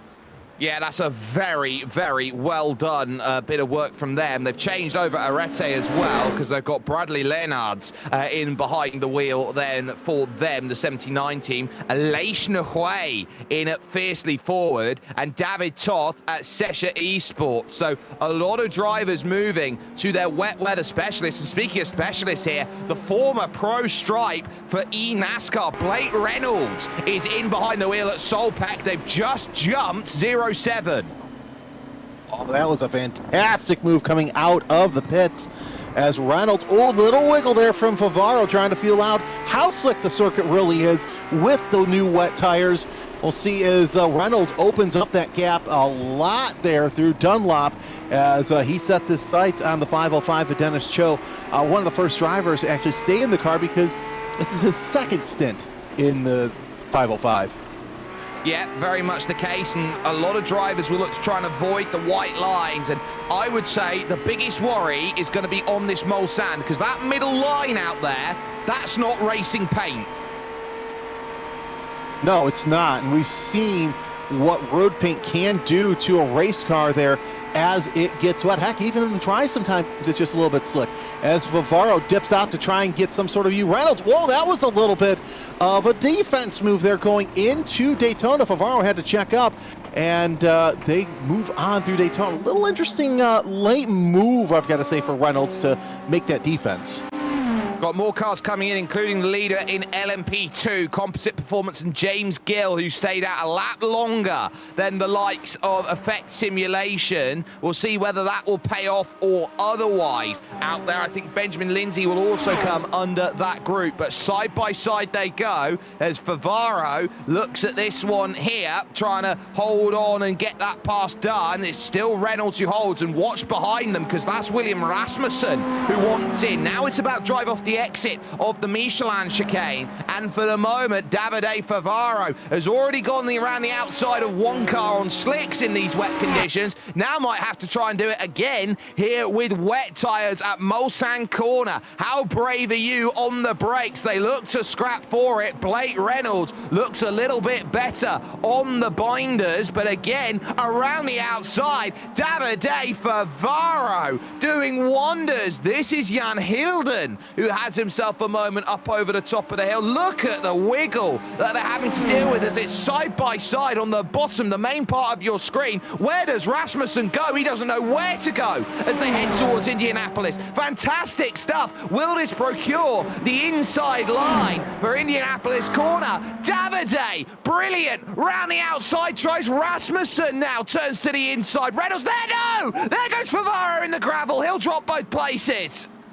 Oh, not a good move for Favaro as he loses it through Indianapolis. That's given Rasmussen a chance to jump both of them. So Rasmussen moves up into 6th place, and now Reynolds has to try and get back that 6th place after he lost it as more cars just going around the circuit. But what a move by Favaro, unfortunately, to lose 2 in 1. So easily done. Benjamin Lindsay goes straight on coming out of the pits and is going to drop down then into about 5th, 6th position. Then as through goes Marcello Eusebio for SimVision to go by. The rocket ship team of Elliot Norrin now is on the rear, and Lindsay's got to get up to speed very quickly. You've also got James Ebram, the 908s. They've really lost out in the wet weather cycle here. Effect lead by 20 seconds, Composite 2nd, and Dulatra are now up to 3rd, but Lindsay's going to lose out as James Ebram goes through, and Ebram might try and line up Michael Hafler-Darson for place. So it's all coming to head with this wet weather. We're starting to see some of the drivers who are the specialists really make their way around. But Lindsay, look at Lindsay in the 59, trying to get up to Ebram. As now the GT3 traffic is coming into play, Lindsay thinks better of it in the 59, tucks in behind, and now going to have to use that GT3 as a pick. Oh, look at this, Jake. This is, you know, we thought the racing was good before, and now it's really good. Yeah, Rasmussen, and there's damage on the front for Pole SimRacing Red. That'll be the fast repair that will have to be used. I don't quite know where that's happened, but William Rasmussen, who was right in that group, of course, with those around, in trouble, and that's a quick in and out. Rasmussen losing that spot. Now Reynolds having to set his sights on Cho, but Ebram in the 908. Sitting in 8th place right now. Got a bit of a gap between he and Haflitzen. Lindsay, though, decent gap between cars in front and back. But again, as we said, the GT3 traffic really coming into play for these LMP2 cars. And I do want to talk about the GT3 category in a moment. So this is Rasmussen trying to get by the Acura there of Dennis Cho. And, got the curve on the inside of Mason Block. And into the hard concrete barrier there. That is a race wrecker if you hit that one. William Rasmussen, wrong place, wrong time. And look at the damage that did to the suspension. Yeah, I mean, the wall just came in. Not sure if Rasmussen didn't see it or just couldn't get over, but it really wrecked that number 19 Pole SimRacing Red BMW. Able to use that fast repair, but again, you know, you don't want to use it too early because you still have the middle of the night. Blake Reynolds trying to catch up to Cho right there for that 5th spot. We're mentioning that earlier. Reynolds just aggressive off the start. Let's see what he does heading into Mulsanne as he tucks right up underneath the rear wing of the 505, then decides to pop out. Side by side, still looking pretty good. Reynolds right now with the nose. He's going to come down and take that 5th spot, but can he keep it through the corner? Takes that inside line, and yeah, a little wiggle there, but still able to hold off Cho, as Cho now has to worry about Favaro. Yeah, definitely taking the karting line there through Mulsanne corner. And the reason why is that this is Blake Reynolds trying to stay off of the rubbered in surface, because the more rubber that there is on the track, the slippier that part of the track will be compared. So the natural racing line is actually a lot more difficult to drive in the wet. You've also got, this is what's happened for Sorrento Motorsport. So this is Vincent Pataki, who has run into troubles. Pataki on the brakes, Mulsanne corner, just grabbed the line, and the car doesn't want to go, and lucky to get out that gravel. Yeah, especially in this wet weather, because it's going to make things just a little bit more difficult as we're looking on board the back of Blake Reynolds. And that's what I was talking about with this this spray. You have all the aerodynamics under the car picking up the water, temporarily drying the surface underneath the car, but because of that, it makes it just a little bit difficult for the cars that are following you, because it's hard for them to see. That's why sometimes, you know, yeah, you'll see them take the racing line. So but white. Sorry, I've got to go to this. WSR Esports White are missing the front. They're diving down into the pits, and I think it's happened at the Porsche curves here. So going through, this is Michael Evdoka, who's run into troubles. And look at the group that's there trying to chase down behind. Loses it all on his own. Comes back across, bang! Hard into the side of, I believe, one of the LMP2s. And look at what that's done. That is right in front of the leaders, for example. Their Orbit Drop Bed Jupiter having to really hit on the binders, and the gap overall is now 1.4 between them and Andretti Esports, with Bradley Leonard now in really close pursuit. Let's take another look. And Jake, that's actually the 77 Sim Vision of Marcelo Esbuillo, as we're back on board live. But yeah, that was not good. But here's the thing. We also mentioned that rain line. You don't want to take it too fast, because then you'll have problems like that. This is the battle for 7th place in LMDH, with Delascio trying to catch up to Cho, as Blake Reynolds able to, oh wow, he's walked up to about 2.5 seconds ahead of Cho. So it is, let's see here, the 5:05, 4:84, and the 07. Got to go to the race lead. They're side by side on the Mulsanne. Bradley Leonard's 4 seconds quicker than Sam Sutton on that last lap, and he is bounding along the Mulsanne to try and get this done at the second Mulsanne corner. Sutton looking around here, hoping that there's going to be enough of a way to go by. On the brakes, Sam Sutton loses out. Andretti Esports, now your leaders. Yeah, a little weird to see the 862 not in the lead. They've held the lead for most of the race, but Leonard's with a great battle there through Michelin, as he's able to open up a humongous gap already, 1.1 seconds going into Mulsanne. Yeah, and we were seeing the likes in the Majors 2.4 of Aidan Matthias out there from Romania, and Ruben Lasso trying to get some experience out there on this track. And that's 2 drivers part of this Andretti Esports number 79 team. So they've done their homework coming into this, and now they lead. We're going to see stuff like that, where drivers that we've seen fast, teams that we saw fast in the dry, are going to be a little bit slower. But you know, here's the thing: you know that the rain's not going to last that long. 1, maybe 2 stints, as Sutton works his way around slower traffic. He reels in some of the LMP2s. Oh, that's a bump! Oh, that's a spin early on as Sutton makes contact with one of the slower prototypes going into Mulsanne, and that's Alex Crow, the Majors Esports. They have had nothing but bad luck. They must not have brought the rabbit's foot into the car with them. Well, if they didn't have bad luck, they'd have no luck at all right now, and Alex Crow will certainly be feeling that in the number 1 machine as very unlucky. Not enough to cause damage for Alex, but at least for the way that he's gone about this, he's been able to continue on. James Ebram currently 7th for the 908 Effect Simulations team. They've really lost out and having to fight hard with Ryan Bettis there in the One Performance racing car that's done well. Mag Performance lead the category. It's then WSR Esports Black in 2nd, and that's now a 15-16 second gap. Pulsar Epic Vans 3rd, Impulse 4th, Vesta Sport are now in 5th place, and that's the One Performance car 6th in category. And look at James Ebram, he has to wait for the entire Porsche curves to go and get by, and here comes Leonard, your overall race leader, jumping up on the scene. The 862 has to worry about a possible penalty with that contact, but Leonard's trying to get around safely the LMP2 traffic and the GT3 traffic, because everybody is all mixed together. There's Sam Sutton sitting there in 2nd place, and he's going to try and get up past that GT3 traffic. He's only got 1 more car between he and the leader right now, so Leonard's not safe yet from a pass, because he's still working his way through traffic as well.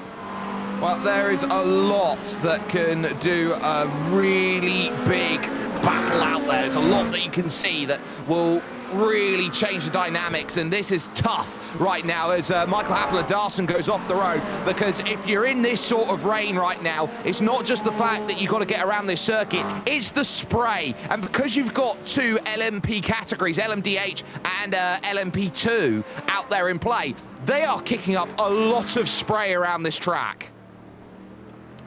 And that's what we mentioned, is the spray is going to be the biggest detriment to some of these drivers, as we take a look at that replay that we had the onboard with Sutton. And yeah, just Sutton had nowhere to go as Crow looks like he got on the brakes just a little bit too soon. Crow able to get through the gravel trap and get out, but still, you gotta wonder if penalty's coming for the 862 or if it's just gonna be self-serving for the one.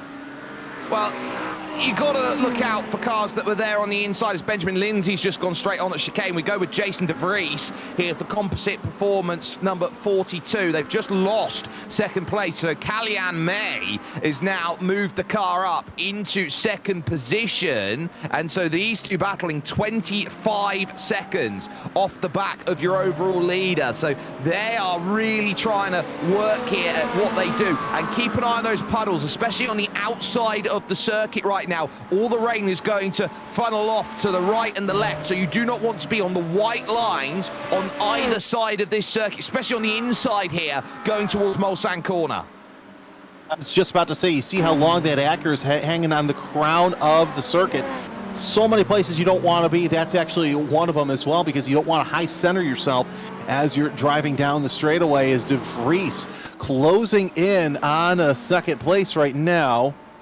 And that's, Kaylin May, as May has the clear track, can see everything behind, ahead of them, but De Vries, not so much, just sees a whole bunch of spray, and there's where De Vries is going to dip to the inside and try and get that clear spot. Because they've got that GT3 ahead now, everybody's going to have some problems seeing. Yeah, that's Ross McFarlane, who's second overall at the moment, that they're trying to navigate through. At Indianapolis corner, you are going to be worried about high-siding off the exit.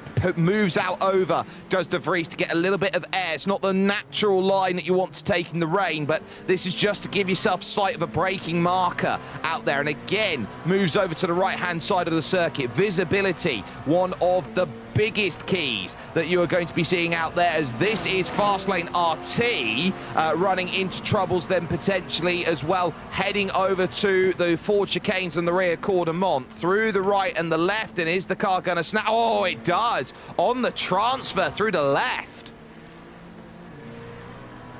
It's easy to do through there. And Jake, something I noticed too with this on board, you take a look at the exit of Arnage.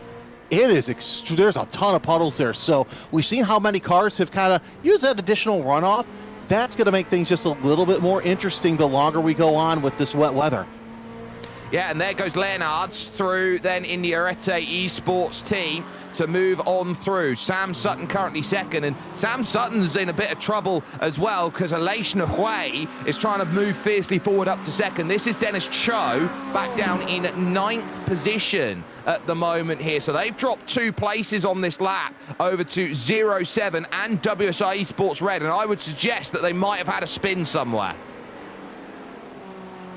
Yeah, that's a pretty astute assumption. Oh no! Delasio has front end damage, major front end damage. You see that left front suspension just bouncing all over the place as he is cutting a chicane there in the number 44. Oh, this is heartbreak for them, because now they've got to come in and fix the car again. Well, if they've had the damage, which has said that their race is done, remember there's 2 Tatum Rest Tech teams. The 96 has had to come in and go off cycle. This is what's happened to Delasio, then running through Porsche curves. And is this a case of overcooking it through a certain area, or is it, oh, and that's at the toughest place, bang, into the safer barrier, thrown back across into the Armco, front completely demolished, and that's how quickly it can go. It's the most committed section of the circuit.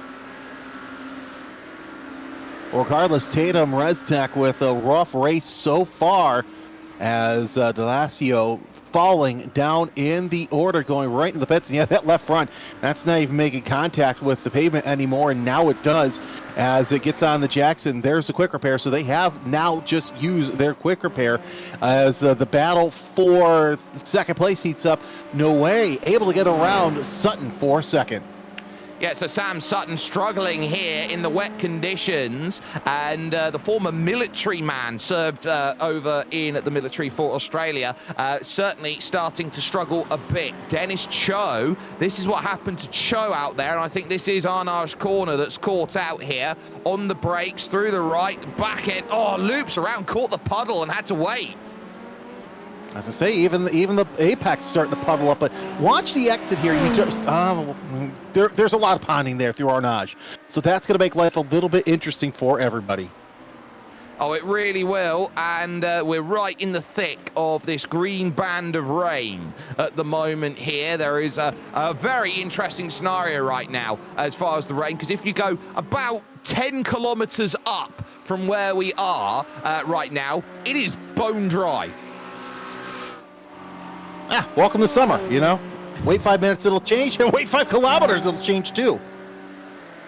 Yeah, just caught the wrong bit of rain as Aleix Hui moves fiercely forward up into second position, and their chase of Andretti Esports now will come into play. Bradley Leonard, currently your leader, and that is the rain you got, and that is that patch of rain there, almost a pocket there that is open, and I tell you what, it looks a little bit like a whale. Yeah, it really does, and that's just the nature of some of these storms. Is you've got the gaps. Unfortunately, the Circuit de la Sarthe is really getting the short end of the stick for some, but for those of us, it's actually quite nice because we are seeing some fantastic artistry in driving as Leonhards opens up a 4-second gap between he and Noé. We're on board. Oh, look at the slippage there. That's really starting to affect the circuit as you start to see a little bit of ponding. Yeah, Leonard's having to run off the circuit slightly to keep it in play, and I would say in these conditions, this is the one. These are the conditions that you look at your instant counter and go, can I get out of the rain without inquiring on getting a little bit too much out of it there, really attacking through that chicane and looking to move over onto the main Bugatti style circuit once again. This is a lot easier for the drivers because it's a lot more consistent. The drainage is a lot better. I am looking over at pit lane, by the way, and it's looking like a river. Yeah, it is definitely looking like a river. That's one of the places. Like I said, Arnage definitely looking like a river. Going to be interesting to see what the rest of the circuit looks like as we see Leonard's a little slow coming off of the exit, but nonetheless, you don't want to really push yourself this early on in the race. If this is, especially if this isn't going to be the only chance of rain, you really want to make sure that you keep your equipment under you. You've still got less than an hour left of this, and you definitely want to be patient as he's really wiggling through the corners. A little worried about that. I think he's pushing, and I think he's pushing because he knows that the team's good in the rain and the car's good in the rain, so they're trying to build that margin in the rain while they've got it so that when it starts drying back up again, they've got another chance to go through. I am getting word that there might be another period of rain that will come along at about in-sim time 10 o'clock. This rain looks like it's scheduled to about 7:30, and then there'd be another batch of rain at 10 o'clock as Hafler Darson sees in front of him a very wide car there at Tetra Rouge. So for Alcantech, they look around at Elliot Noren, who really had to fight hard to get through that corner there and deal with all of the dramas that befell through that section of road. Yeah, Noren really struggling here around corners heading down through the Mulsanne Straight and Hafler Darson, trying to see what kind of opening that he has as he moves over. Oh, look at how wet the Daytona chicane is. That is that's soaked right now, so that'll be interesting to see who comes through there full bore and who really doesn't as get back onto the circuit, the road. That it's just interesting to see the differences between what's natural road and what is the man-made circuit. 21 hours and 40 minutes remaining here on the Global Sim Racing channel for your Major Series 24-hour here, and this fantastic battling that we've got out right now on track is simply incredible. The rain has fallen, the heavens have opened, and right now it sits with Andretti Esports in control of your LMDH division. In LMP2, it's half a minute for Effect Simulations 909. It's 25 seconds for Mag Performance. In GT3, as it stands, it has really changed here, this rain, on what looked like close races in certain categories and not in others. We're now seeing that form book come into play as we expect and take that climb up. It's funny to think that in clear skies a couple hours ago, the tricolor was out in full force as the French, I would say the French Air Force was out there and producing one of the most fantastic displays that happens each and every Le Mans style race that we have here around this circuit. Always one of my favorite parts of the race at start, the pomp and circumstance around the start and the flyover as well. But yeah, you take a look, what a difference an hour makes. Is even an hour ago we were still looking pretty good. Now it is just wet all over the place. This is a battle for 16th in GT3 where Manti Racing Green trying to get ahead of Altitude, Freeham Esports, and Friends. That's a mouthful, but nonetheless, this is one of the battles that we're watching in and around the circuit. Looks like it is Mustang ahead of McLaren. Not often that we see the Mustang out there, and it's Sasha Anglesey who is behind the wheel, who earlier on this year on the Global Sim Racing channel was doing a wonderful job as part of the Altitude Frame Esports team, battling in some of the endurance championships that we had in a Porsche. So moving cars, they've seen Jeremy Rouleau in the wheel at some point. Joao Caroni's been in there as well. It's Sasha Anglesey who's behind the wheel. They've also got James Boomy and Zayn Khan who can go into the car at any point. Norin then with the rocket ship in 5th position right now, team, and looking around, Hafler Darson has gone through, so that puts them up into 4th place, and they're not that far off of Delatrat Automotive and Kalyan May. I was about to say, yeah, May might have to keep an eye on Hafler Darson as he's closing in there, but we see Ibram sitting there in 7th place, trying to catch up to Silva in the number 48 NBC by Ruby Gas. Delara in LMP2, of course, still dealing with some GT3 traffic, slower traffic up ahead. And this battle's just going to tighten up. Oh, a little bit of contact there with the GT3. That's the leader, Mag Performance, who I think were a little shocked to see how slow through James Ebram was at the corner. I think they've got away with it without any drama, so that McLaren is going to be quite happy to stay as and where they are right now with such a big margin at the front of the field. The last thing you want to do is start throwing it away, getting caught up in other drivers' races. So Mark Calver, if that's not a warning out there to say what can happen in the rain, I don't quite know what will be, as there is Tristan Cabrera in the 333 fast lane car. This is trying to get by Sorrento Motorsports and Vincent Bataki, who is now going to be in full attack mode trying to get away. Deals with the traffic there of Dylan Bossart quite nicely there, the Belgian. And so now looking Daniel Edmonds of DPR, Balazs Palais is there for Sesha, Brandon Roseborough, Hydre Desic. They're all trying to get by them, and at the moment it is a lot of caution taken by Fastlane compared to Sorrento Motorsports. That makes sense, especially since we've got, what, 2 more bouts of rain coming through at the very least tonight. Yeah, you do a little bit of a wiggle. There's contact! Contact by the number 22 Sorrento Motorsports LMP1. And I believe, correct me if I'm wrong, but that is the earlier class leader in LMP2 as well that's involved.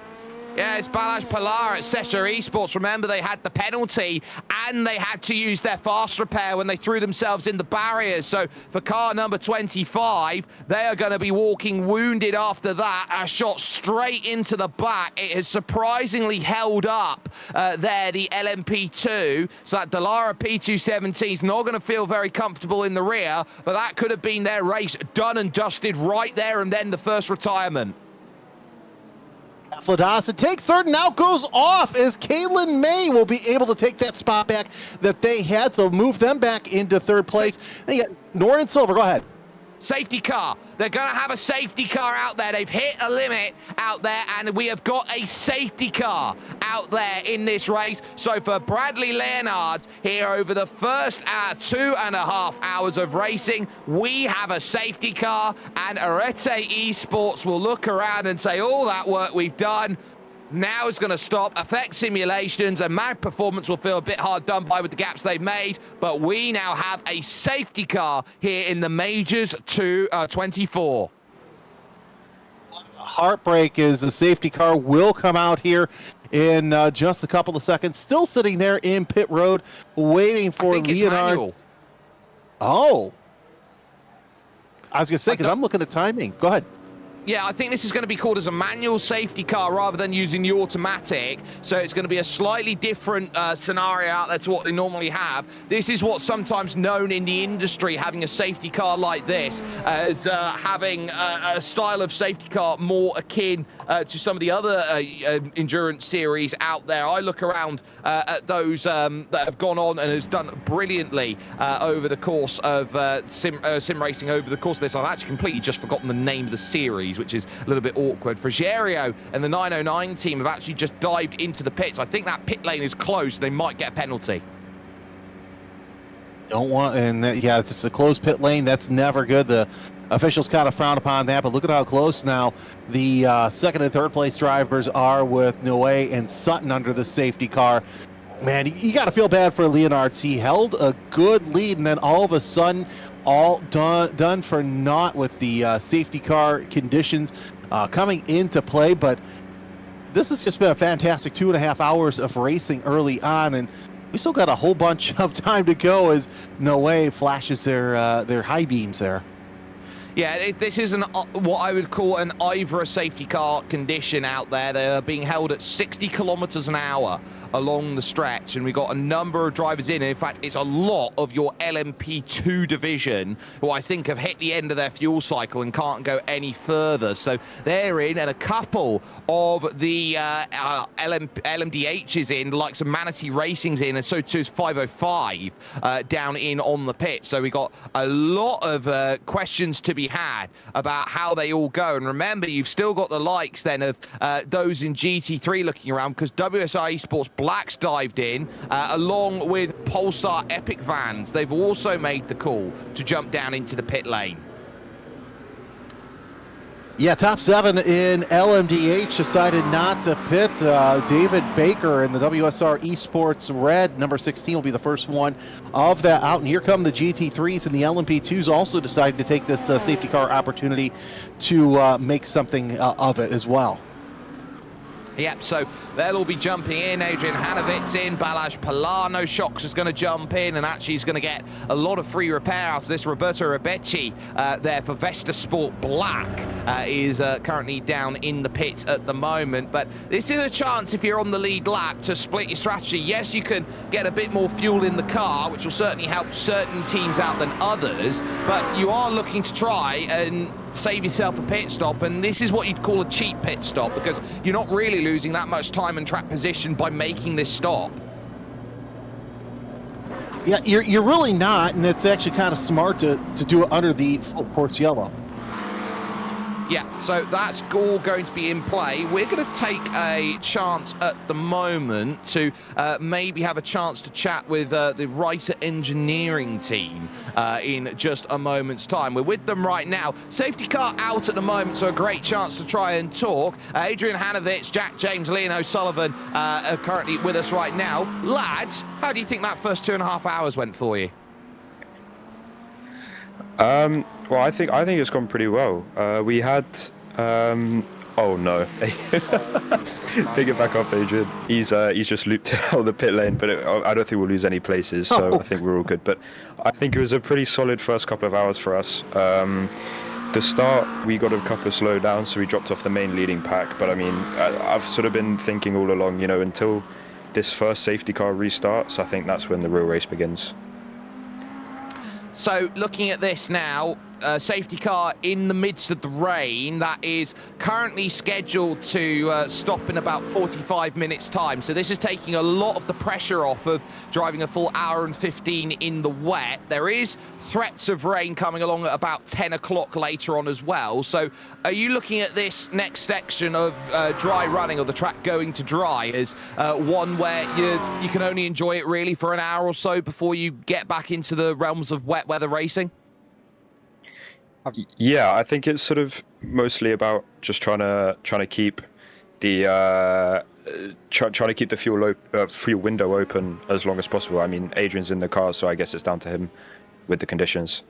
I know we have more pace in the rain anyways, so we would actually prefer to stay, I think. So, yeah, but keeping, like, I don't know, we just pitted now, so having the next, like, 45 minutes of rain to an hour kind of works well with our strategy, because a fuel tank only lasts you an hour anyways in the GT3s, so hopefully our next pit stop is going to be onto the dry tire, so we'll see.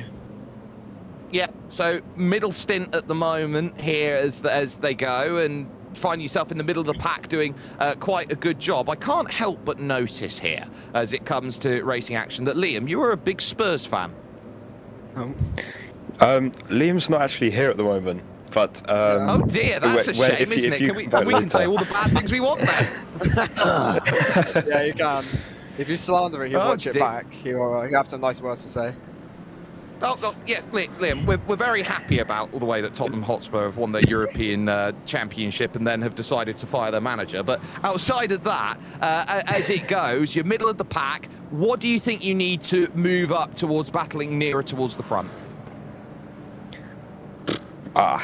It's just a survival race. I mean, you know, everyone says that, you know, the night is where races can be made and lost, and that's really where you get a good picture for the morning. But with the rain being so unpredictable, I think it's literally just going to be about getting to the morning and making sure that we're at least, you know, I'd say maybe top 10 under 3 minutes to the leader, and then anyone can really sort of win it.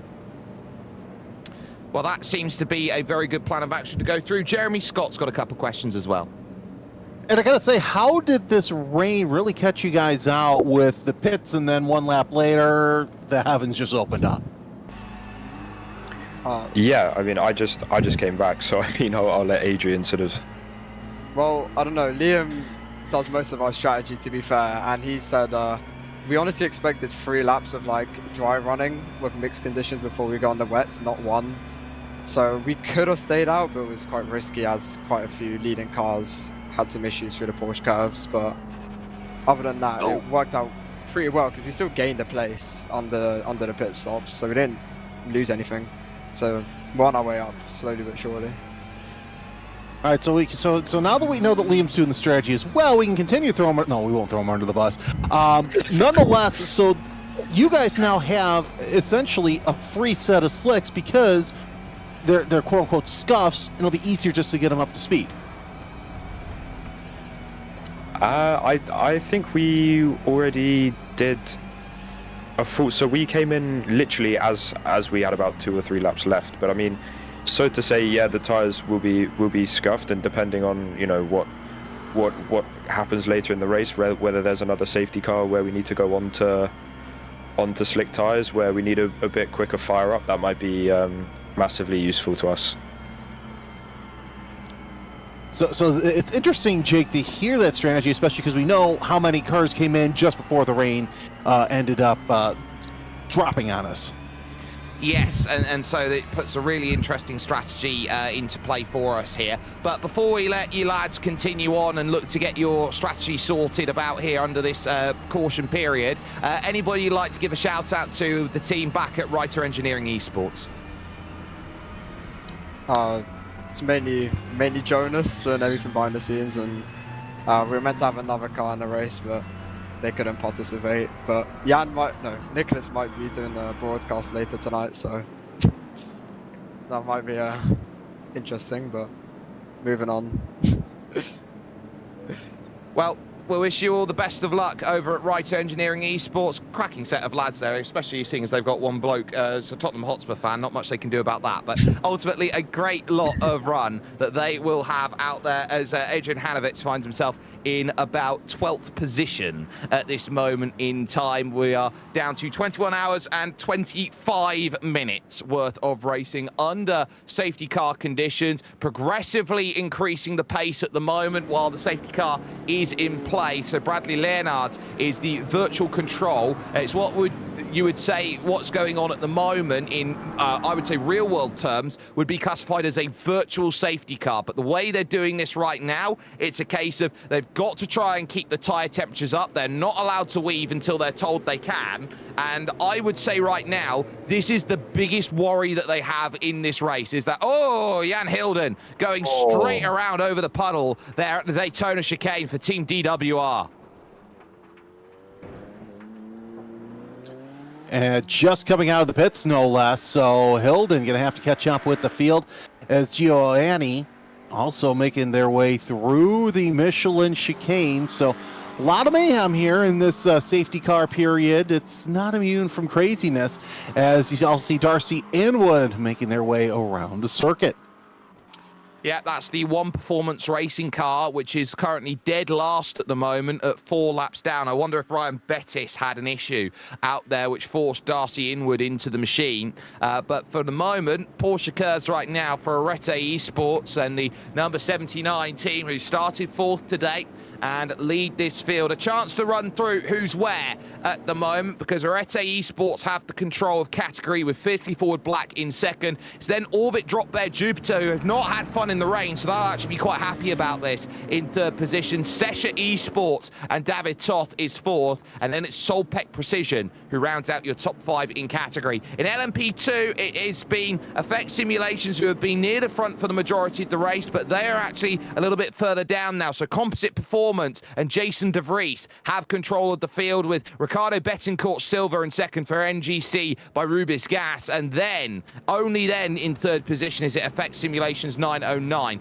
Dulatrar Automotive by Majors Garage find themselves in 4th, and then it's Alcantech NHR that makes up the top 5 in the category. Over in GT3, it is Mag Performance who have the lead at the moment in the 151 team, but now, after pit stops for WSR, it's Impulse Racing by Volder Art, Norbert Leitner's behind the wheel in 2nd. Boots and VDS by Undercut are finding themselves in 3rd. Hydro Race Geodesic are 4th, and then your top 5 then gets rounded out afterwards at that point. So we are starting to see here some wonderful racing that brings itself into play. I believe that as they tick on by and through, that they'll be hoping that there aren't really too many worries. I believe it's WSI Sports Black who are in 5th position at the moment, with Ross McFarlane at this stage. So a chance to breathe in this race, which some drivers will be very happy about, but others will be looking at that tyre temperature, and this is why this is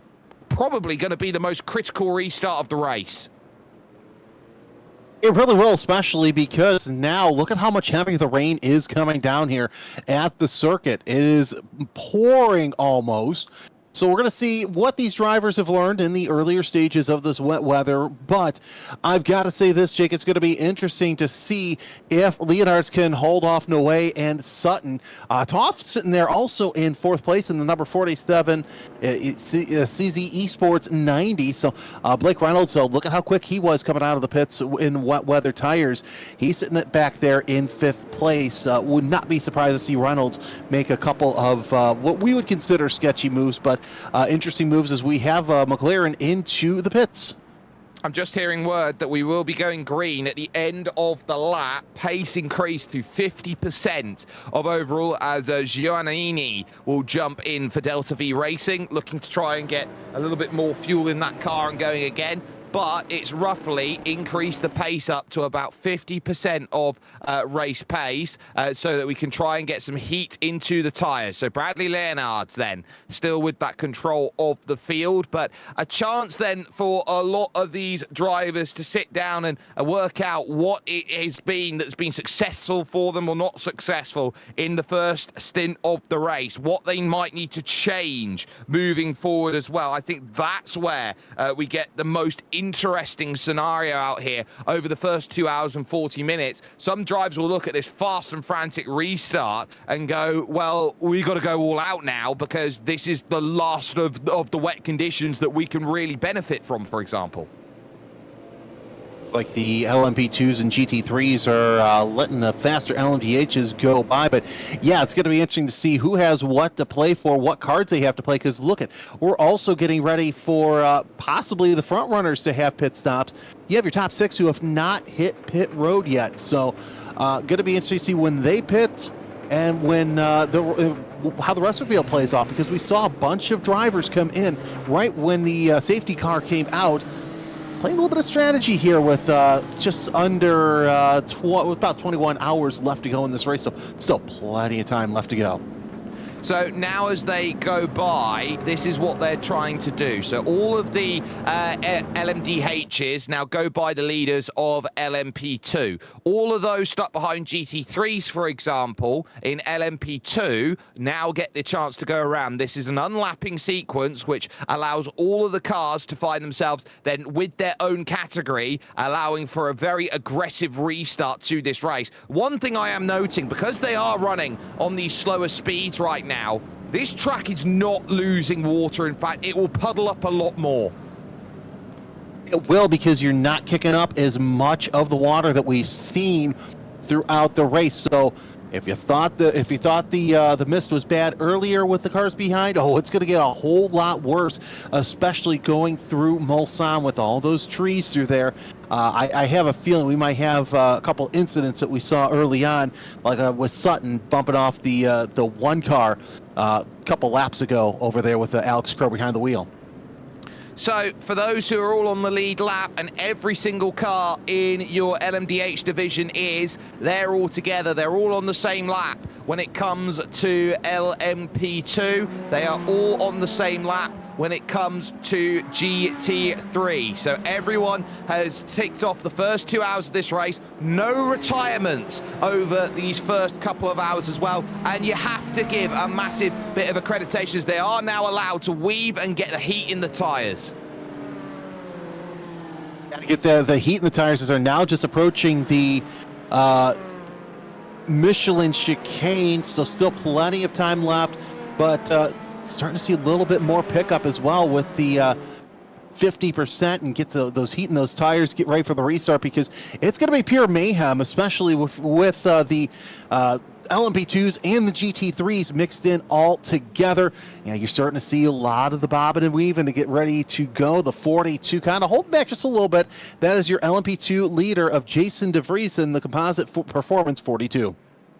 Yeah, the composite performance team in the right position. Andre Rosa is behind then was going to be behind in second, but now has dropped way down the order, having come in, made a stop, and now towards the back. So it will now be Effect Simulations behind with Sasha Lehmann there. Kalyan May in third position for Dullatra. Then Michael Hafler-Darson and Elliot Noren making up the top 5 there. You then got Calver, Leitner, Romain Picard is third at the moment for Boots and VDS. John Bertefeur fourth, Ross McFarlane fifth, Roseborough, Bossart and Diogo Faria then as they go by. There is Marcello Eusebio, 77 SimVision team. Now, they had a massive incident, so they are out of fast repairs. They need to survive the next 21 hours and 16 and a half minutes. Surviving is the key to the race regardless. So yeah, using those drivers who've used their fast repair early, it's going to be a little bit more difficult, especially the longer that we go into the race, to see what happens as your leaders making their way through the Porsche curves. Jake, we're just about ready for the first restart of the race. We saw how hectic the first start was. What's the restart going to be like? So they're told now you've got the heat in the tyres, slow it back down to 80 kilometers an hour, and then, only then, when you get the green flag message, you will be able to go back out and race once more. Bradley Leonard with control of this field, Aleix Nahue in second, and you feel like Fiercely Forward have every license to be aggressive here on this restart. I think aggression is going to be the name of the game here, especially once they get on to the Mulsanne. But then again, Porsche curves, that's one place where they might be a little aggressive going into turn one. I'll tell you what, I'm going to be on the edge of my seat, even though I've paid for the whole thing, because it's going to be interesting to see what happens here when these cars make their way on to the Mulsanne into Daytona for the first time at speed on the restart. Yeah, I look around at the likes of the Dunlop chicane, that's going to be quite sketchy as well. But for Bradley Leonards and Arete Esports, they worked well in the rain to move up to the race lead. Aleix Nahuay will try and follow. It's then Sam Sutton, David Toth and Blake Reynolds. You've got some very quick drivers behind that will want to try and get through. They wait and wait and wait, and now they get the call. Green flag back in the air, and we are back to racing. Bradley Leonards with a great jump to break away. Aleix Nahuay is going to have to work really hard to go through. Cabrera's got a bit of side-by-side as they head up to the Dunlop chicane here as we get back to green flag running. So far, so good. Everybody starting to pace themselves out, at least in the LMDH. Now the LMP2 slowly coming up to speed through the Ford chicane. It's De Vries, Lehman, and May. 1, 2, 3. Not too far away.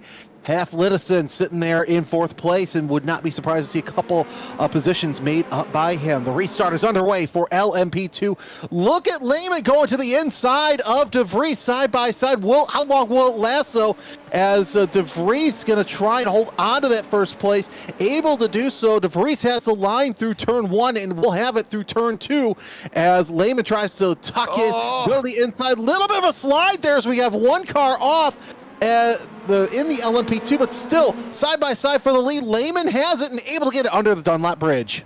A man like De Vries will lose that place. Big line down to the inside. Sasha Lehman with a big move to move up to the race lead. And now what about GT3? Looking to get themselves started in just a moment, because they're now looking to get their sort out then in players. Tristan Cabrera in 8th position finds himself a little bit wide off the exit there as they go through. Calver's got his clearance through now with Leitner, Picard and Boutefeu then starting to charge on. But everybody now in your front category is starting to work here. LMDH getting busy as this is Xu Yichuan trying to find the pass then through the haze in the number 10 Accent Motorsports Taiwan machine, side by side with Antonino Sugro at Absolute Motorsport Acelith, and going around the outside and getting that pass done.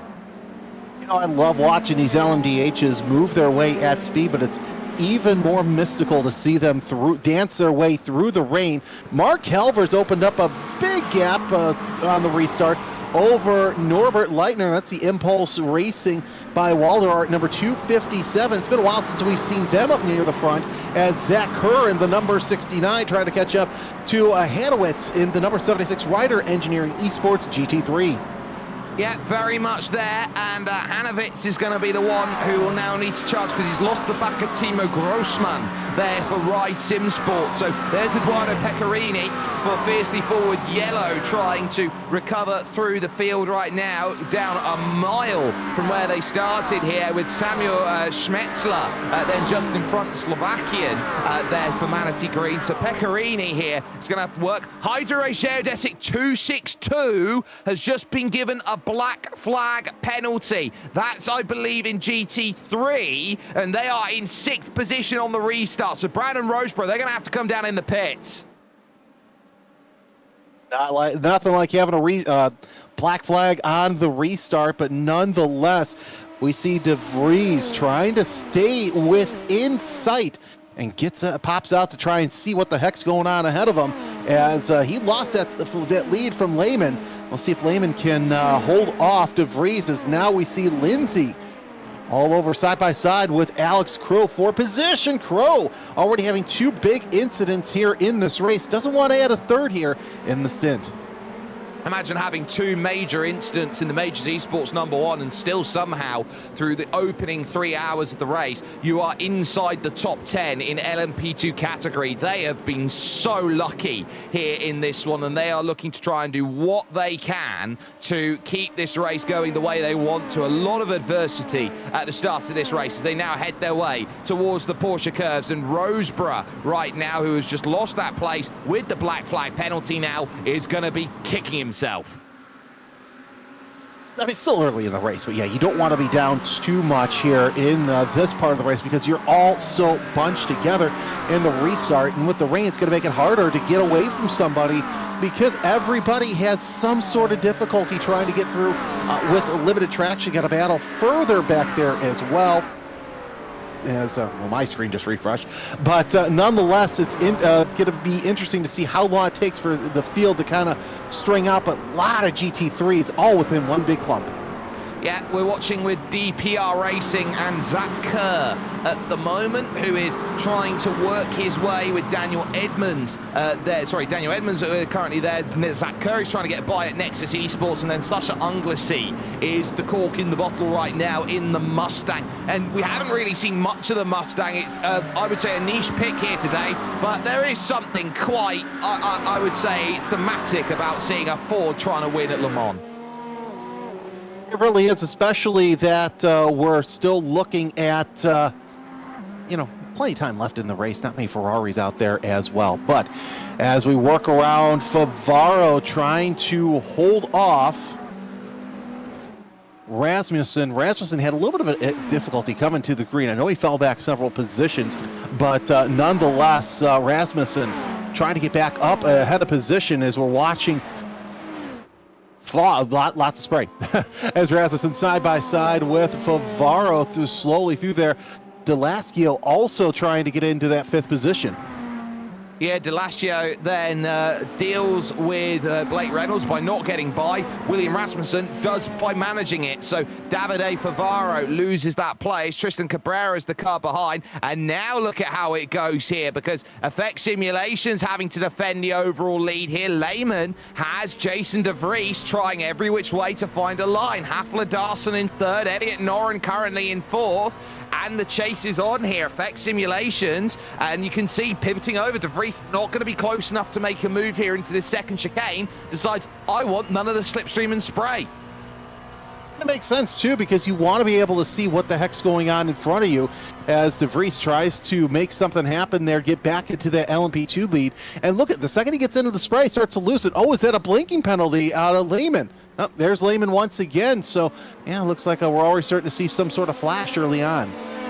I'd say I'd be concerned about that, but these are the most resource-intensive conditions out there for drivers, so they have to be very switched on to it. Andre Rosa a little bit further back in this one now is going to be side by side. That's with Marcelo Eusebio for position, and the SimVision 77 is going to want to try and find a move here, and they are moving about like anything here on the straight, moving to Mulsanne corner itself, now looking for the braking zone here as they go through, and that is Kalyan May turned around there. Dullatra Automotive all on their own. I think they've just grabbed the line.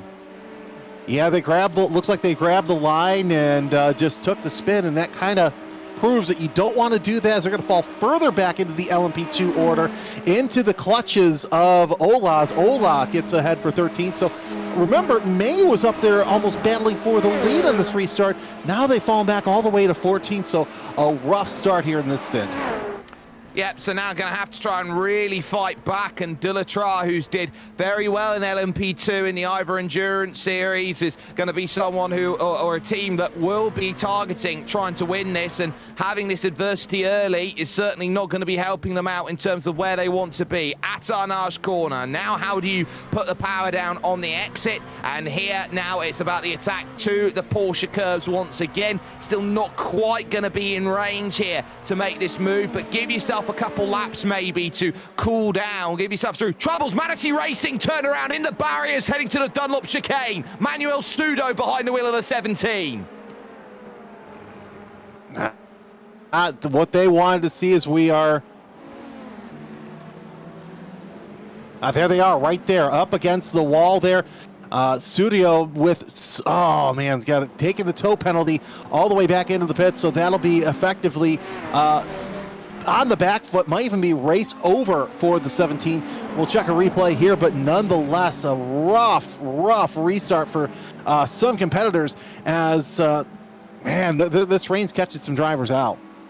They might have just caught their fast repair already in this race, and it looks that way. So for Manatee Racing, they will be so frustrated. They're talking about the incidents with us earlier on. They didn't want to pick it up. Through turn one, white line too far out through the first corner, and Pseudo goes spinning. Right into the wall, back end destroyed. And yeah, there are some times where you want to touch the paint, Others, like right now, where you just want to stay as far away from that paint because you don't know if it's going to cause a race-ending issue like that. Xu Yiwan sitting there in 13th, trying to catch up to Seguro in 12th, and maybe even try and get around Cho for the 11th spot. But lots of great battles as Xu Yiwan, I tell you what, they've really come up to 13th in this Axiom Motorsports Taiwan. Staying steady, but staying clean, and sometimes that's what you need here in this race. Xu looking to try and make that pass, but Antonino Sugro was not going to move, and there's a little bit of blinking about there for Xu Yichuan. There's Vincent Bataki just behind, who is looking to try and find a way through this group of 4 that has managed to coalesce. But we're almost to the end of our first real stint here of racing action of 3 hours. But really here, Jeremy, this has been a showcase of how aggressive some drivers have been and how unpredictable this race can be. And we opened the show by saying that this can turn into a 24-hour sprint. We've seen that in the past couple of years because of the way as reliable as the equipment is. Ooh, Xu having to make a defensive move after Seguro kind of makes a little bit of a chop move there coming off of Mulsanne, but we've seen how this can turn into a sprint race. Now it's turned into an endurance format because of the wet weather. Now it's all about survivals for Varro. He spun there earlier in Indianapolis, now decides to do a little bit of wiggle and kind of back off a little bit.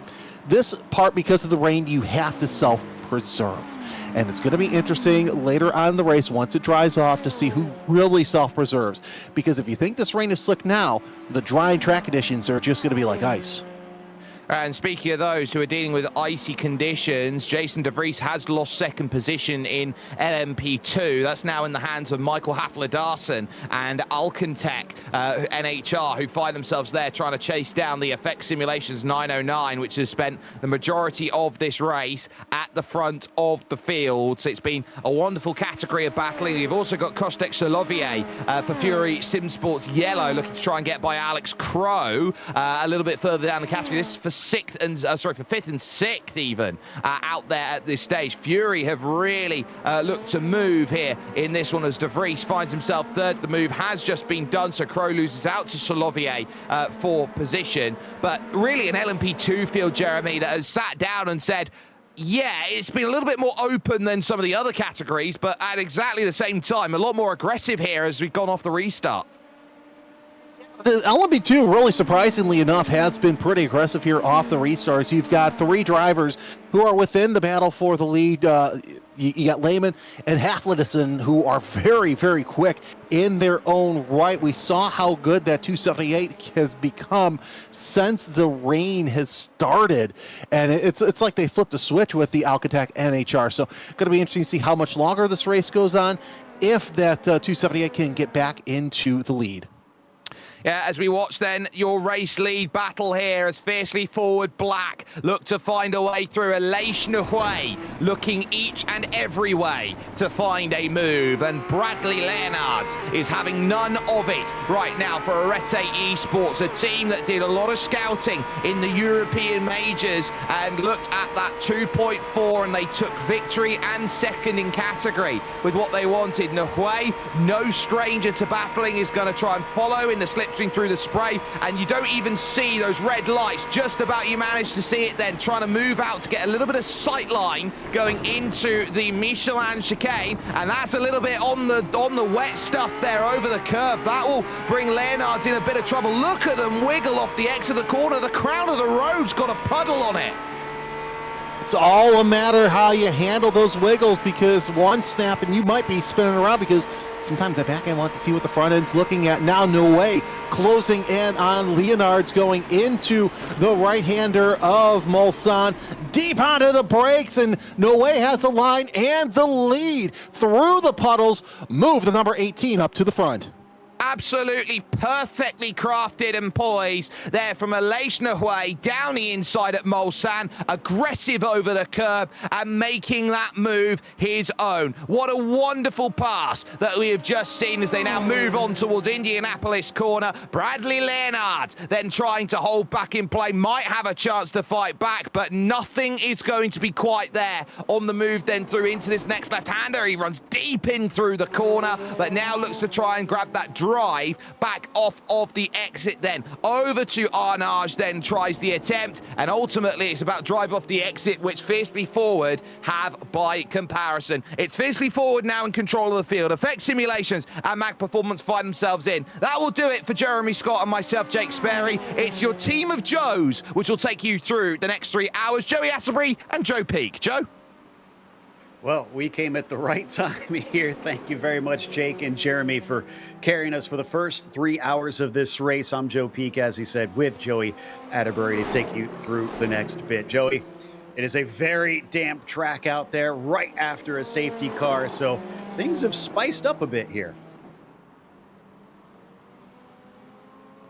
Yeah, it seems like things are pretty slippery out there at the Lasarth racetrack, and like you said, just came off of that safety car period. So, and in fact, not only a safety car period, but Joe, I see our leaders actually hitting pit lane right now. So a little bit of some fuel stop cycles coming to complete as well for our overall leaders, as this is our LMP2 guys going through the end of the Mulsanne.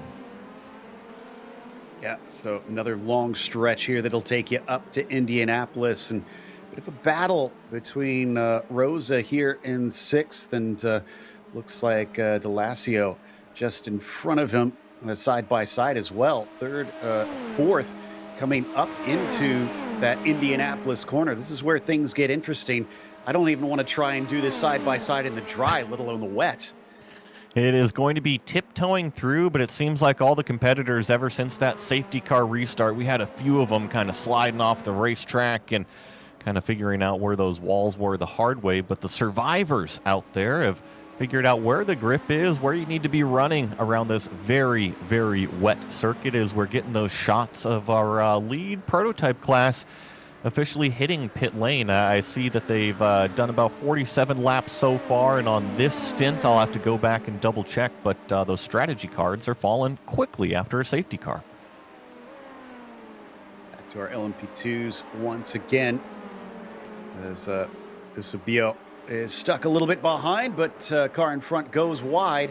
Again, a little bit of side by side, and the track is narrow and tight here with walls right up against it over bridge, but looks like the 77 will come out ahead as Eusebio now up into 8th place in class, still under immense pressure from Lindsay in behind in the number 59. Not expecting to see these cars come into pits this time through. A bit interesting, so quickly after we had our safety car that we're seeing our LMDHs come into the pits. Yeah, and I'd have to go back and double check myself on the rules with the safety car and what you're allowed to do in pit lane. But you're right, it is a little bit of a interesting situation. It looks like the number 10 car, BMW here, having a little bit of an issue. This is headed out onto the Mulsanne, and just a loose moment there. I wonder if he caught the inside curb or what exactly happened, but that was pretty violent how that thing snapped sideways on him. That was my thought too. So sudden, there was just no chance to react. Did a very good job of keeping it out of the barriers, using that paved runoff. As we check out Rasmussen now here running in our LMDH category, sitting 15th. Still have 18 of those LMDHs still running. 18 of them still running, so he's a little far down the order is Rasmussen. He's trying to catch up to Skro there in the 46. It's a good spot to do it here through the Mulsanne, but you can see just how wet this track is. Many, many shiny puddles I'm seeing on the surface itself. And look at the weather that we've got on the picture-in-picture on screen on the right side there. I see a bunch of green, and I am no weatherman, Joe, but usually when you see green on that weather map, it means rain, and a lot of rain. We have another penalty coming out. Hydro Race Geodesic is going to get a drive-through for safety car procedure. Okay, so someone was not paying attention in the driver's meeting, apparently, and has gone against the rules that they have set for this one, although it is obviously a bit unique since they're doing a manual safety car on these, and it's not the iRacing safety car. In the meantime, Sasha Angelsey down in the GT cars do not have the downforce that those prototypes have to try and give them the grip in this wet weather. They do not, but they do have the traction control systems as well as the ABS systems as well. So the GT3 cars is going to be about managing that visibility level. I mean, look at the spray that these cars are kicking up, and the GT3 cars are known for, yeah, exactly, right? And these cars are known for running nose to tail, so the further you get back in these trains, the more difficult it is to see. And yeah, here's a great example of it through the little S's. Yeah, you said it, and then our director hopped on Edmonds, and it just completely was missed in the face. He goes to the outside, trying to find some visual down through the Forest S's, but no dice. So Edmonds battling with Hanovics, and he's got Ivdaka just behind him, coming up to the Mulsanne. Here is Rebecci just behind them as well, running in 12th position. Those two start battling. That'll give an opportunity. It's very close here between Kerr and Ivdaka. Wood 10th spot. Let's see what happens once they get to the braking. Just trying to follow directly behind, I would say the tire tracks, but it's more just following the Acura's Tron type brake light down the Mulsanne here, right in the middle of the road. It doesn't look like Kerr is interested in trying to pass this Acura directly in front of him. Honda, whatever you want to call it, the NSX GT3 model. Pretty new for iRacing. Actually, hey, Joe, have you driven that car yet? That's actually one piece of content that I actually don't own. I have, and I do like it a lot. I'm a bit sad that it's left real-world competition, but it's honestly, it's long been one of my faves in the GT3 category in terms of looks, and now that I've gotten to drive it, if I was forced to choose, that would definitely be high up on my list. Check this out as we're getting the shots of Zach Kerr here going through the second chicane on the Mulsanne straightaway here, but I noticed just behind, we are getting some of those prototype cars moving through the GT3 class. So we saw them hit pit lane, and now we're seeing some of that multi-class traffic come into effect on the straightaways. It's the nature of the beast in this style of racing. Going to be even more difficult, so the rain just amplifies every single difficulty that you could ask for, or really not ask for, not once in this one. Rasmussen starting to catch up a little bit in this fight for 18th. Let's see what happens as they, or excuse me, for 12th position rather, as they come up to the braking to the first chicane. A little bit of a look to the outside. Cabrera, though, is going to defend. This is a battle for 11th, just to correct myself, between these two. But you get another bite as you get these three long straights back-to-back here along the Mulsanne as we check in with Blake Reynolds now. Oh, familiar name back here driving this number 31 car. Looks like they're sitting 14th overall in this Solpec Precision Racing machine. Blake is currently chasing, looks like Scrow up there in the number 46. And I know that our director had that weather graphic on the screen not too long ago, just to kind of update everybody. It looks like it's about 7:22, coming up on 7:25 p.m. in the sim world, all right? And it shows rain up until about 7:30, 7:45. So I'm seeing about 20, maybe 30 minutes more of rain. And then it's going to kind of continue partly cloudy, but it shows that the rain should be stopping there. This will get interesting with the tire choice, right? Not only do we have the transition from wet to dry, but when do you choose that? When do you finally get on that drying racetrack with those faster tires? On our screen, we could see Cabrera and Rasmussen actually banging doors coming down the Mulsanne. They were definitely in a fierce fight, but we switched over now to Zach Kerr. Again, trying to see if he can get 10th place away from Ivdaka. We were watching these two a little bit earlier. I think the NSX still holds the upper hand between these two as the McLaren tries to find some way around through the final chicanes. That 69 car, unfortunately, just a little bit stuck right now. And actually directly in front of them, between the 33 and the 76. Things were getting pretty feisty down the start-finish straightaway here, and actually pretty defensive from the number 76 Ryder Engineering Esports team. So that's the front of this train right here being pressured by Timo Grossman in the number 33 car. So this might be actually what is creating that train that we saw the tail end of the caboose here with Zach Kerr, is actually this Ryder engineering machine, the 76, kind of choking them all up. We had a couple pit stops as well in our GT category. The 41 and the 7 have come down pit lane, so they have reached the end of their fuel window most likely, and are going to be taking probably some fresh rain tires and get back out there with a full tank of fuel. Back up at the top of our GT3s, Ross McFarlane trying to see if he can take second place away from Leitner in the 257 Impulse Racing McLaren. McLaren's doing pretty handy here in the race at this stage. First 2 positions, and then down in 5th and 6th as well. So 4 of the top 6 are McLarens. Yeah, and then I see the Acura pretty strong there. And there is a Ford Mustang sitting there inside the top 5 in 4th place position. That is that Altitude Freedom Esports and Friends machine. So, but you're right, Joe. Other than that, it is a McLaren fest, isn't it? It's pretty much a spec McLaren race that I see in GT3. Seems like that is the car to have right now, but it's a little bit quicker than the Acura, it looks like, for that battle for P2, who is not able to keep up, at least as close as we saw them when we first joined this one, riding on the chopper along that Mulsanne straight down to the braking into the Mulsanne hairpin. A little bit farther down for 10th place.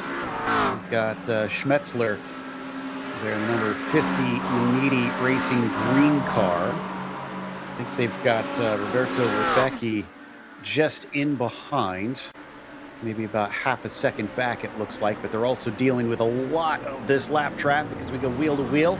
Edmonds door to door around the hairpin and coming out with a better launch around the outside. It's a pretty chaotic moment. I mean, just look at this long train of cars here as we exit out of that Mulsanne corner, head down towards Indianapolis. We see the prototype machines trying to move drivers left, but this can get pretty sketchy because it can be difficult to tell what is a GT3 car popping out in your rearview mirror versus what is a prototype car with those immensely fast closing rates. And huge accordion effect as we hit this right-hander down to Indianapolis. It is busy. One prototype actually off in front of, I think that was Fioroni. That's the number 96 car. He was sitting inside the top 5. It is indeed. And there's severe damage on the nose. Not sure if they hit someone or something, but oh, wow.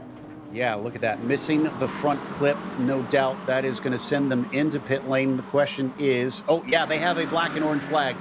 They almost have to take the free repair or else they'll be sitting for a long time.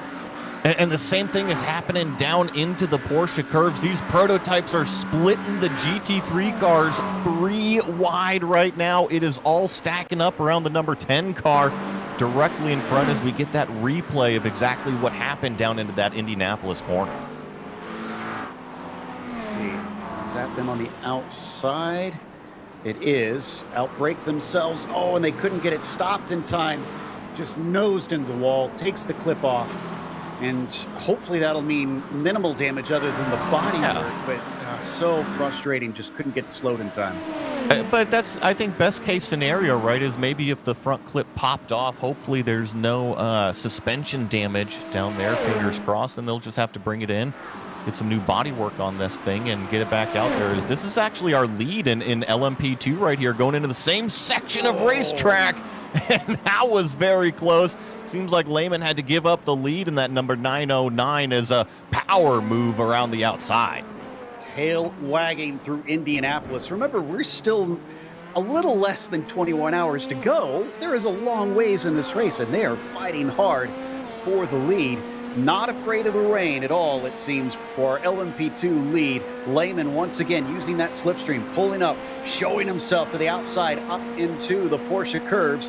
But what's going to happen as we start to weave back and forth here? It looks like he's going to give up the ghost and slot back in. And let's not forget, that is Noren behind them. That's for position. This could be a 3-way fight. Pretty awesome to have the entire lead of LMP2 kind of compressed up right now, nose to tail, coming to complete the lap number 47 for this class. two different lines there, kind of the rain line versus more in the middle of the racetrack. All of these cars still searching for a little bit of that grip. But back to kind of your point, Joe, I mean, the tempo is crazy right now. The moves that are being made are incredibly aggressive. And if I put my race strategist hat on, I'm looking at the weather. It's going to be drying up. I'm telling my driver, if there's somebody driving crazy, let them by. They're not going to gain that much time out there before everything stabilizes back out in those dry conditions and you're familiar with it again. And that's exactly what I was thinking. Since we know that it's a pretty sure prediction, things are going to start to dry up, might as well wait for safer opportunities to try and make some of these battles out there, because right now they're taking immense risks. But I guess that's just how much it means to them in this battle for the potential win in the LMP2 class, middle class of the three that we've got running out here today. You can see them on the left-hand side of your screen. And he starts to pull away. Looks like Haflidason now has a little better control of things, although he was wide coming in to Tetra Rouge. Yeah, look at that number 909 car, though. That's the black and yellow car that's in the middle. Had a very poor exit getting out onto the Mulsanne, so it's going to be the Rocket Ship. I love that team name, Rocket Ship number 12 car right in the draft. It's the blue with the white is going to pop out. Drivers left now. Let's see if he can get enough grip into this brake zone, already backing out of it way early, so not going to try to make the move this time by into the first chicane. Quite a rocket ship that time. Still seeing lots of sliding out there, but drivers doing a great job catching the cars in the process. And the more they battle, the more Haflidason is loving this, being able to start to pull away from the pair of them and just make himself that little bit safer. Defensive move coming up to the second chicane, but he's well far away now that we get a little closer and see the 12. Probably not able to get his inner Elton John going and send that rocket through the inside of the chicane. As I compose myself over here, I was really surprised to see that number 12 car didn't push the issue into the first chicane. I thought they had a terrific run. We're side by side with the 909. I understand maybe a little bit slipperier on the actual racing line going into that, but just a little surprised to see Elliott not really push the issue. Maybe it's a little bit of fuel conservation. I know that we talk about rain not necessarily being the best in terms of fuel conservation because you're already off the throttle so much, but it could just be a situation trying to get ahead of the game. We're watching this battle farther down, but I believe our leader just pitted in the LMDHs. Lacio, yeah, there he is on screen now. Is taking his fuel, should be getting back out there. Looks like the Porsche, or the BMW, excuse me, should be able to emerge back on track very shortly and get back into things, but things have been bunched together so closely to that safety car, they're going to be just about in last place by the time they return to the track. We're checking out with Cabrera now as they come to the end of the lap, battling for 11th. Chasing the 46 car, who's going to be passing a GT3, so you can't even tell. It's just a wall of spray directly in front of you, and now Tristan finally sees that there's a McLaren here, but thankfully the GT3 cars, the mechanical grip that they make is pretty good, so not actually going to hold up Cabrera at all. If anything, kind of closed it in. And look in the rear view of Tristan, he's got the 79 all behind him in that rear wing spray as they all compress up into this first chicane. Going to deal with another one of these McLaren GT3s through the infield section.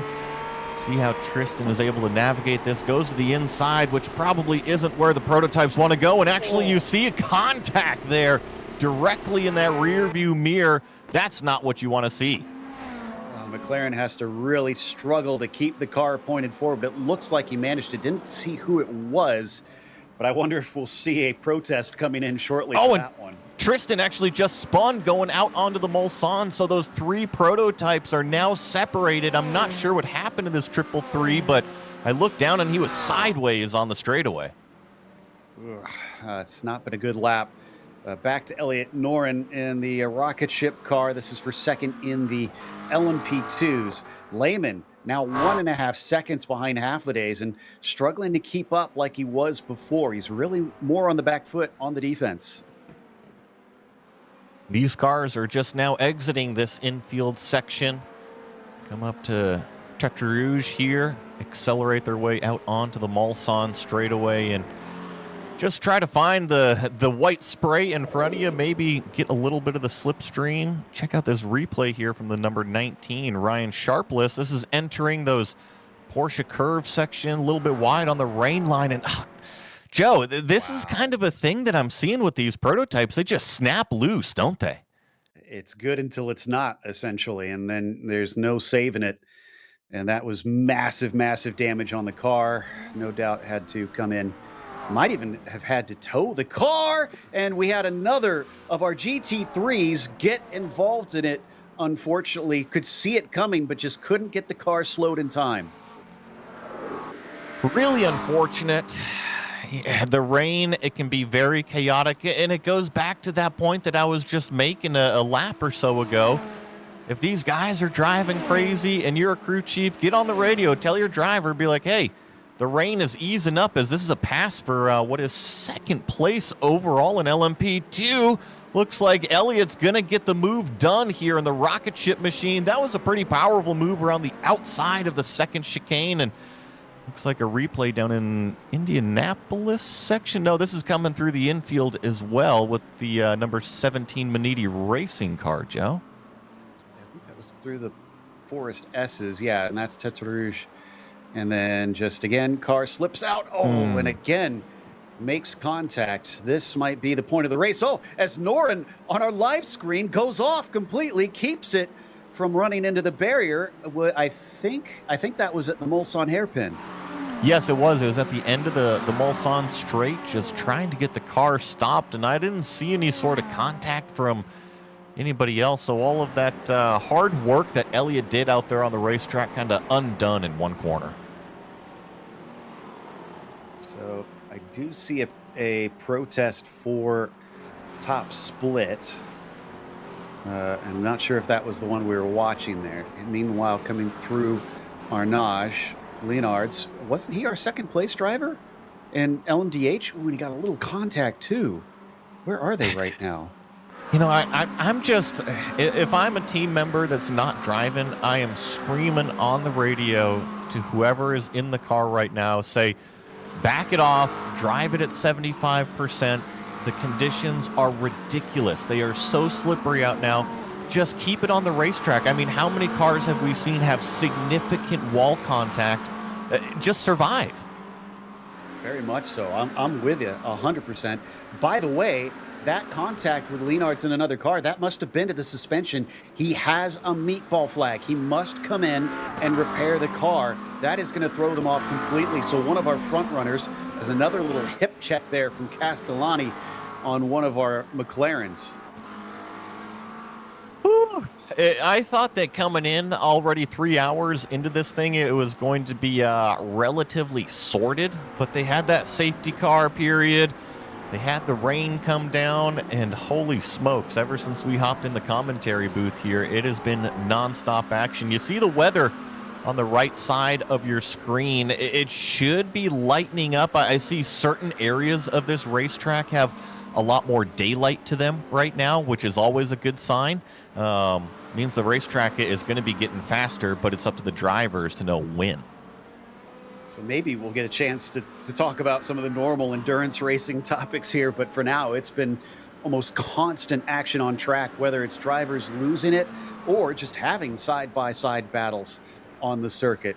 Ola comes on in, goes up on the jacks to get himself some tires. Meanwhile, in first is David Baker in the 16, leading for WSR Esports. This is in the LMDHs with about an 8.5 second lead. Probably happy to finally see this weather let up, and you can see this part of the track is out of the band, so it is not raining. It is just spray coming off the wet track. Correct. You see down the Mulsanne still a little bit hazy and a little bit of rain, but throughout, call it the backside of this racetrack and coming up to Sector 3 here through the Porsche curves, it is starting to dry out. That does not mean it is a dry racetrack yet. It is up to the drivers to essentially know when that grip level, when that delta difference is. All right, how much slower is it going to be to hop onto dry tires versus when is the actual racetrack going to dry out? Got to remember, the leaders right now doing 4 minutes per lap. That can be a huge difference on 1 or 2 laps on when you actually come into pit road. That's as much as 10 minutes. That's a good point. And another big moment going into the chicane here for our leader overall. And I have to ask you, Joey, if you're in the car, do you sit and wait to hear the call from your box, them saying, okay, it's quicker to get on the tires, or do you tell them and take the initiative? I feel comfortable going to slicks now. Oh, it's busy right there. Oh my goodness, the prototypes squeezing by that Ford Mustang, but it has to be a two-way street. So the information coming from the box, the only way that they would know that is if there's another car out there that already went onto dry tires, right? So they've got a sample point. So I think that they are relying more on the driver's information until that data point, that sample point gets out there on the racetrack. But if I'm a driver, I'm doing whatever is making the car happy right now. Of course, I want to have overall speed, but everybody is literally in the same boat, in the same conditions right now. So make sure that the car is happy, and then you'll slowly get that information, whether it be from the racetrack or from pit wall. This just shows you that, yeah, even if it stops raining, doesn't mean the visibility is going to improve on board, with Castellani showing us how tough it is to see when you're trailing so close to the car ahead of you. But this is for 11th, with Scro just in front of him in the 46 machine, and they're having to deal with yet more of our GT car traffic while we get more takers in pit lane for the LMDHs. It looks like the 883 and the 10. Just trying to get a little bit of clean visibility to the windshield. That's what Castellani is attempting right now, as he's sitting right behind Scro in that number 46 prototype machine. You see just a little bit more shallow on the entry. It's not necessarily where the grip is, but it's where the driver can actually see the racetrack directly in front of him. So very, very tricky conditions. As get a replay. Oh no, this is at least in a slower section of the racetrack. Hopefully no wall contact. Too fast going in, and I spoke too soon. Hopefully he'll be able to get it to pit lane, but entry. Yeah, that's tough. Yeah. He realized too late. That's going to be a big penalty. That's an unsafe entry, but I guess at this point, probably less than a 5-minute wounded lap, though. Yeah, I agree. It's the car crabbing badly. Yeah, that would have been painful to try and get it around in time. James Ibram down in the LMP2s in the pit. So we got some of our LMP2s coming in. That is Crisp that is now stopping, taking his service as well, just ahead of him. Schmetzler down in our GT3s. Boy, we got a train of cars. Look at this. McLarens, are they pushing each other down the straightaway right now? They were certainly close enough that they looked like it. We're already on the brakes here, and also separated by one of these LMDH machines trying to make his way through. So a bunch of McLarens, and there goes the prototype. Always okay to use the bike lane.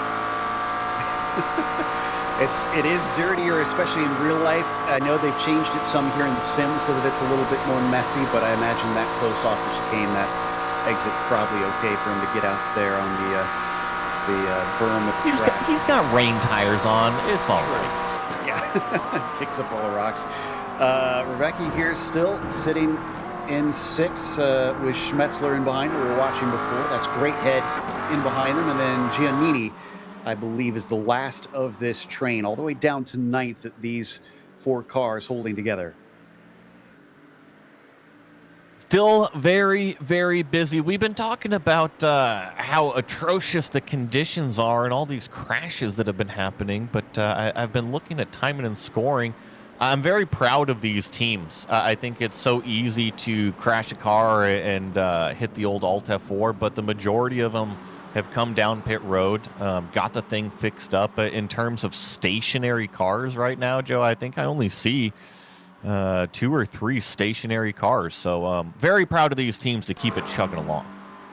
Yeah, I see 2 of our GT3s. It does look like there's 2 more in the LMP, or no, the LMDHs. That's, the 17 and the 19. So yeah, it's you're right. I think a total of 5. I think a total of 5 about. Yeah. Yeah, Sal, with recent incident we saw, he's also been sitting in there for about 4 minutes taking repairs. But they do have a spare car, which I believe is a bit new. Usually they go with no spare car in the 24 here for the majors, which is a departure from their normal procedure.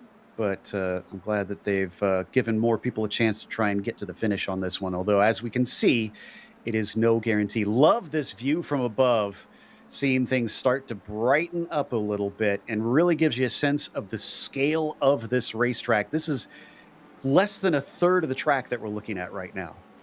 Yeah, I love it. It almost looks like a slot car track, and you're seeing the little slot cars with the spray go around way off in the distance. And on my screen down there at that turn number 2-3 chicane, I just saw Adam State run wide, kind of have a half spin. And that's a prototype inside the top 5 overall. That's the WSR Esports Red Machine. Didn't have any contact with any other cars and was able to get it back on the racetrack, but definitely cost him a little bit of lap time. So former leader, and State just got in the car, if I saw correctly. So maybe that's just some growing pains, getting used to the slippery surface out there, and he's going to have to be the one to take it most likely from this wet condition to a dry condition. As you can already start to see a bit of a line start to form out there as drivers kick up all the wetness and get it off the track. Watching our GT3 midfield here. This is 6th place with Roberto Rebecchi driving the Vesta Sport Black McLaren. Looks like he's got the Maniti Racing green machine behind him, driven by Schmetzler. Feed their way through the infield. And Joe, you just said, transferring it from the wet conditions into the dry conditions. We're getting later in the evening as well. I had mentioned the daylight was coming through the rain clouds, but it's kind of transitioning into that nighttime too. So not only one variable on the racetrack, but nighttime coming up. Exactly. And I mean, they have to be happy that it's dried up before it got truly dark out there, because that would be a nightmare dealing with both the rain and the darkness. And it's certainly been a trying start to this race, as we're not even 4 hours into this thing, haven't even hit a quarter of the way through. There was a little bit of a wiggle there from the 257 of Leitner giving chase, I think, or that might have been Pickard actually that had the wiggle. Yeah, that is Pickard, excuse me. It's kind of now trying to pick up a little bit of that draft from directly in front of him. Recover a little bit of that lap time from a little bit of that wiggle. This is our LMP2 leader, David Schmidt, currently driving. Oh no! This is the 908, and they're hitting pit road, but I noticed the entire front clip off of James's machine was gone, so evidently an incident beforehand.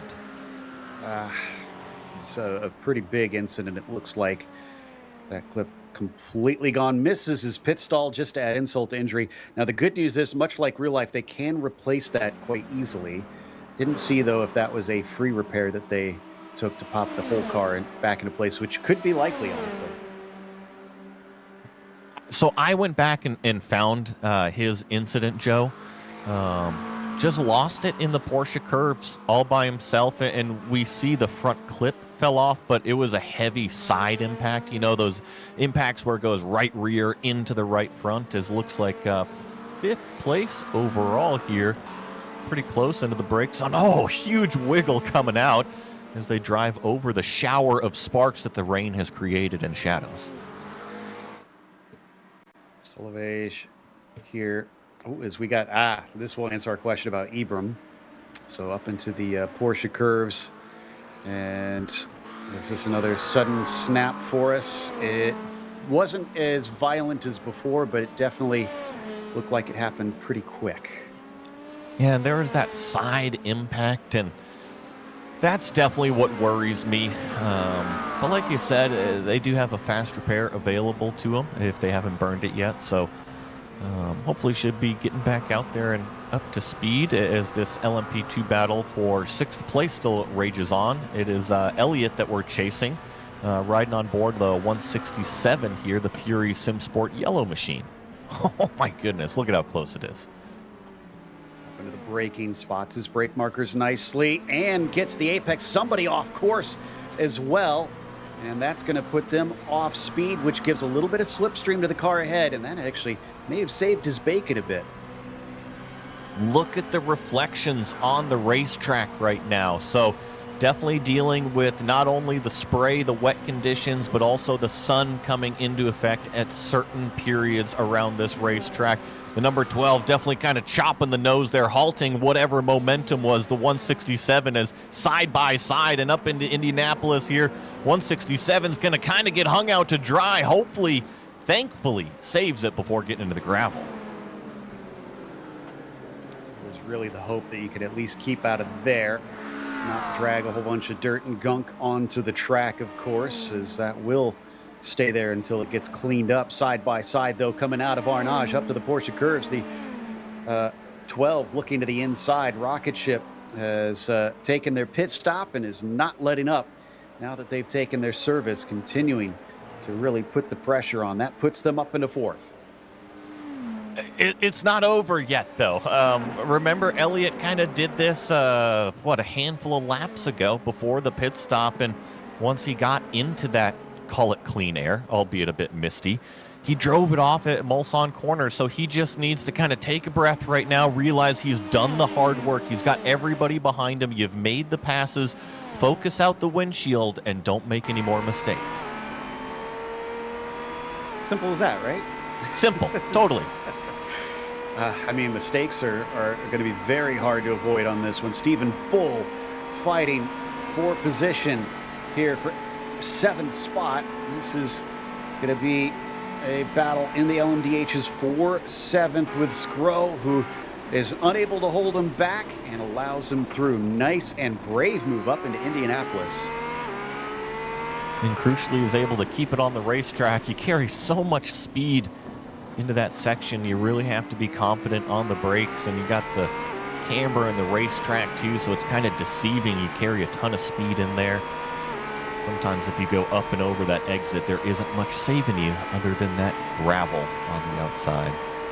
Just kind of watching through the spray here from the 505, trying to find whatever clean air he can as they enter the Porsche curves. Here you see one of the prototypes directly in front of him, so taking a little bit of an alternate line just to try to find where he's exactly at on the racetrack.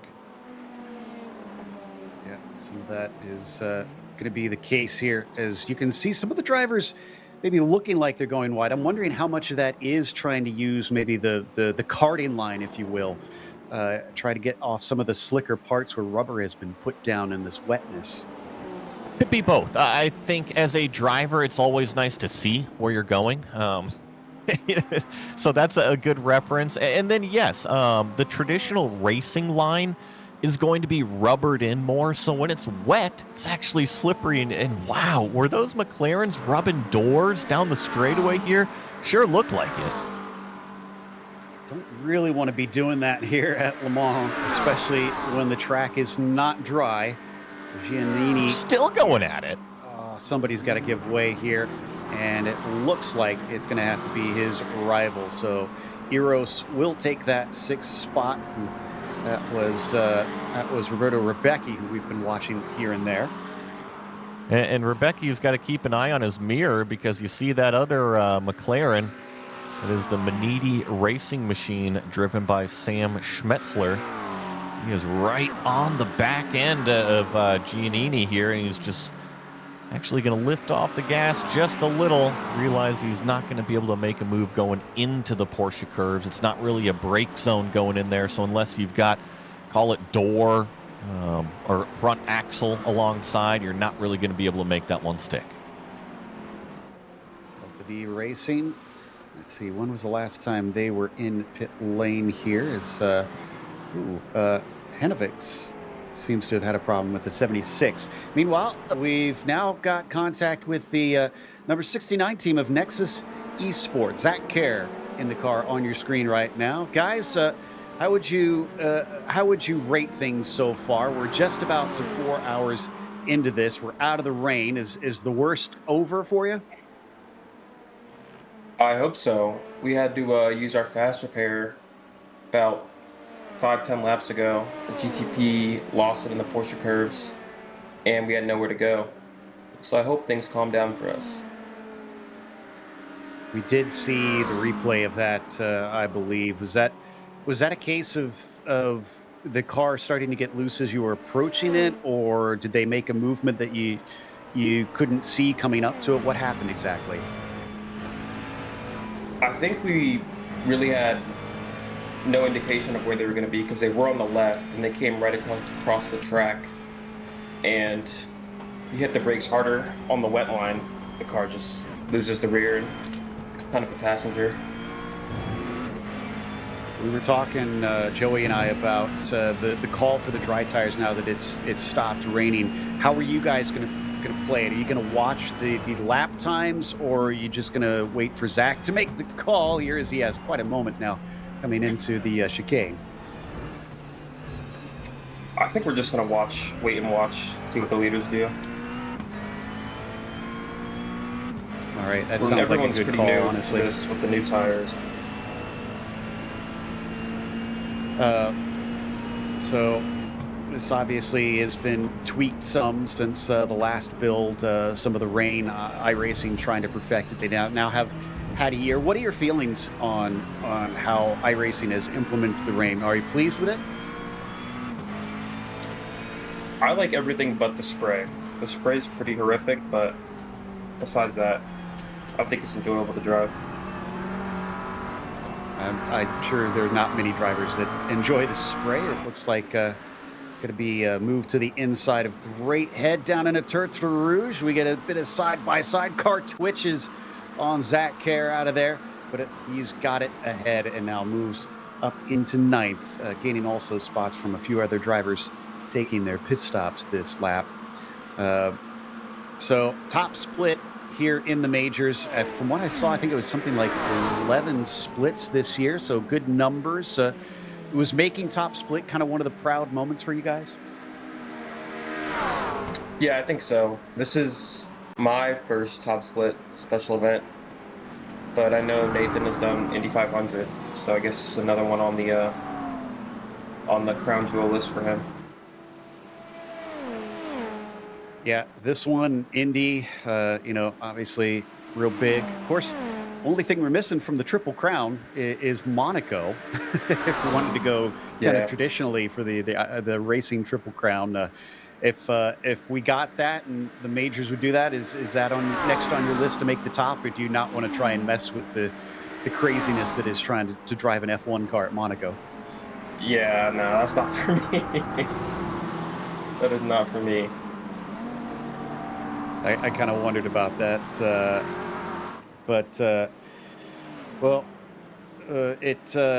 it has certainly been fun for us having hopped in. Joey and I have joined the commentary at about 21 hours left, so we saw shortly after the safety car. Would you say that safety car hurt or help you guys in this one? I think it definitely helped us because for some reason our wing change when the rain hit didn't go through. So that kind of allowed us to get a free change and top up on fuel. You can only lose like 2 positions.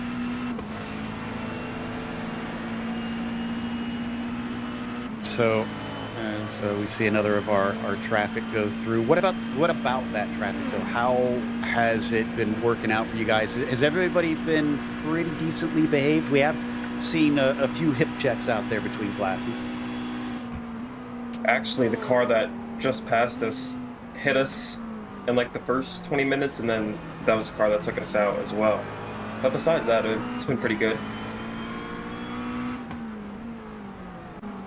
Coming up to our nage now, and oof, again, not out of the wetness.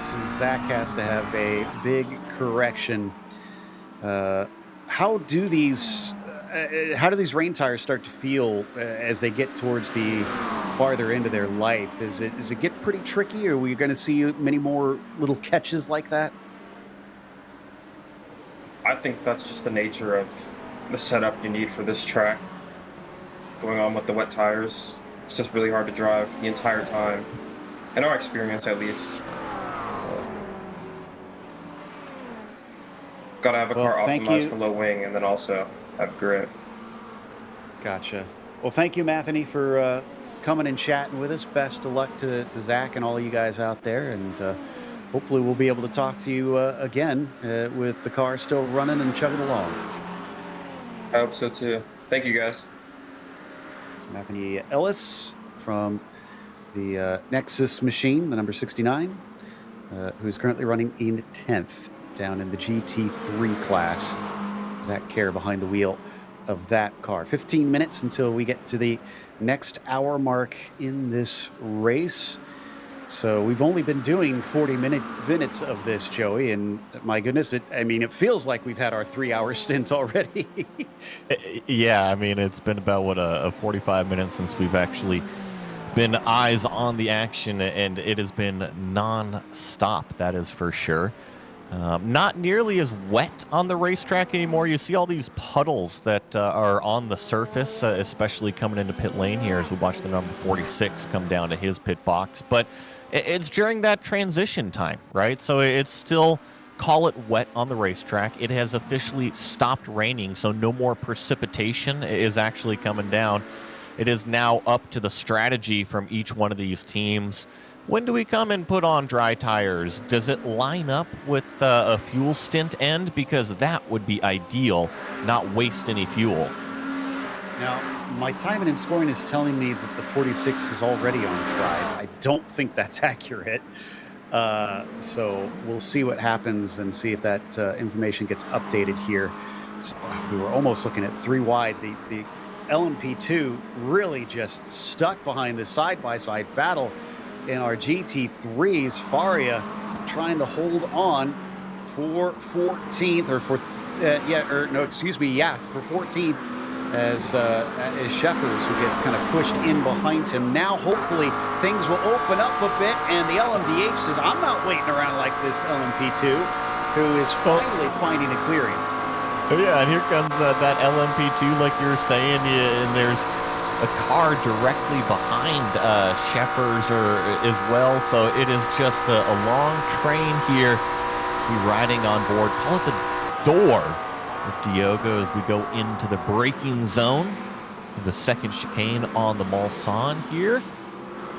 Raymond actually slipping up just a touch there, so he loses a little bit of ground to that Diogo Faria machine, as now it is actually him putting the pressure on directly in front of him. I think that's Eduardo that's not far in front going into this Mulsanne corner brake zone. To flashing its headlights at the next set of cars. Doesn't want to be held up any more than he already has. Faria, though, going to try and take a look. Does get his rival to go a little bit far outside as Eduardo finds himself pushing a bit too hard down into the Mulsanne hairpin. Now it is once again a drag race, this time up to Indianapolis, and I think they've got an LMDH that is going to interrupt things.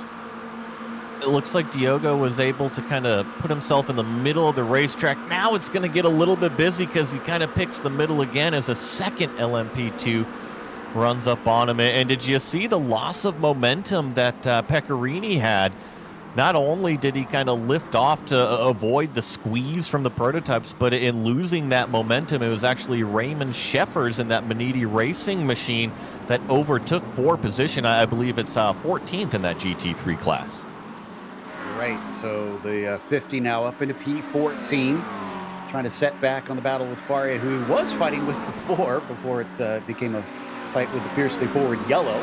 So lots of swapping around. What's happened with the one car down in 11th here in the LMP2s? Do we have another moment of a car going a little bit too wide? No, it's another snap, and thankfully gets it halted before he reaches the gravel.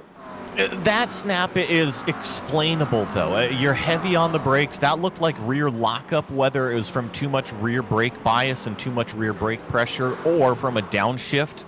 The other snaps that we've seen kind of more mid-corner. Let's see what happened to the number 10 car on our replay screen. This is coming into that same turn number 15, and that one looks just more like carrying way too much entry speed and around it went. I was going to ask if maybe it was touching the paint as well. It could have been.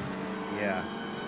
That's got to be so difficult at a track like this where parts of it are on regular roads. And so there's all kinds of lines and things that you just do not want to touch in these cars, but you have to get close to get the most out of the lap. Pecorini here now once again in a battle, but this time on a rear guard as the Hydro Race geodesic machine with Bodefer is starting to lay on that pressure thickly. Here we go out of the chicane. That's a much better exit by the geodesic machine, but not enough straightaway to try and sneak through.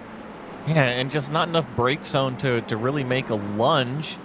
Gonna try a little bit of an over-under, but Pecorini's got his car parked right smack in the road. Now it struggles just a little bit on exit. Looks like John's going to be able to get the inside as long as he himself doesn't run too wide going out onto the straightaway. Looks like they are up into that 15th place. Really beautifully positioned his car there to try and set up that over-under, but now he gives the slipstream right back to Pecorini, and the battle erupts once again. Look at the mess in front of him as we get more drivers side by side. Faria, who's certainly been doing a lot of passing lately. Is he going to get another one up for 12th position? Yes, he is. That car is on a charge right now. Diogo seems to have either figured out the transitioning track conditions or just that car right now is certainly fast. I was actually just starting to go back and look through some of the lap times. Now, our prototypes at the worst case scenario when it was raining heavily, lap times were about 3:59 or so, hovering right about 4 minutes, and they've come down significantly from our leader down to about a 3:51 that last time by. So the track is starting to transition and speed up a bit. Something happened to the Triple 3 car. Again, wheel to wheel, coming through this second chicane. And the poor prototype is absolutely boxed in with no place to go initially, eventually able to unleash that power and let these two be. My goodness, it is busy down the straightaways here in a very wet France. Virtual France, that is, as we watch Pecorini. Looks like we're going to get a replay on the screen here momentarily. This is what happened to the number 167. This is an LMP2 car, currently sitting, I believe, 6th overall. Coming down to the end here. Hard on the brakes. We've seen it a couple times, whether it's getting those tires on that paint. Oh my goodness. Well, a little bit of dynamic dancing down there. Oh, man, that got busy, didn't it? I would not be surprised if that GT3 car places a protest for unsafe rejoin. And more spins coming down into Indianapolis. 3 wide coming up into here.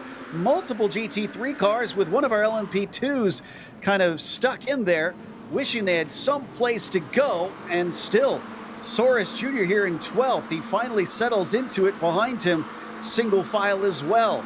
This is getting frantic.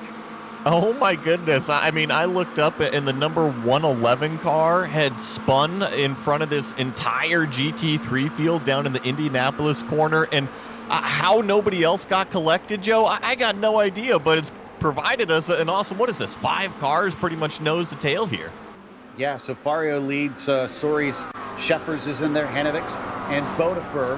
And, I mean, you could count Pecorini in there, too. He's only about half second behind all of them. So, yeah, it is still all for grabs. And the lower reaches of the mid-pack in the GT3 cars all still fighting. Remember, you have to pre-qualify to get into the various splits here in the majors. So these are all very fast teams that are fighting even in this part of the pack. Prototypes are going to be coming through again. Hopefully they'll be able to kind of squirt their way through on the front straightaway here, because this is one tremendous battle, and this is all on the lead lap for GT3s here. So these cars are not multiple laps down. It's not like they're off pace or off strategy. This is the thick of the mid-pack of the GT3s as we see some of these prototypes try to make their way through. Yeah, I'm sure the safety car definitely helped that to an extent, backing everybody up together and keeping a few of them on the lead lap. Got another replay coming here with Skro actually being involved in something out of Indianapolis. This is up into our Naj now. Oh, and big contact returning to the track again.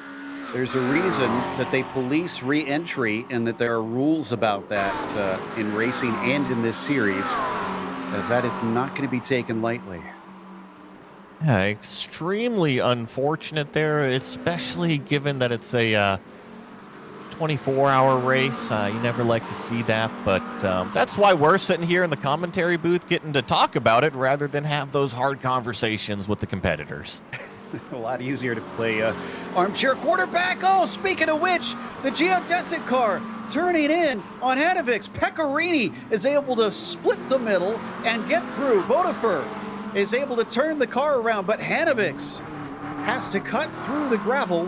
What happened there? Was that an attempted pass, or was that lapping a car? What was going on?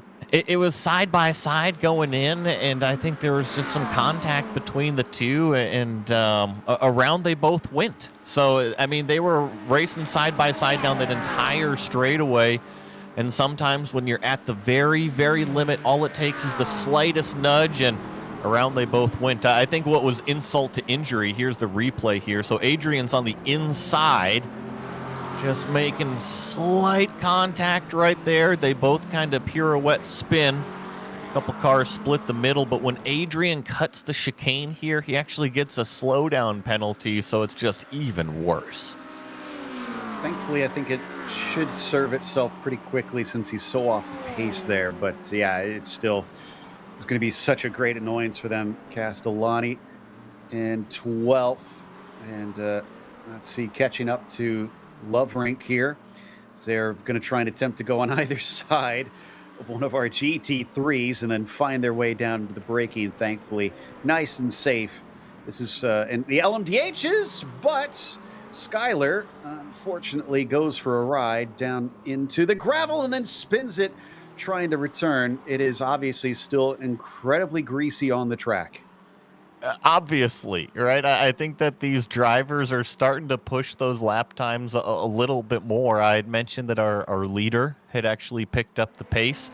I look at the leader's last lap time. It is slower by 2+ seconds than what I had called out, about 5, maybe 10 minutes ago at most. The conditions are changing. The traffic is always changing on where you're hitting it every single lap. We talked about it when we hopped in here and we saw all the commotion, all the chaos. Keep it consistent right now. These conditions are not going to last forever. Get your way through it cleanly. Palacio, our current leader overall. So just and Skyler just went for another spin in the 883 just now. Yeah, not liking these conditions at all. Now that's another LMDH behind them, but my timing and scoring is saying that the next one is 10 seconds behind. So that must be a car trying to get its lap back, I suppose. Maybe I'll have to dive in a little bit deeper on that one. Which car number were you saying? We're watching the. We were watching Alec Nogue there. No. So okay, well we'll come back to it as now we're just kind of jumping around. We got Cabrera who was involved in something a little bit earlier. They fell all the way down to 13th and are almost a lap behind. Not quite a lap behind here in that 333 car, but they're trying to make their way back up. 2.5 minutes to our leader. This is not going to help them as they go off down at Indianapolis. Now, I know that our timing and scoring system over here isn't always 100% accurate with the tire readings, but I think that I'm seeing some of these prototype cars come in and put dry tires on. One of them being Blake Reynolds, the Solpec Precision Racing number 31 car. That'll be interesting because I do feel that if you've got a confident driver, that it's early, but does it pay off when you're that first car? It's always a risk, of course, and this is our first car in LMP2s that we saw. Now we're back with Reynolds. Ooh, big slide, counter steers into it. Can he keep it from actually reaching the barrier as it starts to slow down? It's close and nice catch from the 31 driver. The bit of that oval racing helping out with Blake Reynolds. It's going to be very familiar for all of our eNASCAR fans, but those who have watched the majors for a long time will know Blake Reynolds is plenty handy here on the roadside, having taken multiple wins in the majors.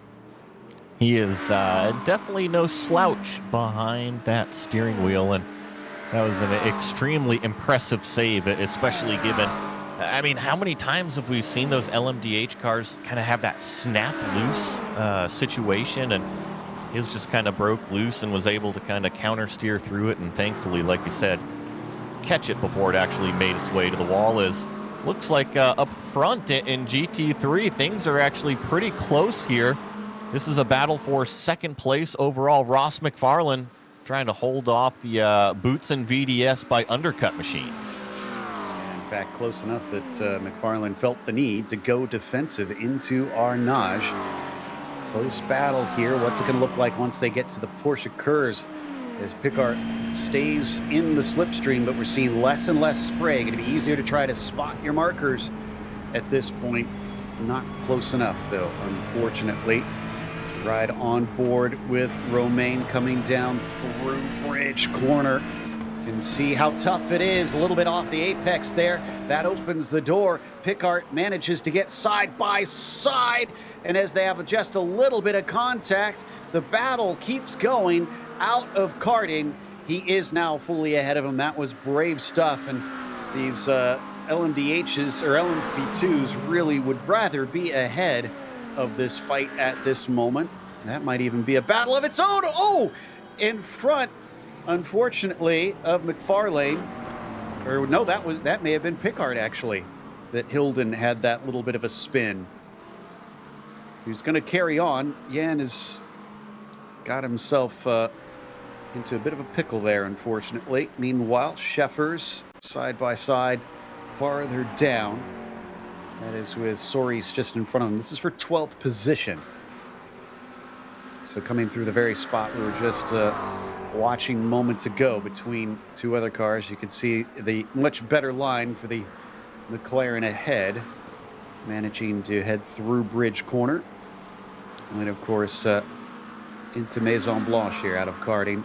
Just a quick flick to the right and then to the left. And he's able to pull away from that 50 nice and easily. So Scheffer's not really going to be a threat coming into the chicane between the two of them, both carrying on without needing the pit stop this time by. They're only on lap 4 of the stint, so they're still pretty early on this one. I think these cars, the GT3 cars, make somewhere up to about 12 or 13 laps, and then they have to pit in. Meanwhile, Daniel Ola down in the 5th position in the LMP2s. Looks like he just overtook Ben Lindsay. Both of them with a big slide coming out of the Mulsanne hairpin. Maybe a little bit of a better exit, though, for Ben as he starts to pick it up. Could have a chance to try and fight him back at that position, that top 5 back from Daniel coming up into the Indianapolis kink. See almost look like a couple splashes off the track because maybe there's a few puddles here and there. And Daniel will hold on to that 5th place. Ben, unfortunately, not able to get him back. Accelerate out of the corner there and head down to one of the slowest corners on this racetrack here. I don't see nearly as much water really on this section, you know, you kind of see puddles sporadically throughout the racetrack. I wonder where the drivers kind of feel like it is starting to dry out the most quicker, because when we have these conditions, it's not the whole racetrack that dries out equally, is it? It's usually one section that kind of dries out faster than the rest of it. Looking through our protests, and it looks like we have a drive-through penalty for the 79 team, I believe.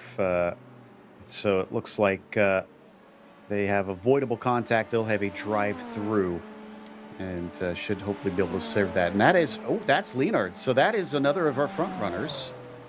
They're not going to be too happy about that one. And and that is going to be a penalty for both of those cars as an unsafe pit entry. If you do not stay within the white lines, the sim automatically penalizes you. Really unfortunate if that's the case there. Both of those cars were just really pushing pit entry there.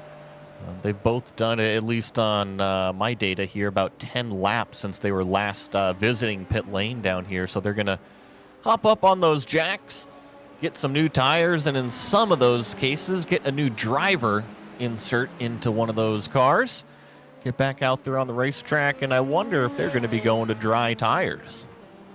So it looks like the 167 has put dries on, but I'm showing the 59 is still on wets. But I think they also had a driver change, Everett Paddock. I'll watch and see if maybe that only will update when they cross the line later, see if that information will update. Because, yeah, it's starting to look like maybe you could switch over, but we're still seeing some spray kick up around the track. Lap times are always fun to look at when it is deciding between wet and dry tires, as it seems like Leonard here is going to be making a move. He's the one on driver's right trying to pass Stephen Bull in the number 505 machine. He's the one on driver's left, and it looks like Bradley is going to get that pass done nice and easy. Oh, a little bit of a wiggle too deep. He's going to give the position right back, and going to be side by side coming out of the corner, and that is for third place. So it is now contact between these two cars, the 79 and the 47. That's David Toth that he's going side by side with down the straightaway. So you can break the latest coming into the second chicane. Inside to Toth there, I think, and then under braking, Toth will take it away. Leonard's just unable to deny him the spot. Will he get a better exit here? Coming towards the Mulsanne hairpin. Does look like he is way better, as he's already side by side with him. Once again, though, coming up around the outside by the time they get to the braking. And it's got to be frustrating to be in Bradley's position, right? He was trying to overtake for what was second place overall, and just got in a little bit too deep in that first Mulsanne chicane, and ended up not overtaking for second, but giving up third place position. So now he's got to climb out of this little hole that he's in. He's using the draft here. The only problem, he's running up on an LMP2 machine here, and this part of the section of the racetrack kind of gets a little bit narrow. I'm trying to figure out if they've already served that penalty that I'm seeing on our list, because I don't see a black flag next to their name right now. So they may have already taken care of that, although they're still the order. And everybody really hustling these cars around the corners. Nobody's leaving anything on the table. You know, I'm not gonna say it, but it reminds me of a video of when one does one thing, the others just kind of follow the leader. Target fixation. Something like that. The dreaded enemy of many a racer. Just try and focus on what you're doing. Don't do what the car in front of you gets sucked into. Meanwhile, as we come back to Leitner, this is a battle for second. Norbert very much putting the pressure on McFarlane. See who's able to get the drive out of the corner. This is the Acura in the field up towards the front here. That is Ross McFarlane. being chased by Leitner, just kind of hanging out about 1 car length, maybe 1.5 car lengths back from that NSX GT3 machinery. See a little bit more spray now that we get down towards the end of the straightaway here. I was noticing don't nearly have the spray effect that we had even maybe 15-20 minutes ago, and that's just another sign of these conditions starting to transition. Yeah, this is looking extremely dry. I've got maybe about a little more than a dozen cars that are showing still on wet tires, and some of those may still be just waiting to pit, such as the 505 up in second in LMDH. They're 10 laps into their stint, so they probably still need to come in and take their service. Back to David Toth in the meantime, which is right behind Stephen Bull in that 505, and also showing on wet tires, but they're 5 laps into their stint, so they're on a different strategy than this car ahead of them. And to talk just a little nerdy numbers as we watch David Toth here attack the number 505.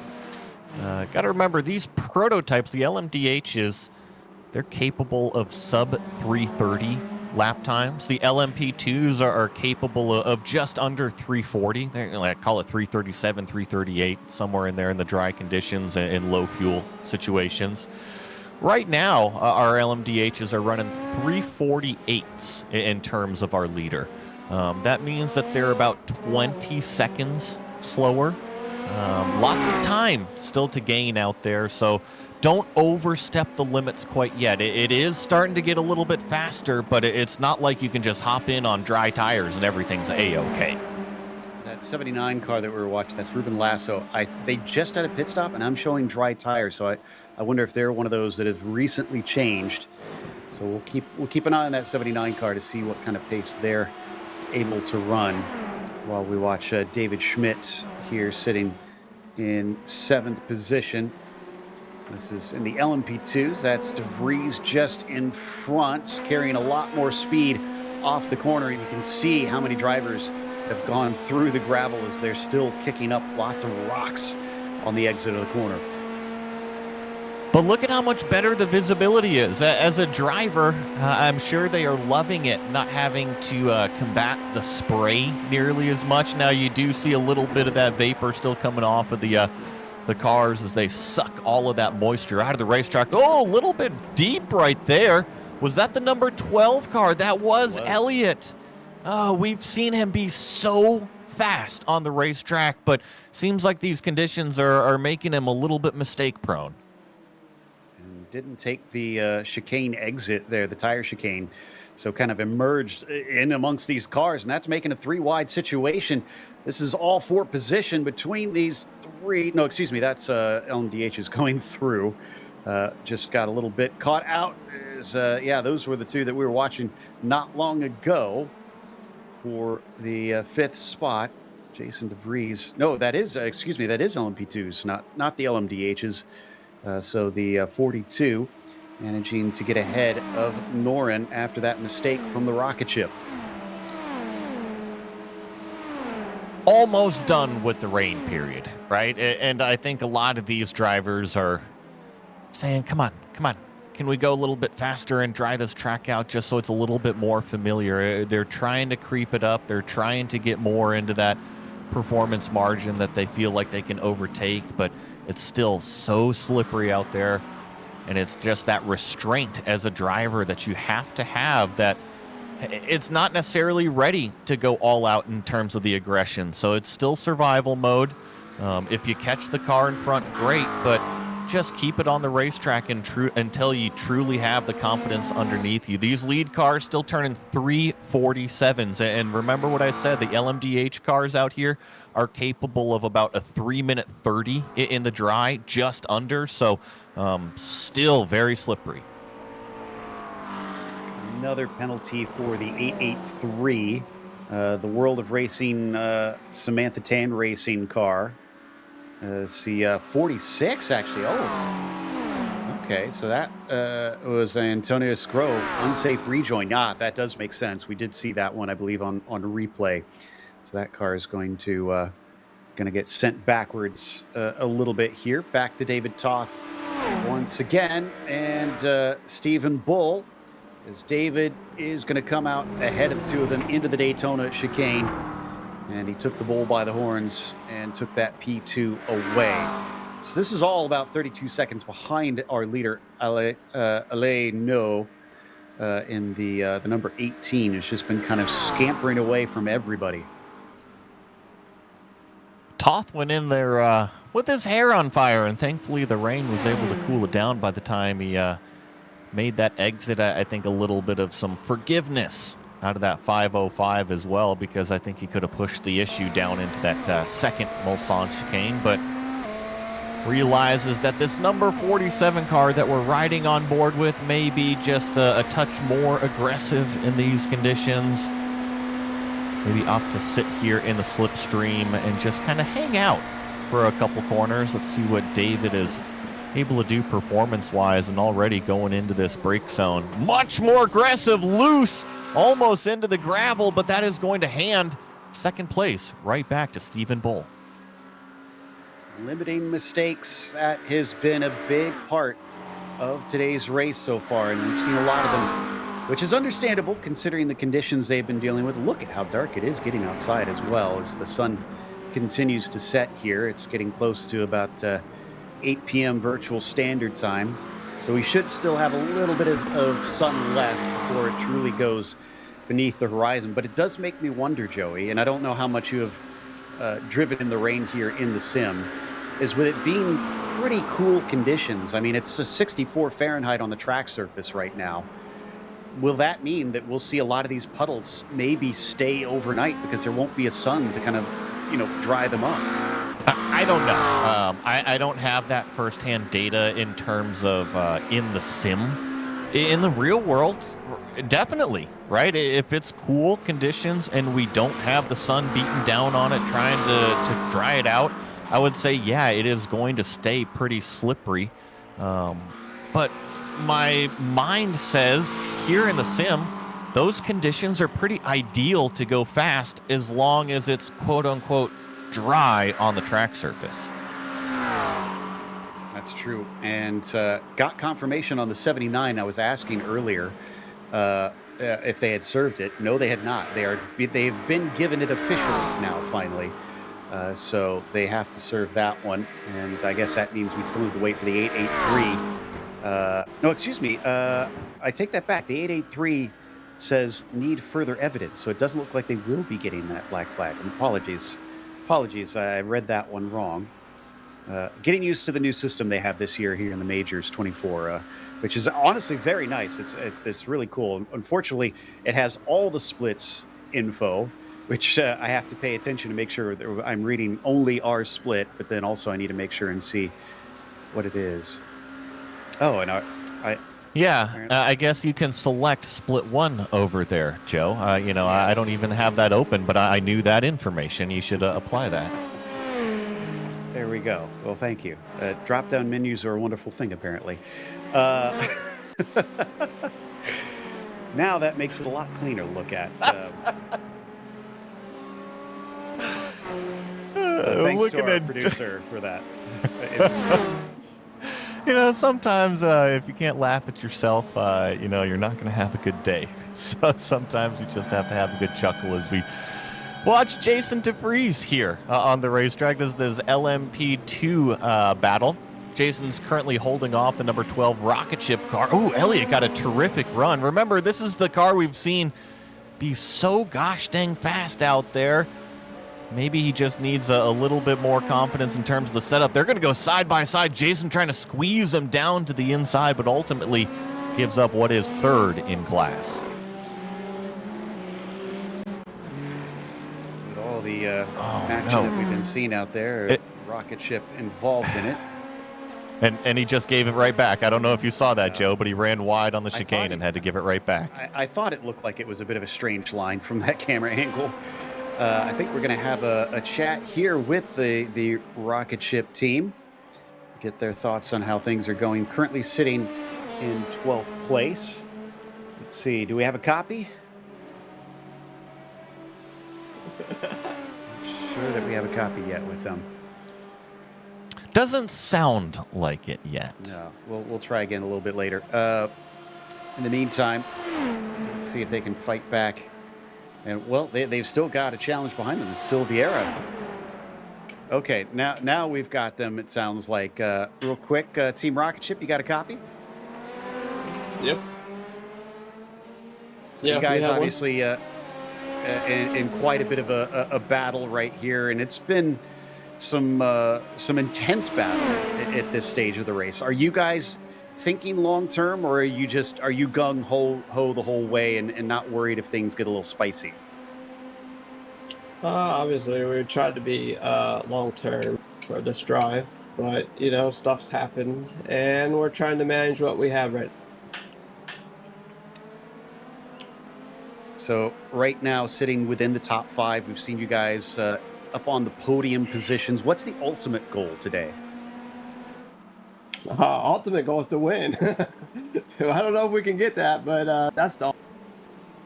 I think good answer. But I mean, how difficult is it appearing up to now? I mean, how do you weigh your chances on this, especially now that we've kind of gone back to dry racing?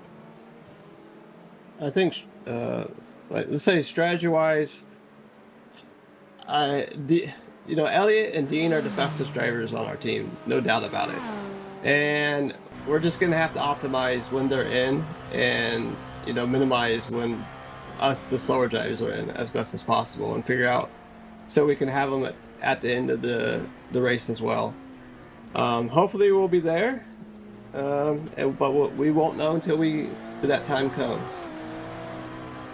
So with this being a bit of a back and forth as far as we started dry, we had some wet weather, we're back to dry now. How did you set up the car? You guys had a weather prediction, obviously a forecast, but I mean, how do you set it up? I don't think we did set up the car. So really, we just took something. We had a couple of things we looked at. We actually started this very early in the week.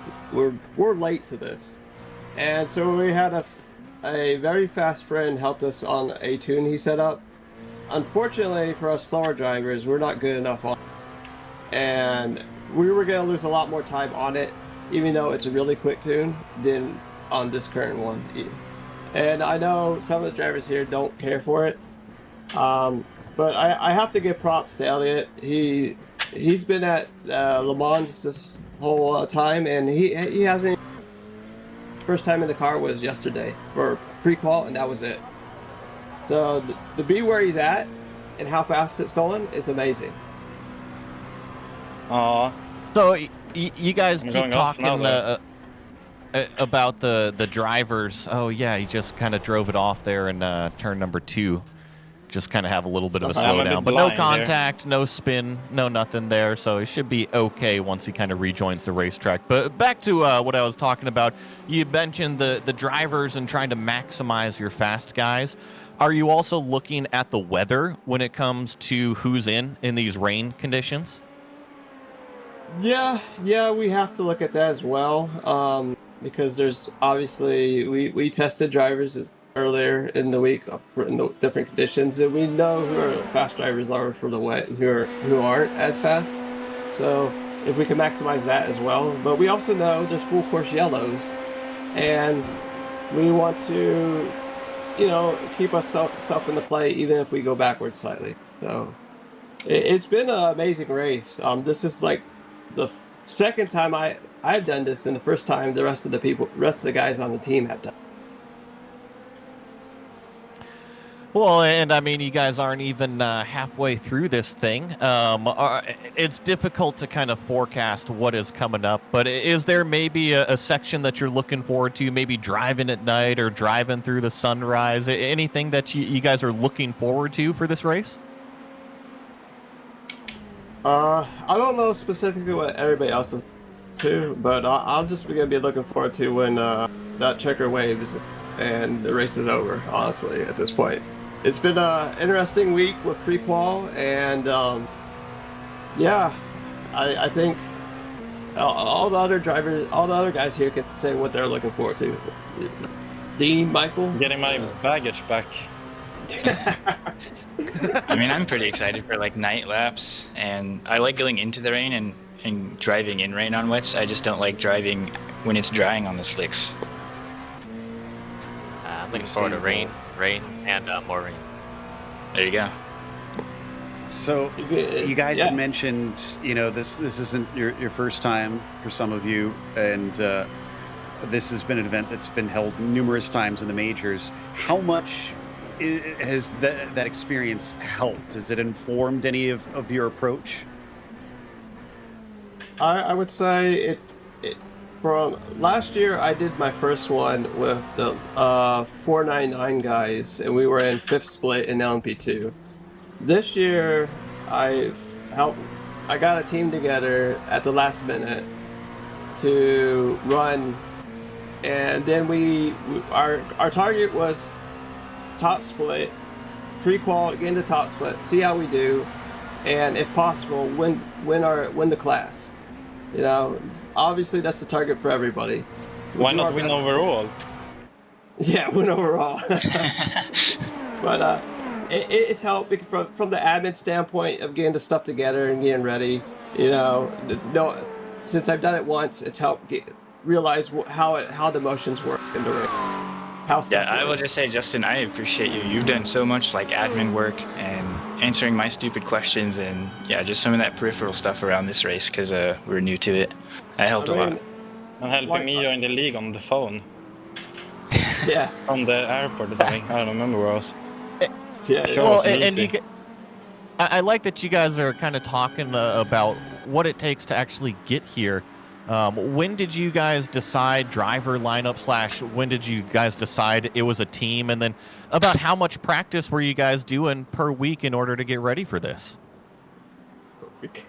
We had another very serious driver kind of drop out fairly last minute. So that was interesting. And I think it lit a little bit of a fire under us, and we kind of cranked all week pretty hard. Yeah, driver-wise, I actually asked around Monday, I think it was Monday or Sunday, if anybody wanted to join for the 24. And I was pretty sure Dean wanted to join. He wanted to do it. Obviously, I was at, and Michael got on, and then Michael lit a fire under us. And we tried to get another driver, and he slipped through, and he got stolen from us. So, like Michael said, that lit a fire under us, and yeah, pretty annoying. And so we're here now. I thankfully I was able to find another driver, Elliot here, and we got 4 drivers now.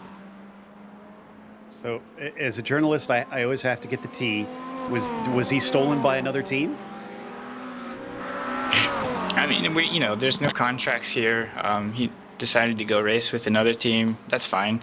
It's not maybe what I would have done, after agreeing to race with the team, but maybe a bit of extra motivation to try and beat that team, I suppose. Yeah, maybe. Even the coin and just the whole theme of this is pretty cool this year. The race itself is pretty fun. We still have a strong effort. I mean, Justin, Dean, like, how do you guys feel, Elliot? Hungry. Well, we're gonna get you some food, that's for sure. Oh, you're doing a DoorDash for me? Yeah, I can Uber We're eat you talking about whatever you food want. now, huh? I can get in on Probably this need a conversation. plane for It's it. about lunchtime over here. We're doing a group order? Yeah. I'll come there you over. go, Joey. See if you can hop in. We got Uber Eats. I remember the first time I used the Uber Eats freaking app, man, and I'm like, I don't want this. Why is this charging me all the extra? And then I get my meal, and I got like 2 taco shells and a bean burrito. I'm like, where's the meal? Like, I didn't realize that they they put a price for each item related to it. I just so annoying. I never use that app again. Waste of money and time for me. These are the ins and outs, Joey, that the viewers don't get to know about of trying to make a 24-hour race happen in the sim. Oh goodness! I mean, you guys just get out there and get some catering. You know, no big deal. Secrets to speed. One sort of more serious question here. You know, you guys were talking about how cool it is. They've got the coin. This is such a big event for the majors. Are there any other big ones on the major schedule that are kind of up there for you that you know, you guys are always looking to try and win or do well in? What other ones are there? I don't think they're aware of all the other stuff the major has. Like last year was the first time I did Majors 24. This is the second time I've done it, the first time they have. So I don't think they realize that there's other events in the majors. So even like I've never done it, but for majors to me, the 24 here is what the only thing I think of right off when I hear majors. I know there's other stuff, but I've never attempted it. Yeah, this felt pretty crown jewel. I would like to maybe look into some other majors event. I'm honestly mainly just kind of a Road Atlanta track rat. That's kind of my church and my stomping ground, and I race everything I can there, so Petite is kind of my favorite annual holiday. Can understand that, and I'll have to double check the schedule to see if they're doing that this year. But they've definitely done a version of the Petite a few times, although I think a little bit truncated. Regardless, again, thank you so much for coming and chatting with us, and also for a little bit of entertainment this afternoon. Yeah. Thanks for having us. So that was Team Rocket Ship giving us a few laughs here with Elliott Norton still sitting in fourth place. Has honestly been very close behind that car ahead. Honestly, I've been so caught up in this conversation, I haven't paid attention, if I'm honest, Joey. But has he been kind of hanging behind to maybe save some fuel here, or is this a legitimate battle? Well, down that part of the straightaway, Elliott was bump drafting. So, is he hanging behind? I guess if you call that hanging behind, yeah. But they're obviously, the team, very confident in Elliott's pace. They were talking about the fast drivers, and they were happy to have Elliott there on board, as it seems like a late addition. So it's been fun watching him. He's definitely been one of the more aggressive drivers out there as we check in on some of our LMDH battles. Still see some of those rain lights on for the cars, obviously, as while it is pretty dry on the track, so maybe just a bit slippery. In fact, looking up and down, I only see two cars that are showing with wet tires on. That's the 111 up in the LMDHs, in the same class in the 883. So again, not sure if our timing and scoring might be a bit off on that, but that's what I'm being told right now is still the case. Otherwise, everybody else has put the slicks on and are running into the night now on a drier track. Vince Nemethe just hopping in to the number 18 recently, I believe. Yeah, it looks like lap 2 on the stint. So different driver in the 18 car now. And pretty impressive when you actually look at the gaps. When we jumped in the booth here, it was about an hour and a half ago, and it was coming fresh off of a safety car period, and it was in the wet, so everything was all bunched up. And from what I see here, they are about 41 seconds ahead of David Toth. And that last lap out of this machine that we're watching, a full 4.5 seconds faster than second place. That could be one of the reasons why they're 42 seconds out in front. They've read the conditions perfectly. They've had the right drivers in at the right times. They kept the car clean, right? We've seen so many of these prototypes definitely just kind of snap their way into the wall, but this one looks pretty good out front. Yeah, started on the front row for this race. Of course, the track position doesn't mean as much in a 24-hour race, but still put them in a good spot from the start. They've gained that one position since then, and clearly very fast, if not slightly on edge there, as there's a little twitch coming through the second chicane on the Mulsanne, but nothing to slow them down at this stage. Still got more traffic that they go by, and you can see, and this is what I do love about iRacing, is that it's not just water everywhere on the track. You could see when they come upon a little pooled area, there was just a sudden big puff of moisture coming off the back of that car when he went offline and into a little bit of a dip. Beautiful sunset here in the countryside of France as we start to head towards nighttime. It is one of the shorter night times in 24-hour races, but it is still going to be difficult as the drivers try to make their way out the other side. The rain is behind us, at least from what I see. I'll have to officially kind of see how far I can scroll down, but I don't see any precipitation right now. And at least when I look at the screen in sim time, about 8:48 p.m. So you're right, it's going to be transitioning into the night. You already kind of see those colors start to transition in the sky.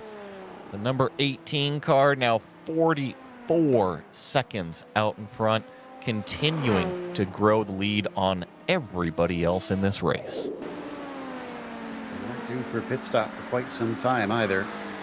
Felipe Silveira. Oh, Joe, our leader just crashed. I'm sorry, as we cut away to this replay, our leader just crashed coming out of the Porsche curves. Well, the commentator's curse is not messing around today. My goodness. Very sudden. And Bence has got the car going, but he is coming into pit lane, so it must have really been significant making that contact. Let's see. Tires just slightly into the wetness, and maybe that upset it enough as it nudges into the wall. My goodness. I mean, for sure, commentator's curse. My bad, dudes. I was talking about you and how great you were doing, and that's exactly a recipe for disaster. Now, I wonder if they're going to take that fast repair that you said was available, or if they'll evaluate how much the damage repair is and just opt to go that way, kind of keep the lifeline for later. Remember, they had 40 seconds to spare. Right now, they took it. So Stephen Bull is coming by. He's about to overtake for the lead. So there goes their safety net with the vast majority of the race still to go.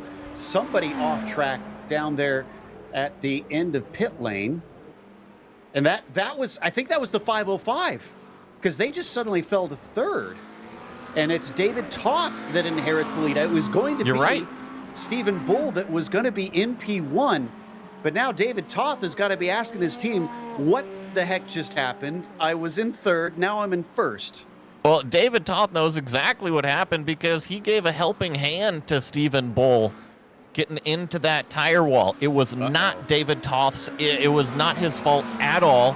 An innocent bystander, but it all unfolded directly in front of him. The car got loose.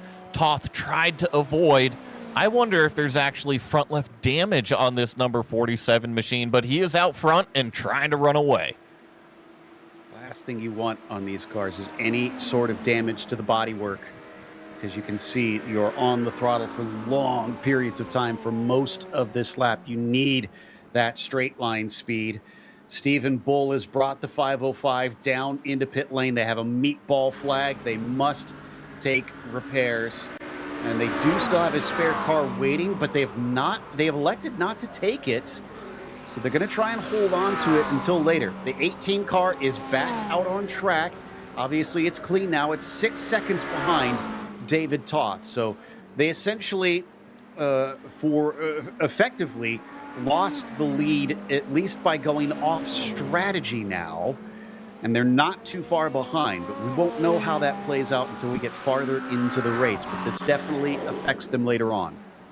So here's the replay. Watch Stephen Bull on the exit of the final chicane. He loses it loose, has to get off the gas. Toth is right there, gives him a little bit of a nudge and into the tires. That was the incident, and what puzzles me is the 505 is here, but that means he hit the tow button. Look at how badly the car is crabbing. Wow. He's in pit lane, but he's still waiting on the tow.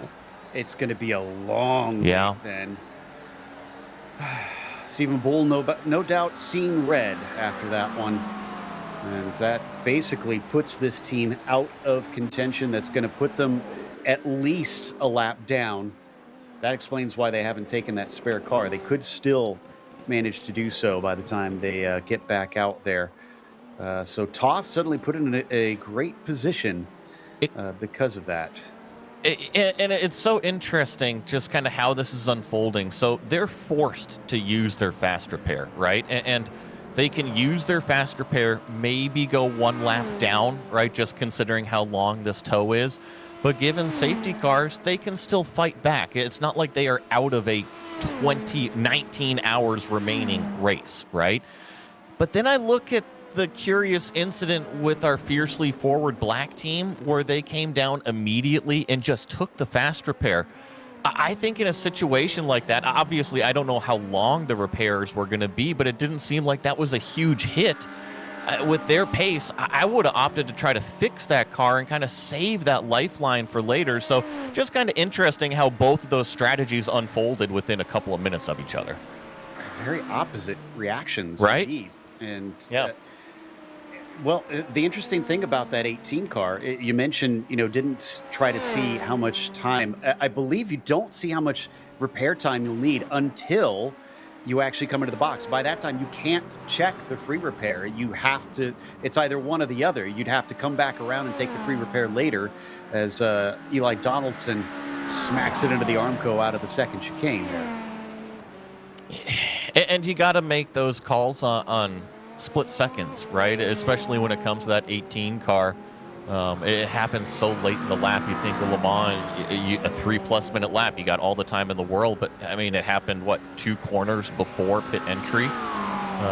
So you have to make that decision really quickly. You got to trust your driver. Yeah, it's a tough one. Just me as a strategist looking down the road, I wouldn't want to burn it. I would want to keep it as long as possible. Yeah, I'm with you. And we've seen that in the majors and their other races many a time where drivers held on to that free repair, tried to get back into the race, and then managed to pull impressive results just by taking that spare car very late, even if they were damaged for much of the race. Get back into it. You got to be in for the long haul as we check out with Paul Busby here in 13th. This is in the LMP2s. That's a battle with Walker Carroll just in front, looking side to side, trying to see if he can spot some sort of opening down into the braking of Indianapolis, but no dice. Boy, there is a big puddle, though, down at the apexes of both parts of Indianapolis. So we've got a definitely dry racetrack when it comes to the performance levels, right? Our leaders in LMDH running 330s. Our leaders in LMP2 are running, call it 340, which is right where they should be. However, what happens when you try to make that braking move in overtaking, Joe? We've got a dry racetrack and a racing line, but does that also apply to too wide going into these big brake zones on a straightaway? I've already seen a few drivers look like it gets quite slippery as soon as you put those tires onto that wet portion. Just think back to that 18. Just 2 wheels in it briefly, and the car gave up the ghost. Around she went. Norbert Leitner, though, down here in 3rd. That's Ian Gagnon Renault in 2nd place in the WSR Esports Black.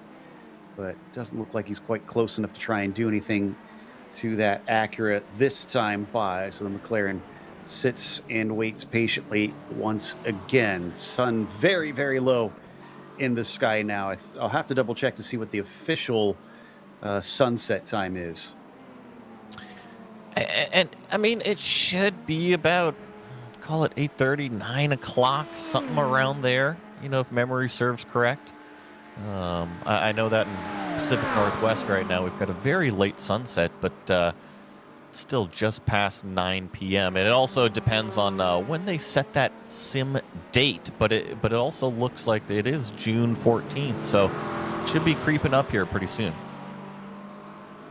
Yeah, so from what I'm seeing is just before 10 p.m. I think is when sunset should be. I think it's 9:07 is what our director is saying. 9:07 is when sunset, and we are expecting rain at about 10 p.m. Gotcha. Okay. I was looking at information online as far as when that sunset should be, and that's what I was being told. But yeah, we'll Joe, see. just stick your hand through the screen. Is it raining out there? Can't you feel the raindrops? Well, I mean, in terms of when it says the sunset should be. Anyways, regardless, it's definitely going to get interesting if we get more of that rain. Yeah, I'm checking that forecast now myself to see what that looks like, and it says it's very brief though. It looks like, well, relatively brief in comparison to what we had before, because it looks like it'll only be for maybe about a half an hour. If I've learned one thing in my life, Joe, it is not to trust the weatherman. So, even if it's iRacing. Even if it's iRacing, who knows what's going to happen with that thing? I think that's fair.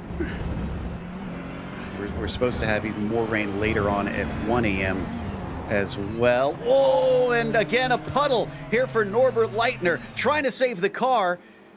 Whew, had about 5 stabs at trying to get it pointed the right way, kept it off the wall, and eventually gets it going. And again, I'm pretty sure that is getting on that wet curb where it looks like there was still lots of moisture sitting and waiting, and it bit hard. I agree with you. I think that was just out onto the exit curb where you're trying to feed in the throttle to 100%, and also you have a slight kind of overcrest. It's not much of an elevation, but it's still enough to kind of unweight the car from its natural state. And unfortunately, a long spin. I mean, how many times did he try to catch that thing? It seemed like it was a tank slapper that lasted forever. It really was. I mean, and credit to him. He wrangled that one and eventually got it back on the track, but definitely lost a little bit of time. But better to have a whole car that's still pointing the right way than to have wound up in the wall and have this one over with. Mark Calver is currently our leader in these GT3s. This is the 151 Mag Performance car, and similar to what we saw down or up in the LMDH class, it's a 23-second lead right now. He's sitting pretty good. Just kind of chugging away out front. Looking at my data, a 357.1 was the last lap here from our leader in this GT3 class. Second place, 358.9. So putting a good second and a half, almost 2 seconds in terms of pace. And looking through the rest of them, actually the fastest car in class as well. So Mark Calver doing a nice job. This is our closest battle in that GT3 class. Nice to see one of the Ford Mustangs out there battling all these McLarens, giving chase only about a quarter of a second behind. That's Lob out front being chased by Anglesey. One of the few Mustangs, in fact, the only Mustang, I think, if I'm hearing right. Yep, it is indeed. So Sasha kind of representing the blue oval here and hoping that maybe they'll do better than the first of the Fords that wrecked out early in the real Le Mans race just a weekend ago. You will see giving chase. This is for the 4th position with Darren Lobb just in front in the McLaren. It really has been these McLarens that have been out front.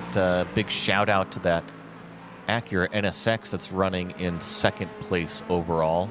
I will say that having an NSX and a Mustang out there, traditionally you're going to see them swamped by all these McLarens.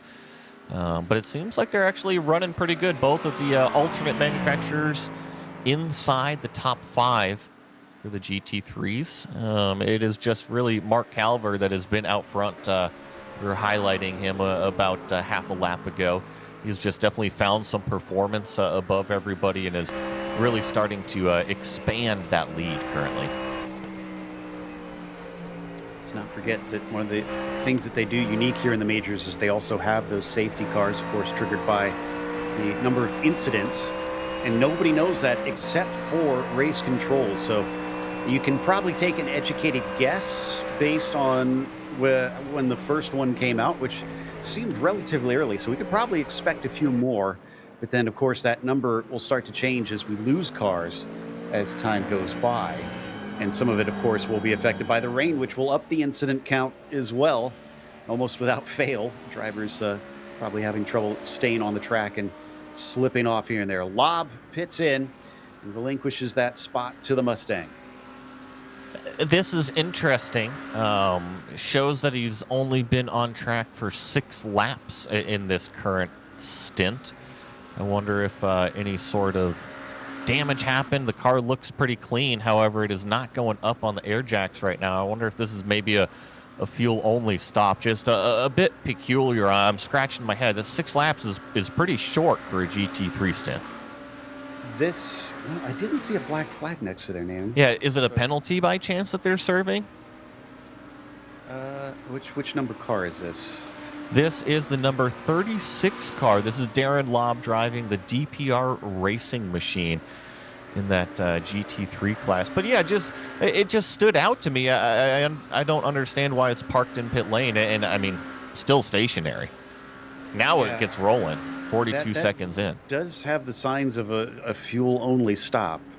36 did not show up on any of the penalty stuff that I am seeing. And they do have an incident limit at 100 incidents. You have a drive-through, which wouldn't have been what they just did, which was a stop and go if that was the case. And then every 50, they get another penalty. Unless they set it to a stop and go for these incident limits, which I don't think is typical. I'm looking at the other GT3 cars as well, and there's multiple cars out there that are McLarens, right? Same manufacturer, that are on at least 9 laps on their stint. And traditionally, GT3 cars, what are they, about 50 minutes, maybe 100, or maybe 1 hour, depending on kind of what they let their fuel capacity be. So it seemed very early, that's all. No, I agree, and good catch on that one, because I hadn't really noticed that they were so off sequence. And the reason that's so important is much like in the real race here in the Majors 24, you definitely want to try and extend those fuel stints as long as you can to maybe get rid of a pit stop somewhere down the line. Get yourself some track position by being in the pits just a little bit less time. Woo! And there is the spray if you go offline, showing just how wet it is outside of where the cars have been racing. Check this out, a trudge towards the front of the field from Solpec Precision Racing. Blake Reynolds has been behind the wheel for probably the last couple stints. Been seeing that name. Oh, that was a pretty close moment there, getting out onto the Mulsanne, passing an LMP2 car that definitely did not want to get out into that wet area of the racetrack. But this number 31 car up inside the top 5 was actually a little bit closer to the car in front, going through the infield section. We saw him get choked up a little bit there. But expect Blake to be making a move inside the top 5 here shortly.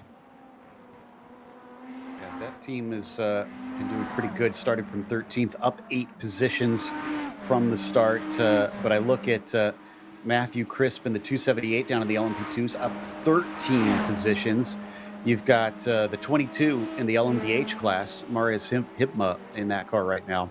They're up 11 positions. So yeah, there's a few that are proving it's about race pace, it's about strategy. It's not necessarily about that 1 lap speed.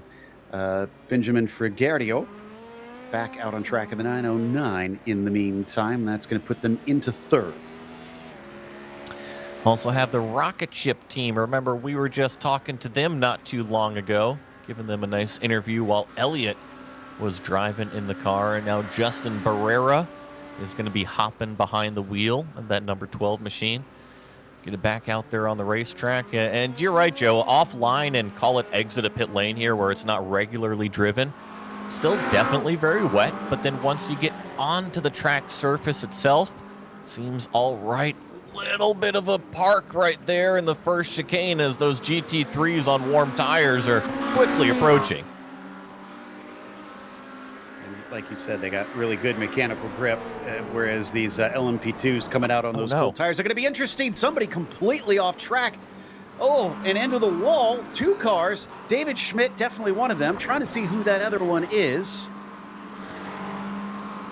Fury I Machines. think it. So I was looking at a separate incident. David Schmidt has heavy damage. There was that infield incident going out towards the Mulsanne, towards Tetra Rouge with the number 46 car that was just going full Pro 2 through the grass. Yeah, and that's initially what I was talking about too, but then we cut away to major drama. So that is the 17 was the other car, it looks like, that was involved.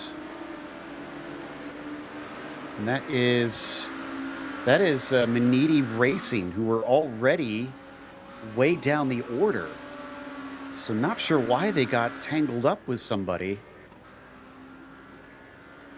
We're already digging up the replay, it sounds like, and try and figure out what in the world has happened to 2 of our prototypes just before we get to sunset. David Toth still our leader, and the LMDHs with Nemeth chasing now about 18 seconds behind. I swear that was 6 seconds before. That means the 18s actually lost time. David Schmidt.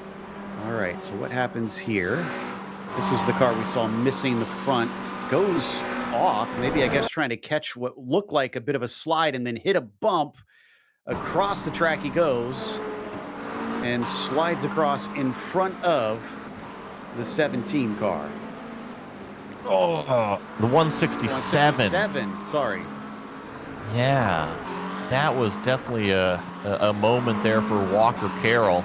That was the driver of the 167, David Schmidt. So I think if I were to dissect that, Joe, in the sim, when you go off the track, it's easy to keep your foot in it, right? Pin it to win it, just like how Travis Pastrana says. But it can hook on you rather quickly, and that's, I feel, exactly what happened. And let's not forget, these are very low-slung cars, these prototypes. And I think that's what, really made it all happen was that bump that he seemed to have hit, because that car got launched up in the air from what we could see. And that just unfortunately made it undrivable because, well, the tires aren't touching the ground, obviously. In the meantime, the number 188, Milleroo, here chasing down the 14th place driver of, looks like David Schmidt actually right now. So David coming off of that incident and must have used his free repair, back out and running now. Should be up to speed, but definitely losing track position. Actually have 3 of these LMP2 cars. You see that 268 machine? That's Stradler. He's in 13th. And then we have David Schmidt, like you were saying, kind of the meat in the sandwich. And Milleroo, the 3rd car, the caboose in line. Remember, Schmidt just had that huge incident. He's still getting everything up to temperature, so I think that Milleroo's going to be taking advantage right now, especially if he's got those brakes and those tires up to temperature by Mulsanne corner. Down here, let's see him kind of take the outside. Yep, Schmidt already off of the gas. I think that was the wise move right there from David, especially if you just came off of that huge wreck. Just make sure to get everything flowing back in the race car. And actually Stradler a little bit on the back foot right now. Seems like the 188 gonna attack once more. Speaking of attacking, Blake Reynolds really hot on the heels of Muscolino there in the Tatum Res Tech number 44 car just in front of him. Not able to do anything here through the Porsche curves, which is pretty single file, especially now that we know how tough it is to try and handle a car getting off into the wetness outside the racing line. These 2 BMWs fighting for podium position here. Blake thought about forcing the issue. You see the slower GT3 class cars. Sometimes you have to read this traffic and not get balked up, right? It's about being efficient through those slower class cars and where you can carry that momentum. Huge head of steam here from Blake Reynolds. He's going to go to the inside. He's got this GT3 car. He's already got the position. Up into 3rd goes the number 31 car. Opts to stay behind this GT3 now accelerate out away. This is actually a crucial move right here because it's going to separate himself from the car he just passed. Nice racecraft from Blake Reynolds. Decisive move. Fantastic stuff from the 31 driver. We'll put him on the podium now and give him quite a bit of clear air in front of him. It looks like maybe a bit of traffic up the road, but he is able to kind of go and do his own thing from here. No longer held up. Somebody's had some big problems. That looks like, is that Austin Young? It's 12th place, it says. Paul Busby, or no, that's that would be the Nexus Esports car, I think. Yeah, that's the geodesic car. Or no, excuse me. That's the 7. Yeah, this is the Hydro Race geodesic car. You were right, of Austin Young. And he is completely missing the front end of that McLaren. I mean, he is right on the back of Picard in the number 41. So evidently straight line speed doesn't seem to be lacking. However, when it comes to braking grip and lateral grip, we'll kind of see throughout the next set of corners in this next sector. Goodness, that's certainly a tricky one because they're also lacking the headlights, which, by the way, does affect things in the sim. You can try to carry on, but if it is pitch black at night, you have no headlights and you have to rely on maybe hoping there are other cars around you, which I have seen some people do. Now, thankfully, they should be able to have that entire front clip replaced by the time they get around. And let me see if they have their spare car as well. Yes, they do. And I think that would probably be the best bet. Just replace that entire front clip if you can. But I think on a GT3 car, it'd be a little bit more in depth. You got to wonder how much time you're actually going to lose. And we're not talking towards the front of this class. This is the battle for what is 12th, 13th, 14th. So it's a little bit further back. You want to waste as little time in the pits as possible. So this is, miscommunication at one of the fastest parts on the track. That is the worst nightmare of many a driver, but thankfully he keeps it out of the way. Wow, okay. I mean, how did both of those cars continue the momentum? That was just sheer luck that nobody else was around when that big old incident happened on the straightaway. So this is still what is battle for 12th place right here. Ellis Matheny in the 69 Nexus Esports machine being chased by Romain Picard. Going through the Porsche curves, Corvette curves up to the Forge Cane. Noticing a lot of these racing lines starting to open up a little bit more. We saw Ellis kind of on that corner entry use a little bit of that pit lane side road. That's pretty standard part of the course here for the Le Mans circuit. Just try to open up those corner radius as much as you possibly can, especially in the slower corners there.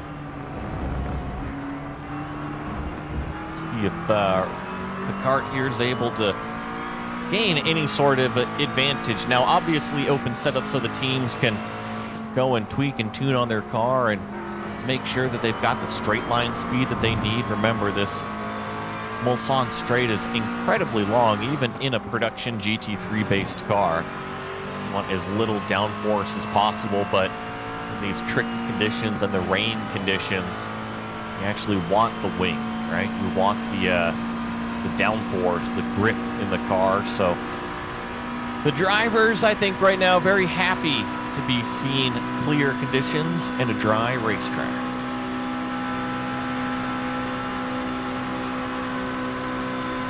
Looks like trying to wait to see exactly when our food is going to arrive. I know we talked with that Rocket Ship Racing team not too long ago, and they were talking about ordering food.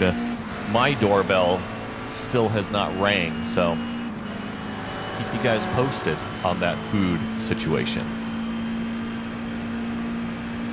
Sitting here going down the Mulsanne, riding on board Boutsen VDS by Undercut, the number 41 machine. Directly in front is Ellis Matheny, 12th place, and big send on the brakes. Really, a little bit wide there. Got to keep it on the racetrack. That, folks, is a perfect example of what happens when you go too fast into a corner. You're usually slow out. You want to be slow in and fast out.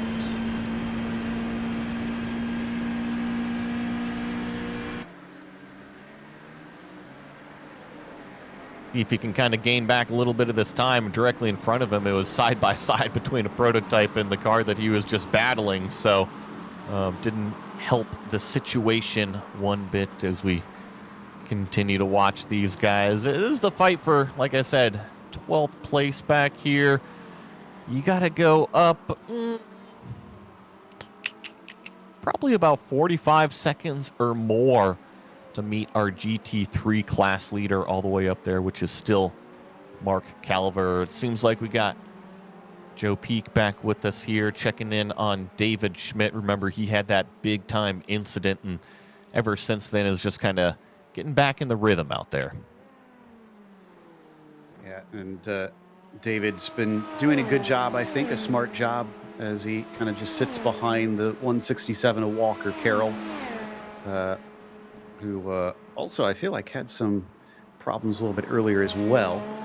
But I think we had, or have, another penalty coming our way soon. And that's for the 908 team of Effect Simulations. And they had avoidable contact, so they're going to get a 10-second penalty. That, I believe that's added post-race. It doesn't work like Formula One, where you come in and you stop in your pit stall for 10 seconds. It's something that can only be added in the sim after you cross the finish line. So that's something they'll need to be cognizant of when it gets later into this race and not lose track of in case they wind up in a battle close to the end of it. Oof, that was a little bit wide from David for a brief moment.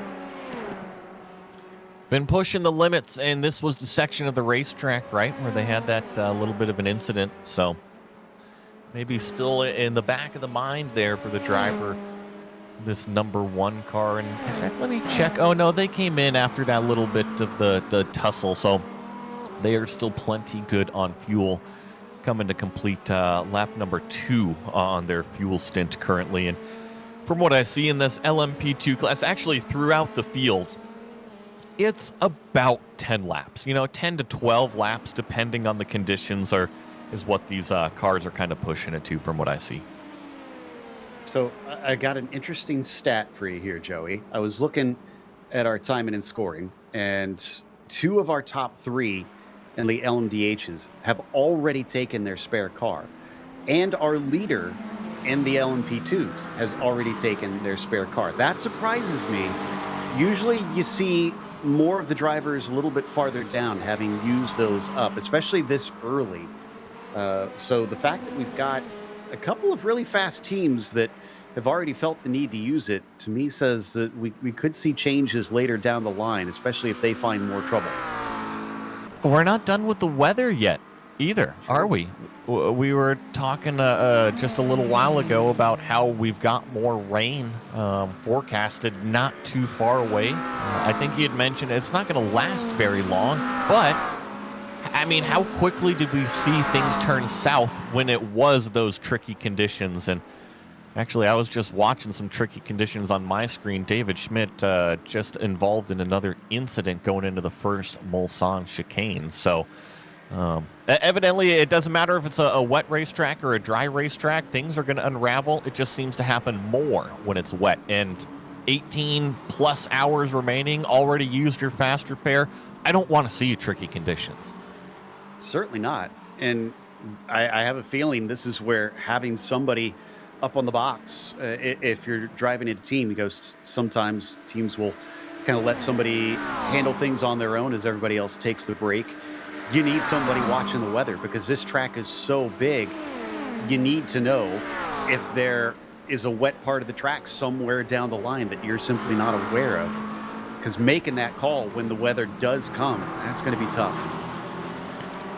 I'm going to try to draw a parallel. I'm very fortunate to have driven race cars in my prior lifetime. And at Watkins Glen, it was a mixed condition race back in the Grand Am days. And I got the call on the radio as I'm rounding the final corner to pit for tires. Well, it was too late for me to yank it all the way to driver's right. Imagine the situation at Le Mans here. If it starts raining and all of a sudden your crew calls you in, but you're already in the infield, you're already on the Mulsanne straightaway. These lap times are not 1 minute 30 seconds long. They're not 2 minutes long. They're 3.5 minutes long. So if you miss that call, Joe, when it actually starts to rain, like your point says, you got to have somebody watching out for those conditions. If you miss it, it could be 4 minutes of your worst laps. Yeah, the best that you can hope for is that it's only on a small portion of the lap at that stage, and you can maybe tiptoe your way through it. But that also affects, honestly, you know, the... did somebody have a spin? That's weird. Oh, no, okay, that was just... looks like Sheffers was just maybe getting off the racing line.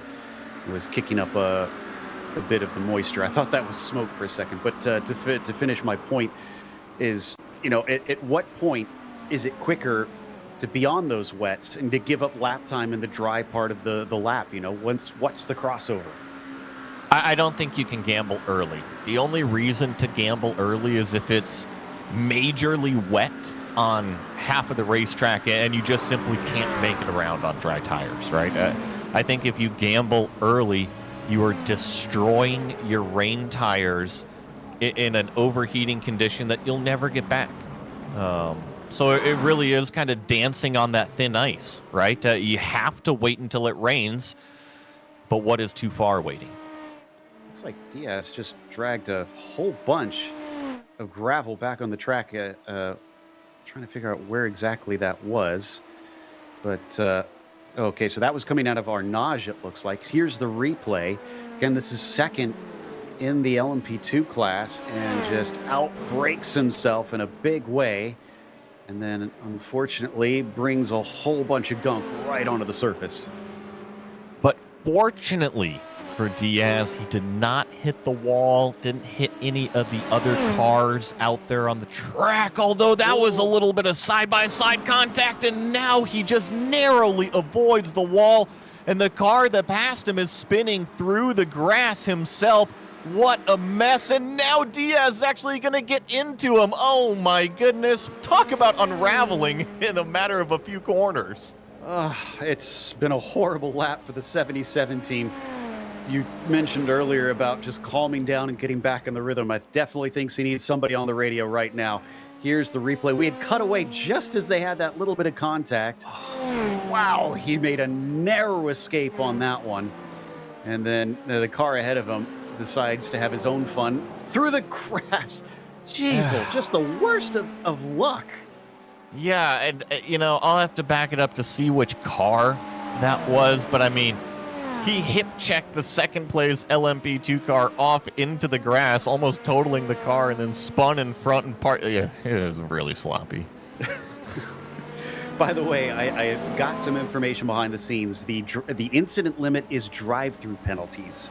So, yeah, what we did see of the car, one car coming in earlier, the GT class, was not for an incident limit penalty, since they would have just had to have gone through, or else it wouldn't have cleared it. Meanwhile, Dennis Cho in the 505, a little bit far down the order now, as they used to be closer to the front of the field. This is a battle for 12th position, and that's Skylar Loverink just in front.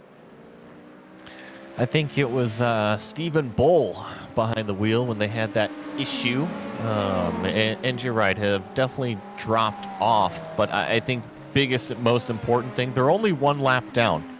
And when it comes down to race strategy, that means you're still in it with 18 hours and 46 minutes remaining out here between safety car periods, between other people's potential bad luck on the racetrack. One lap is definitely not a death sentence. Joe, you see this car is not driving straight. This was the culprit of that final Sector 3 replay that we were watching not long ago. Gotcha. And I was looking back at our sheet once again. Oh, that car, yeah, definitely crabbing a little bit. Does not look like it is tracking straight. That's from that contact with Diaz. Yeah, the 908 that I said had a 10-second penalty, that's changed now. It looks like it is a stop and hold for 30 seconds for the avoidable contact. So that's been updated, and that will be able to be served in the race itself. 333 in the meantime, coming in for what looks like a scheduled stop. Yeah, that's 11 laps into their stint, while some of the GT cars are in. And Hydro Race, Geodesic Black is amongst them. Is that the car that we saw with damage earlier? I believe it was. It was one of the geodesic cars. I think it's the other geodesic car, because this is the 262 that we're seeing coming down into pit lane. So I don't know. Yeah, I'm just. Well, maybe that is the only. No, wait, there is two of them. It was Austin Young's car. It was the number 7 that we saw with the damage. They're actually just a few positions ahead of them. Probably due for their pit stop soon, because they're 13 laps into their stint. They're running in 15th. Back up to first for Ben Nemeth, and the 18 car, having re-inherited it after losing it from an incident, forcing a pit stop to try and take that spare car. And I expect them to be coming down pit road pretty soon. We've pretty much seen the entire LMDH field. Oh, he's got issues right in front of him. Oh, that was so close. We saw that all live, and a good save to actually get it back out onto the racetrack. But that was, I think, a car coming out of pit road. It seems like pit exit still very, very wet. Once you get back on the racetrack, it's okay. I was going to just make the comment that they were due for their pit stop here in probably the next lap, maybe one more time by. They were about 2 laps off cycle when they had that little incident. Tate Serrano going to be coming in, though, with their Porsche. But yeah, it's. I think you're right. It's about time that we'll see them in. But a perfect example right there of how things can go awry, and that car very much popped back into place. They must have just taken their spare car. They did, yeah. It looks like they just took their spare car, so something must have happened to that machine, the 111. But a perfect example there for Nemeth of just you're never safe in a race such as this. You could do everything right, and suddenly something like that can just happen right in front of you. That's not your fault at all. We've seen it happen a few times, and we've only been in here for just under 2.5 hours. So, yeah, keep your head on a swivel, keep your wits about you. You see how close these cars are running nose to tail out here.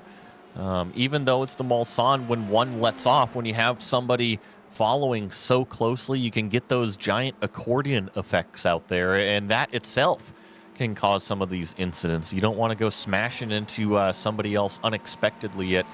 I mean, what are these cars doing out here? 200 miles an hour for the LMDHs? Yeah, they get cooking down these straightaways with quite a bit of speed. Justin Barra for Rocket Ship back into 5th. So just back into that top 5, but not quite in the top 3 like we were seeing earlier on for them. The 12 has certainly been in a lot of action. Meanwhile, it's like a couple of our LMDHs, a bit of a fight just in front of them, coming down to that Mulsanne hairpin. Really getting towards that sunset time now, I believe. Yeah, I'm showing officially we got about a half an hour left to go before sun is below the horizon. And it is much, much drier on the track. You can see just a tiny little bit of darkness on the edges of the circuit where most drivers have not been running and have not been able to clear up. But for the most part, we've got at least a little bit more wiggle room for a good chunk of the field. Since it's on my mind, We were talking with this team a little bit earlier, doing the interview, and it also came up in the YouTube chat not too long ago. Joe, have you gotten your food order confirmation at all? I haven't gotten my food order confirmation from Rocket Ship team yet. I made sure to have lunch before I started my stint. I'm on the East Coast, so I was on a little bit of different timing. No, I'm good. I'll definitely. I'm gonna have to coordinate how dinner is gonna work for me though. But I'm good for now. But again, I'll walk over that lunchbox since you did me the kindness from Utah, right? Exactly. Inside jokes, I guess, for us today. Black flag drive-through for the 908 that I was talking about before, the 30-second stop and hold. So that's one's going to be pretty painful for them. But again, that was avoidable contact, so no wonder. There is, if I'm seeing this correctly, and I don't know if this has been confirmed, it says it's been reviewed. The 36, which is the Hydra Race geodesic car that we saw with that accident, it's saying stop and hold 30 seconds for intentional contact. Now, I know the protest was submitted as intentional contact. I don't know if they have confirmed it was. If it was confirmed, I would think they'd almost be out of this race at this stage. Yeah, no, I'll just kind of have to see how that develops. Yeah, that does sound very interesting out there. One of the things that kind of frustrates me with sim racing, and I think we get a lot of it from watching so much Formula One, lots of protests out there, and I understand following the rules and making sure everybody's playing fairly, but I mean, in my time of real-world motorsports, I've probably seen a handful of protests ever. I guess if you go to the runoffs, pretty much everybody protests everybody, but it seems to be a thing, really staying on top of the rule book and the rules, per se, in the sim world, too. There's that rain coming. Just starting to creep in. Remember, we're expecting it in about 20 minutes time, and it's probably only going to affect part of the track initially, since this place is so big. So I get the sense then, Joe, you're kind of that old school NASCAR crowd of let them sort it out on the track. Yes. I definitely feel that the racers should be racing on the racetrack. Now, officials and race control will have to step in if things get out of hand. You can't just let people go and wreck each other, right? But when it comes to racing, it's a motor race. You should go racing. Isn't that about how it was phrased? Yeah, yeah, exactly. And no, I'm with you. I feel like there's certain things that deserve it. I think some of it is just trying to keep a certain level of safety out there, since, well, virtual safety. Well, and in the virtual world, you only have but so much of a voice, right? You can't go jumping up and down pit lanes. So I get it. It is a different world. Because I do understand part of it is, remember I said it was something like 11 splits that they only have so many live stewards here in the majors to try and police all of this. And it's something they've introduced recently into the majors to try and help clean up the racing. And they can't watch 11 different splits of 60 cars at all times. So I think some of it is the protests are so that, hey, this happened, if it deserves a penalty, it does. If not, whatever, sort of thing. So I don't think it's so many of them being petty, just as trying to make sure that they can help out race control, keep tabs on everything. You mean race control isn't like, who was it, Hugh Jackman in Swordfish when he's hacking, he's got all the screens out there, you don't have just a wall of screens looking at all of the different splits at all times? Come on. What's AI for anyways? I mean, we've seen real race control, it kind of feels like that. Yeah, no, but to my point, I mean, real race control, how many people are in that room, right? There's got to be 15 people in that room, right? For one race. Yeah. So, yeah, it's a different beast. So, for the audience that's kind of wondering, and on Joey's side of, let him get out there and race. There is some reasoning behind it, as we might get a little bit of a race here with Ferguson coming up into Indianapolis, wheel to wheel, until he finally pulls ahead.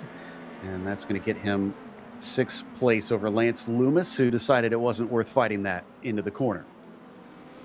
Lance took over from Blake Reynolds in that Solpeck Precision Racing car that just gave up that 6th place position.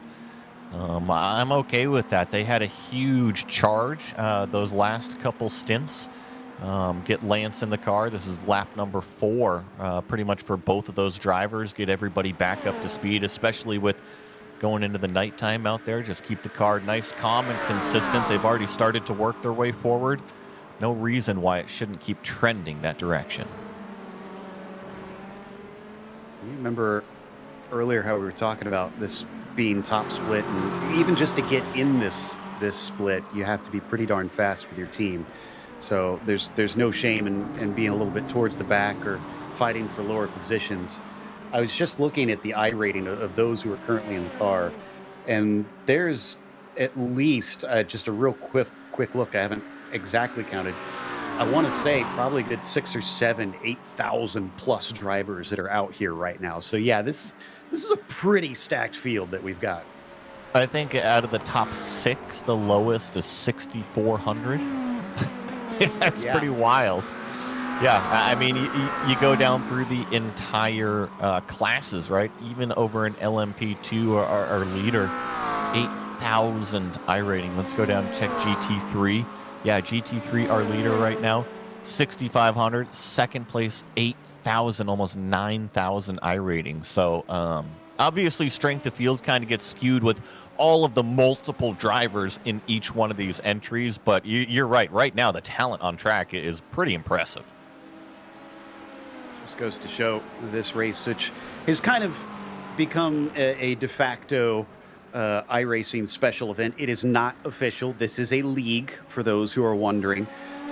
So the Majors 24 is its own independent thing, but with so many people taking part, it's become each year we've heard drivers describe it as a crown jewel. It is highly sought after, and you have to be pretty darn good to come away with the victory. Everett Paddock, though, sitting in 12th position down here in the LMP2, is going to see if he can overtake David Schmidt, and he's got a nice run, pulls off to the side down the Mulsanne, and that should be an easy pass. As now we get to see more and more of these sparks in the nighttime and how low these cars run along these straightaways, especially running over the crown of the road portion. Exactly, crowned in the center, so that way if you straddle that... Oh, no! Was that Did he just hit the wall? Yes, he did. At least on the feed, it certainly seemed like he just kind of understeered out into the wall there on driver's right. We've documented this car having a few issues recently, and man, when it rains, it pours, doesn't it? It's, two within, I'd say, an hour that they've experienced that. This was off the corner, so let's watch here. Just a little hot, maybe? Yo, that was a big hit, too. Yeah, and Joe, as we're watching this replay, Everett Paddock, who made that pass, just gave it right back in the second Mulsanne chicane, outbraked himself. Didn't hit a wall like we saw David Schmidt, but there you see that 59 now trundling, actually probably a couple seconds back. Interesting. It's been all about those mistakes and having as few of them as you can possibly get. They're still having to disperse a lot of that gravel on the exit of Mulsanne, although I'm sure it's getting put back there by cars going wide every so often. But certainly one you'll have to watch out for, because the grip won't completely be 100% when you exit off that corner. And one of the cool things that iRacing has done in recent times is they've recently introduced the yellow and red flag for slippery surfaces. So drivers can be warned coming up to a section of track that they can expect maybe a little bit of dirt or something out there as we watch them exit out another corner that is a trouble spot for that. Things have at least seemed to calm down a touch. It was so busy for so long after that safety car period. Typically, give it, 15 minutes, maybe 20 minutes. But it seemed like that chaos period lasted almost hour and a half, just between when the pit stop cycles were, the transition from the wet to the dry. It finally seems like things have calmed down, doesn't it?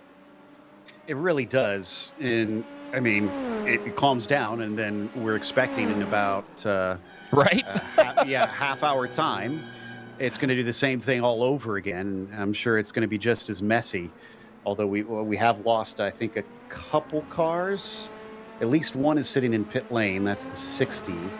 The rest of them actually are still on track, so that's impressive. Still have pretty much the whole field still out there running. So I am curious, because we were talking about it a little bit earlier, Joey. You had asked one of the teams, I think it was Rocket Ship, about if they had specific drivers that they wanted to put in when it gets wet. So what makes a good wet driver? What are the skills that a wet weather driver has to have to be quick out there? I think just confidence with a loose race car.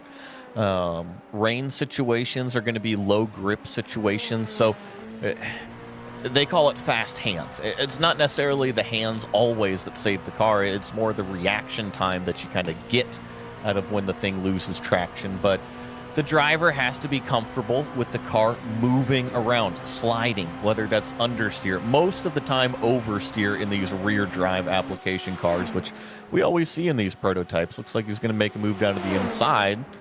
And this is kind of a half and half situation, half on the dry line, half on the wet line. He's able to maintain it, keep it off of the wall there, so Everett is finally going to get by. David Schmidt just took one lap longer. The other thing that I guess can make a good wet weather driver is finding the grip. It's not always going to be on the racing line, so you have to have that in your brain. Say, okay, do I need to move half a track width to the middle? Do I need to be all the way on the outside of this through this very, very wet corner, stay completely off of the rubbered line? So it's just kind of thinking outside the box, removing yourself from what is traditionally the fastest racing line and finding the grip and being comfortable with the car moving around underneath you. There you see the penalty for the 36 team. That's the Hydro Race Geodesic Racing car. They are going to get a stop and hold for 30 seconds. And again, the reasoning given is intentional contact. Now, I don't know if that is just automatic because that's what the protesting team had put in there, or if it's been proven that's intentional contact, but that's the reason that's listed. And then the one car, the Vermilion Esports GT3, the 73 car is given a drive-through for avoidable contact as well. So we'll see that crop up a little bit later, being handed out to them.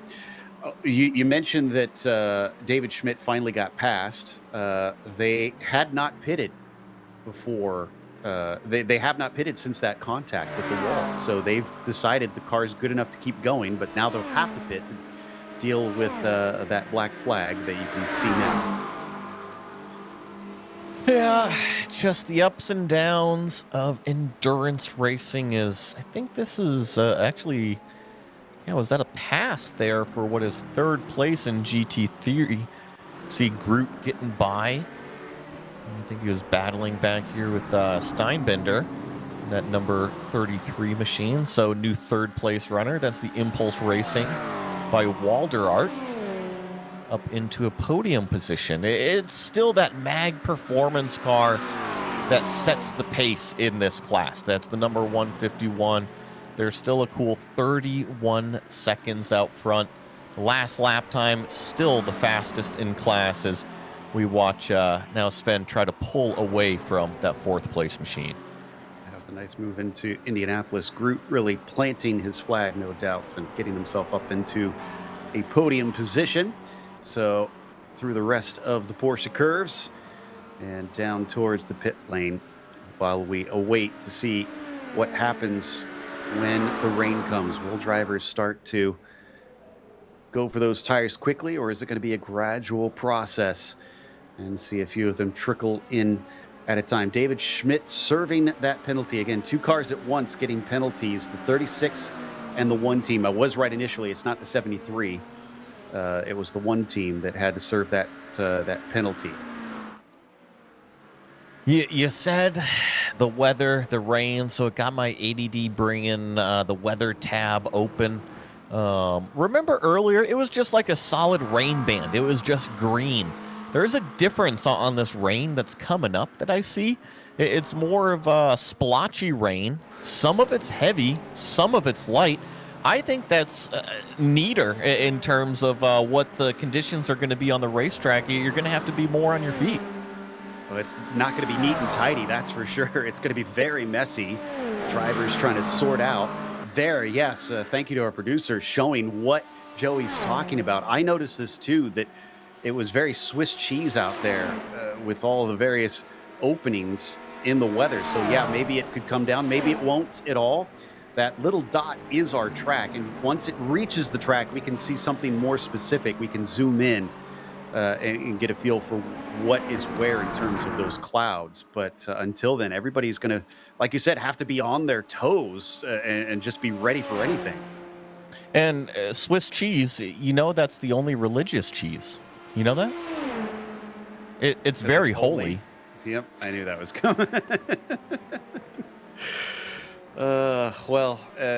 Joey's been hanging around me a bit too long, it seems, as we check out Miller here in 12th position in the LMP2s. This is chasing on, it looks like De Silva, Luis De Silva here in the 81 car. So they are still on the lead lap, I believe. Yeah, they're still on the lead lap of their class, but they're a little farther down. Honestly, I think we've only got one car I'm showing that's off the lead lap for the LMP2s. They've done a very good job staying close to one another, but I guess that kind of makes sense since this is the only spec class that we have of the three where all the cars are the same.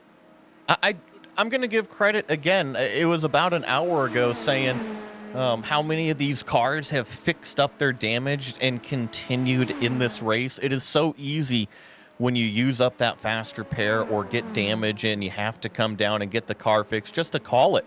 And I think at that point it was 4, maybe 5 cars that we counted.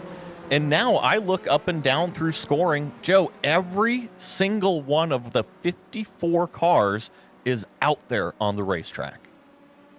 Unbelievable.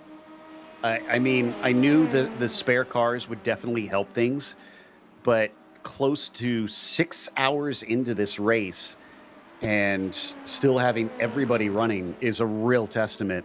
I mean, kind of mirrors what the real world Le Mans, was looking like with so few cars going out in the early stages of that race. So they're taking a cue from that, trying to be in it for the long haul and try to avoid the problems. That said, it has not been without drama. It has not been without chaos, and we're about to get some more of it, we expect, once that rain comes.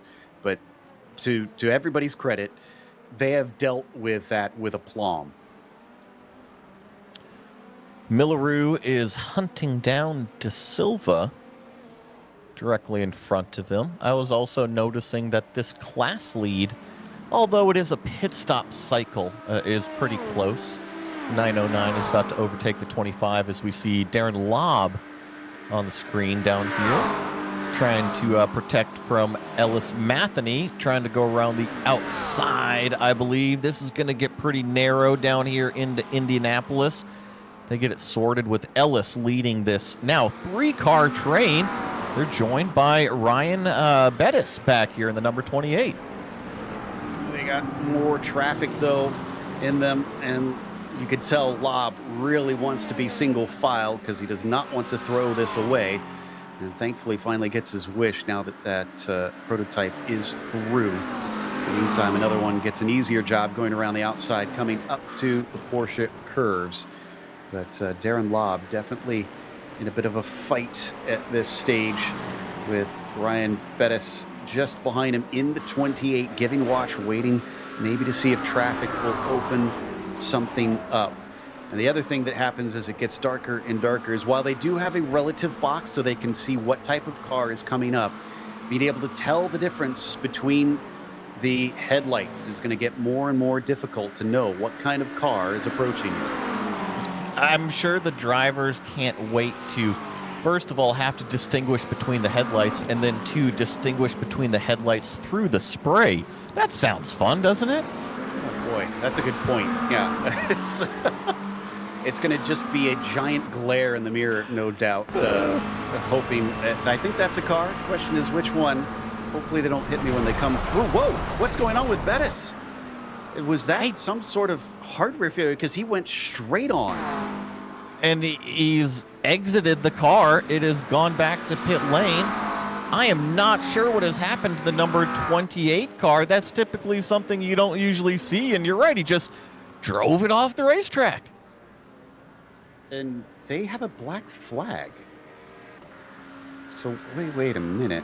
This is very strange. Now, I wonder if something happened at some point on the racetrack. No, I'm being heard it's a different car. So back to the puzzling. I don't know. No, I'm looking at timing and scoring, and it does have the 5 that we were just watching. Soros Jr., right? Or is that? Oh, I see. That was it. We were looking at a different car. So the one that towed though, is definitely a bit strange there that they just went straight on, because usually it seems like a hardware failure when that happens, but the wheel didn't snap straight, so maybe it was a loss of screen. You gotta love internet. YouTube feed is saying his game crashed. Maybe a little bit of inside info over there that not a good situation. Crashed, though, he would immediately just disappear. Correct. Yeah. That's what I feel like. There's more to it than that. But big thanks to the Peanut Gallery giving us some info. Okay, so let's watch and see if we can spot anything.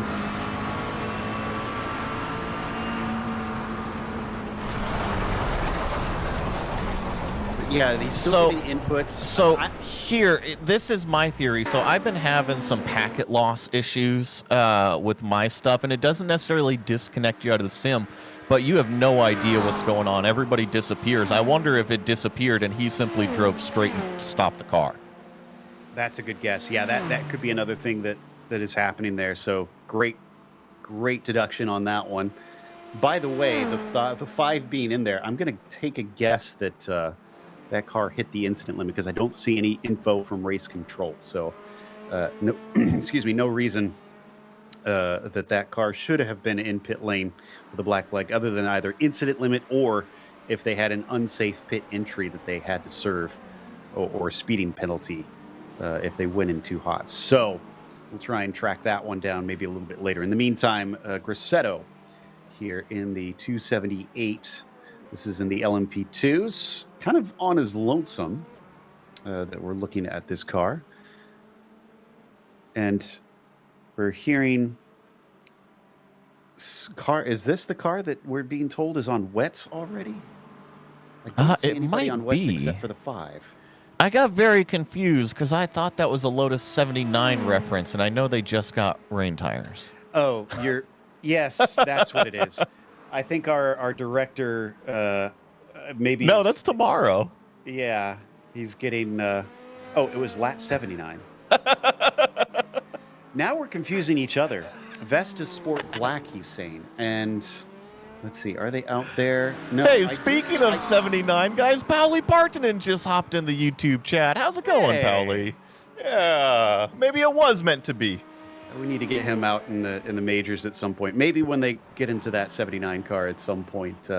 Yeah, I'm seeing the 25 car in the wets, but again, that does not make sense. And I'm starting to think that maybe that's our timing and scoring being a little funky here. Obviously, sometimes it can be a bit weird. Let me double check to see. Okay, yeah, I was hoping maybe our in-sim stuff could actually tell us if somebody's on wet tires, but it does not, apparently. Well, Darren Lobb is headed down pit lane right here. Gonna trundle it on down. Let me see about this number 36 car here. It looks like, once again, only a couple laps on this fuel stint right here. So something is definitely active. I'm with you, Joe, whether it's the tires or the software. I don't know if it's losing count or misplacing stuff, but that's another short fuel stint out of that car. Only 2 laps that I see. And if you were losing lots of fuel mileage to damage. It's usually damage that we would I mean, see. unless it's this that we're seeing right here, okay. and it's the heavy rain finally falling and saying, guys, we can't make it around. It's time to pit. Okay, interesting. Yeah, we do have a little bit of rain earlier than we expected. In fact, I mean, if that map is right, then it's just the tiniest part, and that would be up at Tertre Rouge. And I can kind of see it in the background, but it looks dry here. So yeah, so it's maybe only hitting a corner of the track, but that seems very early to be making that call. Yeah, there you go. So that's right around. It's very reactionary, yes. Yeah. So that is where it's touching right now is, I believe, just past the start-finish line. Pretty much the stadium section, right? The infield and the stadium section through pretty much from start-finish line out onto the Mulsanne. And with that being said, I mean, 90% of the racetrack is still dry, so I get the knee-jerk reaction of the rain is here, it's time to pit right now, but you got to remember, the racetrack stays grippy unless it's a complete downpour, deluge type of thing. You can still go around on dry tires, at least for a lap in these sort of conditions. I mean, it's completely dry over here. Now bring it in this time by, you know? I see maybe even next time. I see 5 teams on wet tires already. So yeah, there's a lot that are just reacting extremely quickly. It is coming across the track relatively fast. I mean, look at that. It's already covering maybe about a third of the lap now. So it's happening. So bring them in quick. this time, right? Yeah. Yeah, I think this was maybe a lap too early. Those tires are going to be miserable. And to the point that you made earlier, will not have the tread they need. It is better to have a dry tire up to temperature in rain conditions than try to go out there on cold tires and just try to destroy your stuff out here in dry conditions. So, knee-jerk reaction, you got to control it. But at the same time, don't overthink it, right? Don't stay out this time. Bring it in. Get those rain tires on and tell your driver to take care of it in these tricky conditions coming up. It is a pretty good band of dark green, so I think that means it should be pretty much raining. But look, it's going to end relatively soon, although we know, that more of it is coming.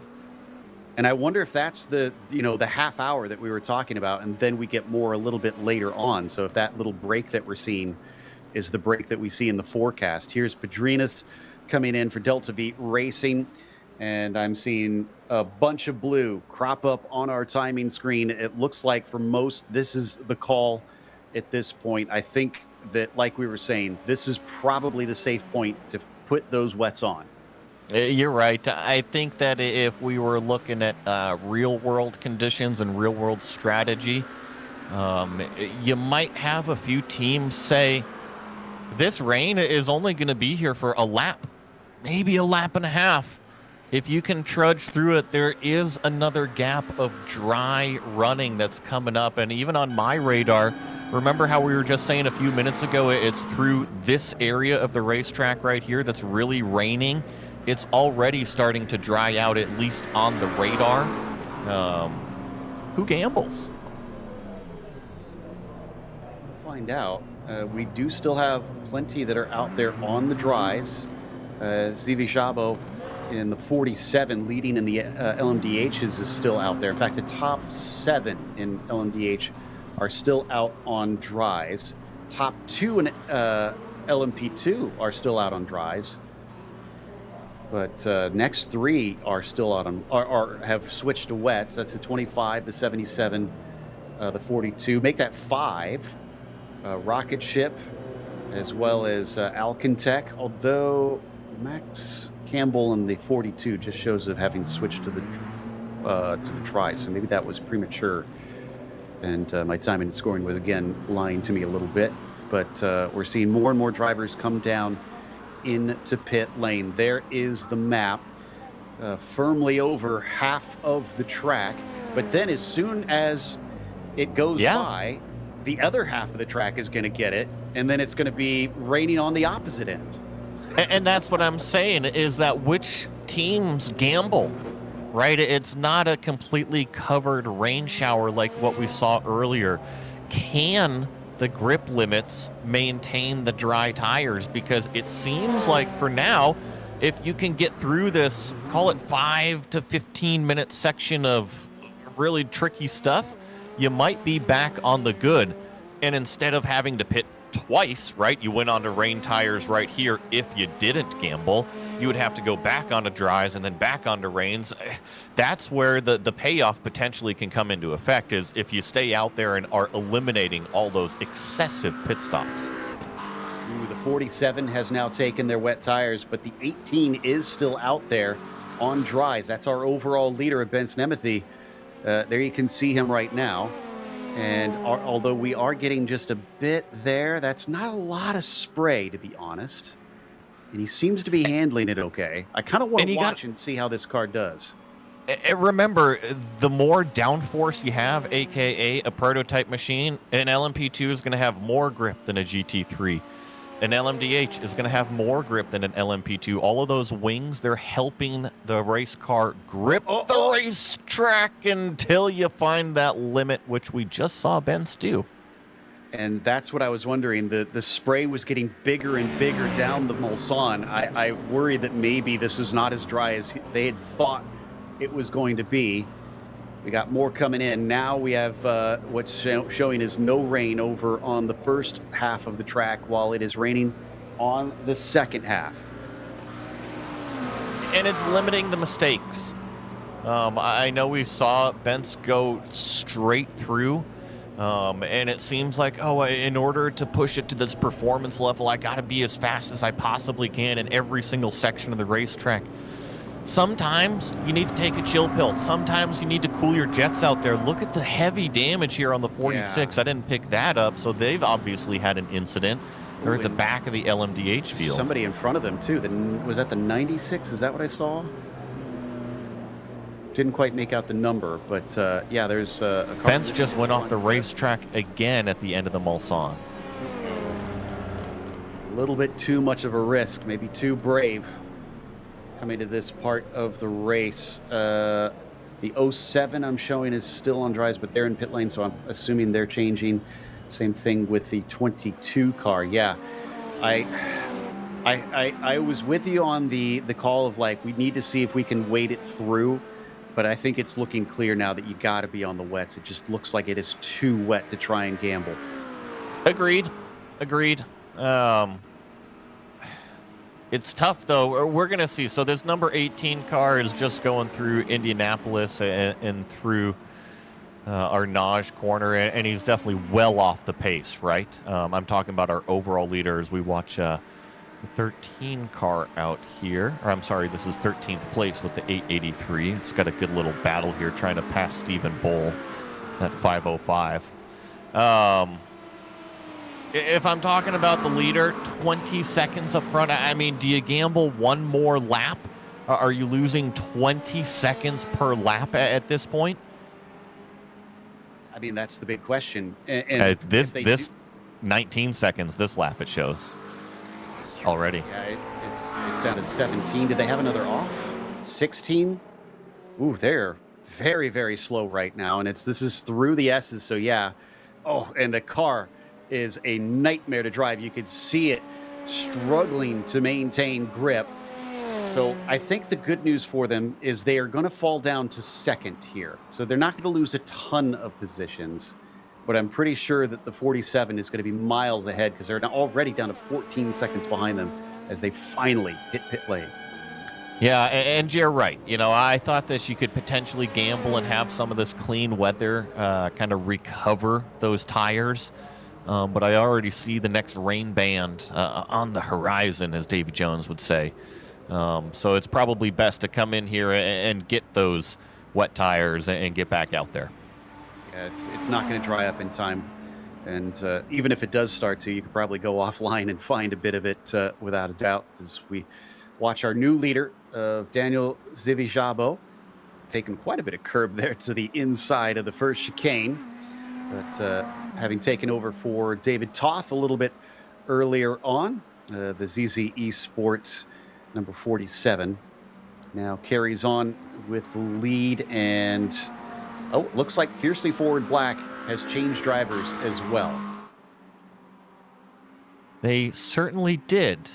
So they're still stationary, getting their stop done. I think they're rolling. Yep, there they are right now, rolling out of pit lane, and actually see the weather already back there on the start-finish straightaway.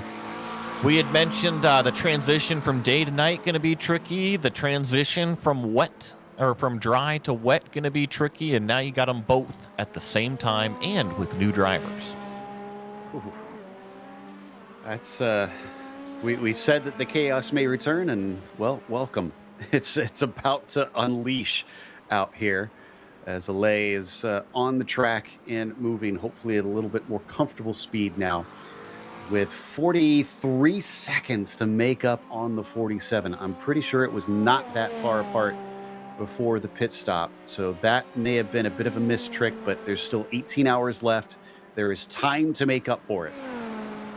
Really, that whole, oh my goodness, this is a busy pack right here. It seems to be some LMP2 cars rolling their way through some of this GT3 field as well. I was just about to say that it seemed like things in LMDH spread out a little bit. 40 seconds now between first and second, and then 35 seconds between second and third. So definitely a little bit more spread out towards the front of the field, but you see when this multi-class traffic happens, the accordion effect comes into play rather quickly.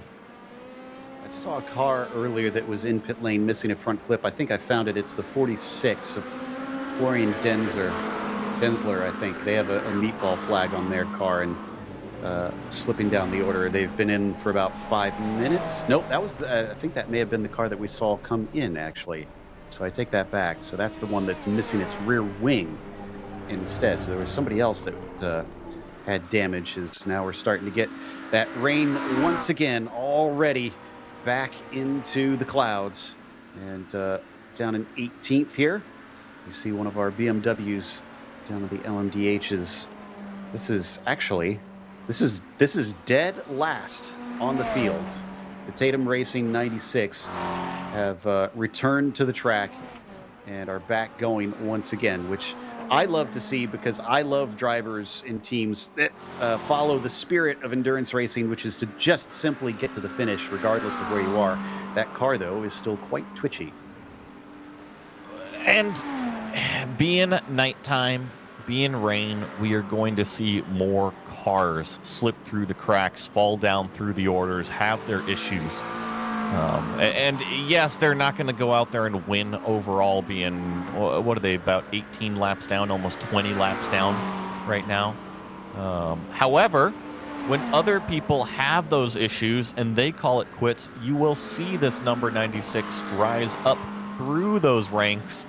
I don't think that they're going to pass the LMP2 field, but anybody else who does retire and say, you know what, I'm going to call it in and just throw in the towel, this number 96 will still be trudging along. And given the size of the LMDH field, it's not unheard of to think that this car can easily finish inside the top 10 in class. And it's 17 laps down for them from the leaders, but 10 laps down for the next LMDH car, which is Pole SimRacing with Joey Latriciano. Apologies if I got that one wrong. Currently in that number 19 car. So glad to see Carlo out there and just put the laps in, seeing what comes of it when they eventually start to catch other cars. They are actually going to start to catch some of the GT3 cars and pass them, which will be certainly fun, because those GT3 cars will not be getting blue flags when that faster car comes upon them, since they are technically overtaking them for overall position. But as we watch them come down, we're about 2 minutes away from the hour mark. So real quick, let's give you an update on our three classes, our top five, and how they sit. Starting with our LMDHs, with our current leader having recently inherited it, Daniel Zivijabo, in the number 47 for ZZ Esport 47. He's being chased by a team that maybe stayed out a little bit too long on their dry tires. Alay No in the Fiercely Forward Black, number 18, 40 seconds behind, but now on the right tire and trying to catch them back up. That takes us to third with the 44 of Tatum ResTech. Andrea Muscolino is currently in that car. They're another 40 seconds back, so it's very spread out in the top class. Back in fourth off the podium, Orbit Drop Bear Jupiter sees Harrison Lilas in that fourth position in the number 862 machine. And then fifth is Daniel Ferguson in the number 16 WSR Esports Red. What about our LMP2s here, Joey? Yeah, right now it's the number 909. That is the Effect Simulations team. Looks like Mateo is behind the wheel. He currently leads in that LMP2 class. Got a nice 17-second margin over the CZ Esport number 26, with Paya behind the wheel in that number 25 LMP2 car. And they also have a handy gap. So first to second is 16 seconds, and then second to third is 23 seconds. That third place car is the SimVision team, driving the number 77. That's Rice behind the wheel right now, doing a nice job. LMP2 up front is definitely slowly spreading out. It's another 9 seconds back to the fourth place car. That is NGC by Rubis Gas, and that is Andre behind the wheel, Villela. Then in fifth place is Composite Performance with Max Campbell. Right now, recognize those Composite Performance cars from some other leagues out there, but that is the top 5 in your LMP2 category. And we get to P1 in the GT3s. Mark Calver in the MAG Performance 151. Another big gap that we've got with 37 seconds over the number 33 of Ride Sim Sport. Thurston Ulrich is currently in that car, taking it through the mist in the haze of the rain. He's being chased by one of our closest battles, I think, of our top runners now that we've seen all this separation. 9 seconds to the 257 of Sven Groot for Impulse Racing by Walder Art. Then outside the podium, Altitude Free M Esports and Friends sees Zane R. Khan in the number 35. And top 5 rounded out by WSR Esports Black, Ross McFarlane, number 23, still running a good race over there in the GT3. So you can see the only Mustang is within the top 5 now. So not too bad there for that team. As you can see at the top, we're going to step away and we're going to switch over to a new link. So we've got the link in chat to part 2 of the Majors 24 here in Top Split on the Global Sim Racing channel. Joey and I will step away for a brief moment. I'll be back a little bit later, so stick around and keep following the action here in the Majors 24.